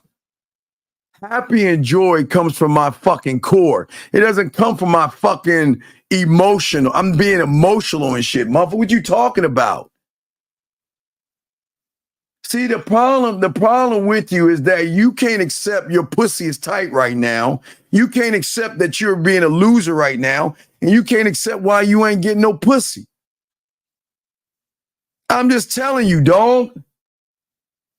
If you in your fucking feelings and it's about a woman, did I say any joy or happiness you get if you talk to a woman? When did I say joy and happiness is about a woman? When did I say that shit? When did I say that, KB? When did I say that I'm happy because a woman and I are talking to each other? When did I say I'm happy and joyful over that shit? Fuck.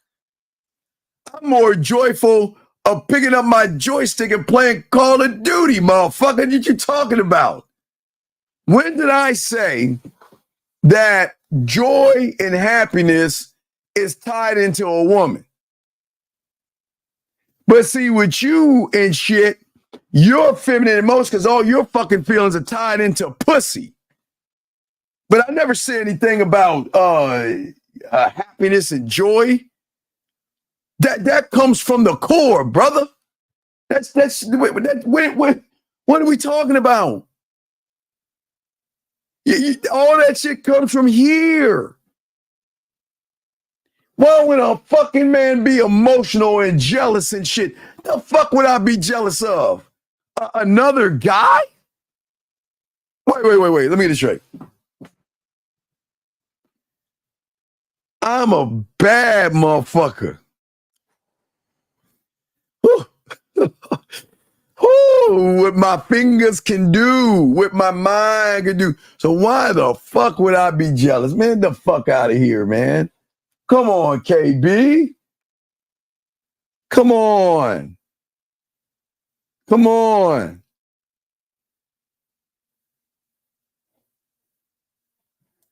I'm done. Had to get him back after yesterday's show. What the fuck are you talking about? Steve, how are you thinking of doing a raffle and kicking it with you? Easily, dog. Once we know who bought the tickets, we can get the information from Miles and we can do a raffle. We can do a raffle. Once we know, we can do I have a way of doing a raffle. We can do a raffle. My God, I can't believe. Why would I be jealous of a guy? I don't. What can a guy do that I can't do? I mean, think about this, KB. KB, am I not the only one that talks about giving her own masturbation audio? Am I not the only one that talks about clockwork? Am I not the only one that shows you how to get the pussy and make her come without touching her? Am I not the only one that shows you how to do 5 play instead of 4 play? How to make out, how to kiss correctly, how to fuck correctly? So I teach you all that, sexo-ween and everything in between. Dude, what the fuck do I have to be jealous of? I am blown away. I am blown away. I don't understand. But guys, I appreciate you. Hey, Mac Game Mondays. All right, guys, Mac Game Mondays. And we're gonna start doing some shit. But yeah, I got a lot of shit coming down the pipe for you guys, some things coming down the pipe. So I've got to get on my grind and stuff. Gotta get on my grind. But gentlemen, like I always say, unlike everybody else, because I'm the one that made this up, gentlemen, like I always say, what separates us from everybody else is that I'm the only one that tells you always remember the graveyard. Always remember, everybody in there, before you go to bed, think about the graveyard, because everybody in there had one thing in common, and that is a thought they had tomorrow coming to them. Gentlemen, live every day like it's going to be your last, gentlemen. Like it's going to be your last. We meet a woman, but she tells us she's living with her boyfriend, but moving out of her apartment soon. We dismiss it. Well, Chris, just play it by ear, dog. Play it by ear. Don't move. Just play it by ear. Just hover, but don't hang. Don't just hover and don't hang. Remember, we don't want to see it on paper. Remember, she's saying I'm gonna move. That's just on paper. The behavior. Remember, we watch how they move. So until she has that key and has her own place, just chill. Then you can get that ass and break her ass in and christen her whole apartment. Her whole apartment. Don't be sounding that beautiful. Wait, beautiful. What's that for? What's that for? What's wrong with christening the whole apartment? Flipping her around and smacking her ass and pulling her hair and making her come. Oh my gosh, it's all good, man. It's all good. Okay.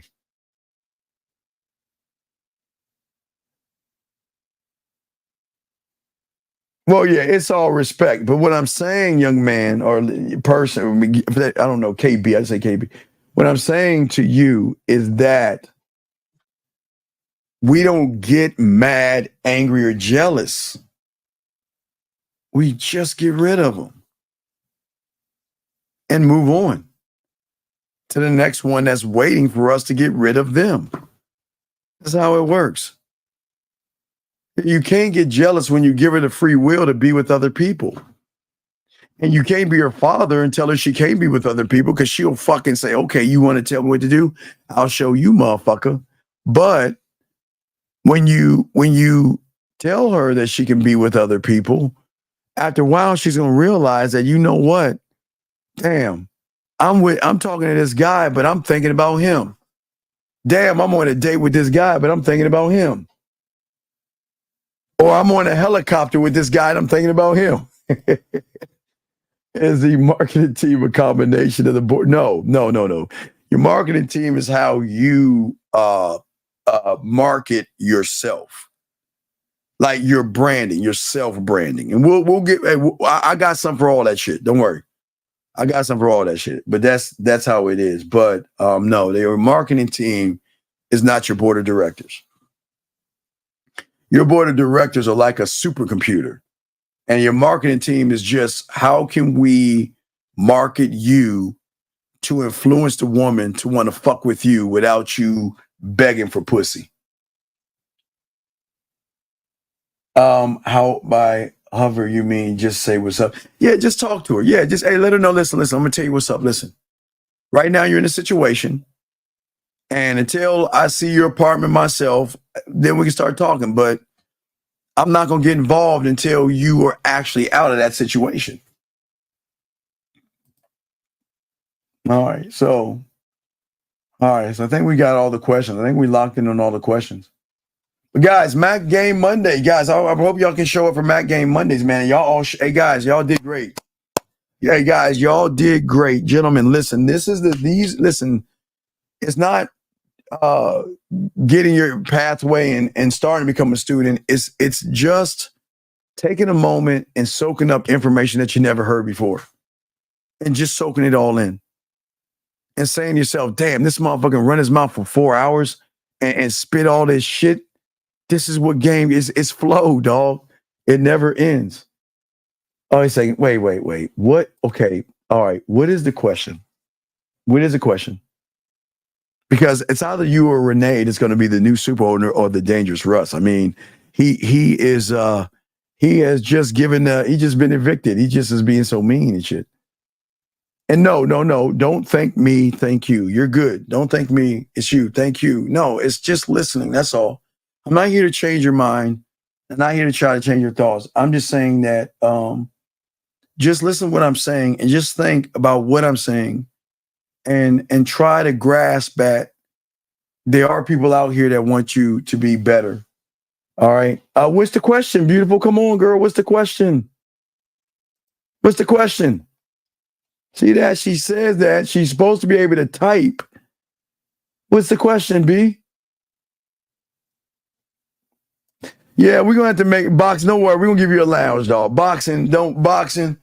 I'm going to create a new street called the corner of her, probably her knees to her shoulders and hitting the bottom. I'm gonna give you a lounge. That'll be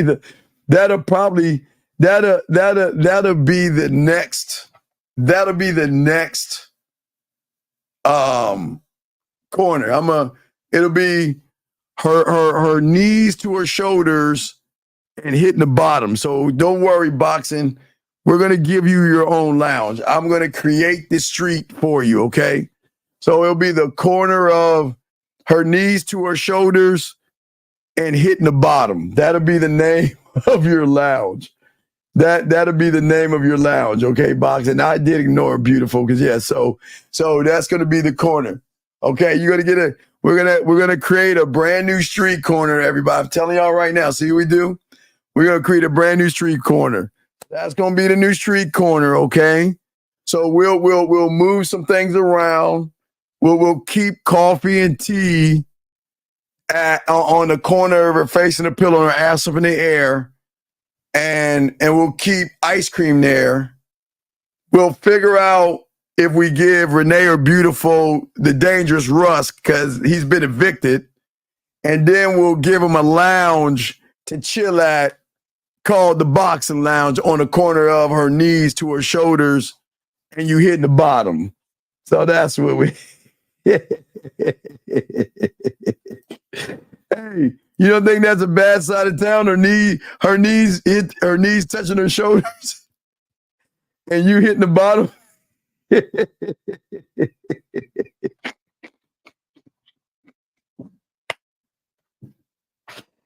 I'm sorry, I'm old. I make myself laugh sometimes. I just found that really funny. I like that. Boxing, we're gonna Yeah, we're gonna hit the bottom, right? The bottom, yeah, that's gonna be the corner street.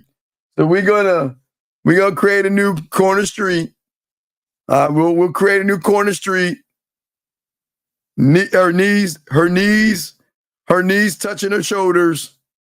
That's gonna be a long street sign, but her knees touching her shoulders and hitting the bottom. But boxing, you will be the owner of that lounge. You've been doing so much. I got to give you a lounge, dog. You've been doing so much. I'll give you the lounge, dog. You're gonna have a lounge, dog. So we're going to have a nice lounge that you can go to that's going to compete versus the Renee/Beautiful Jazz Club that's going to be all feminine and shit. All right? So we'll move that around. Oh, you want to give it to Renee? All right, Renee, we'll give you it. All right, beautiful. All right, yeah. Everything goes downtown, man. We got y'all, man. Yeah. So we're gonna have a nice long sign. And we're going to have that. We'll debut that real soon. I just got to make it.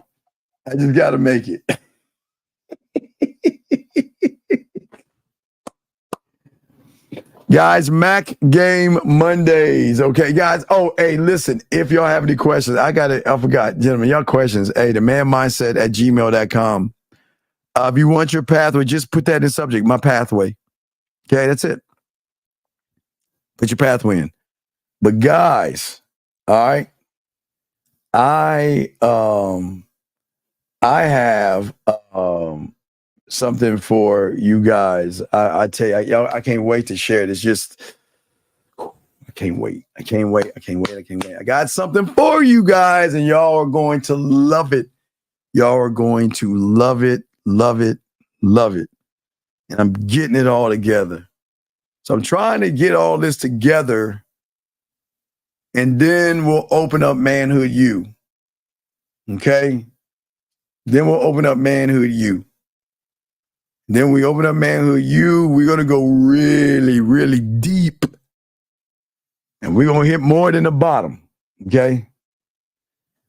You don't get it. Ain't nobody getting no mansion. Ain't nobody. We'll think about a mansion. I don't know about that mansion. We'll think about it.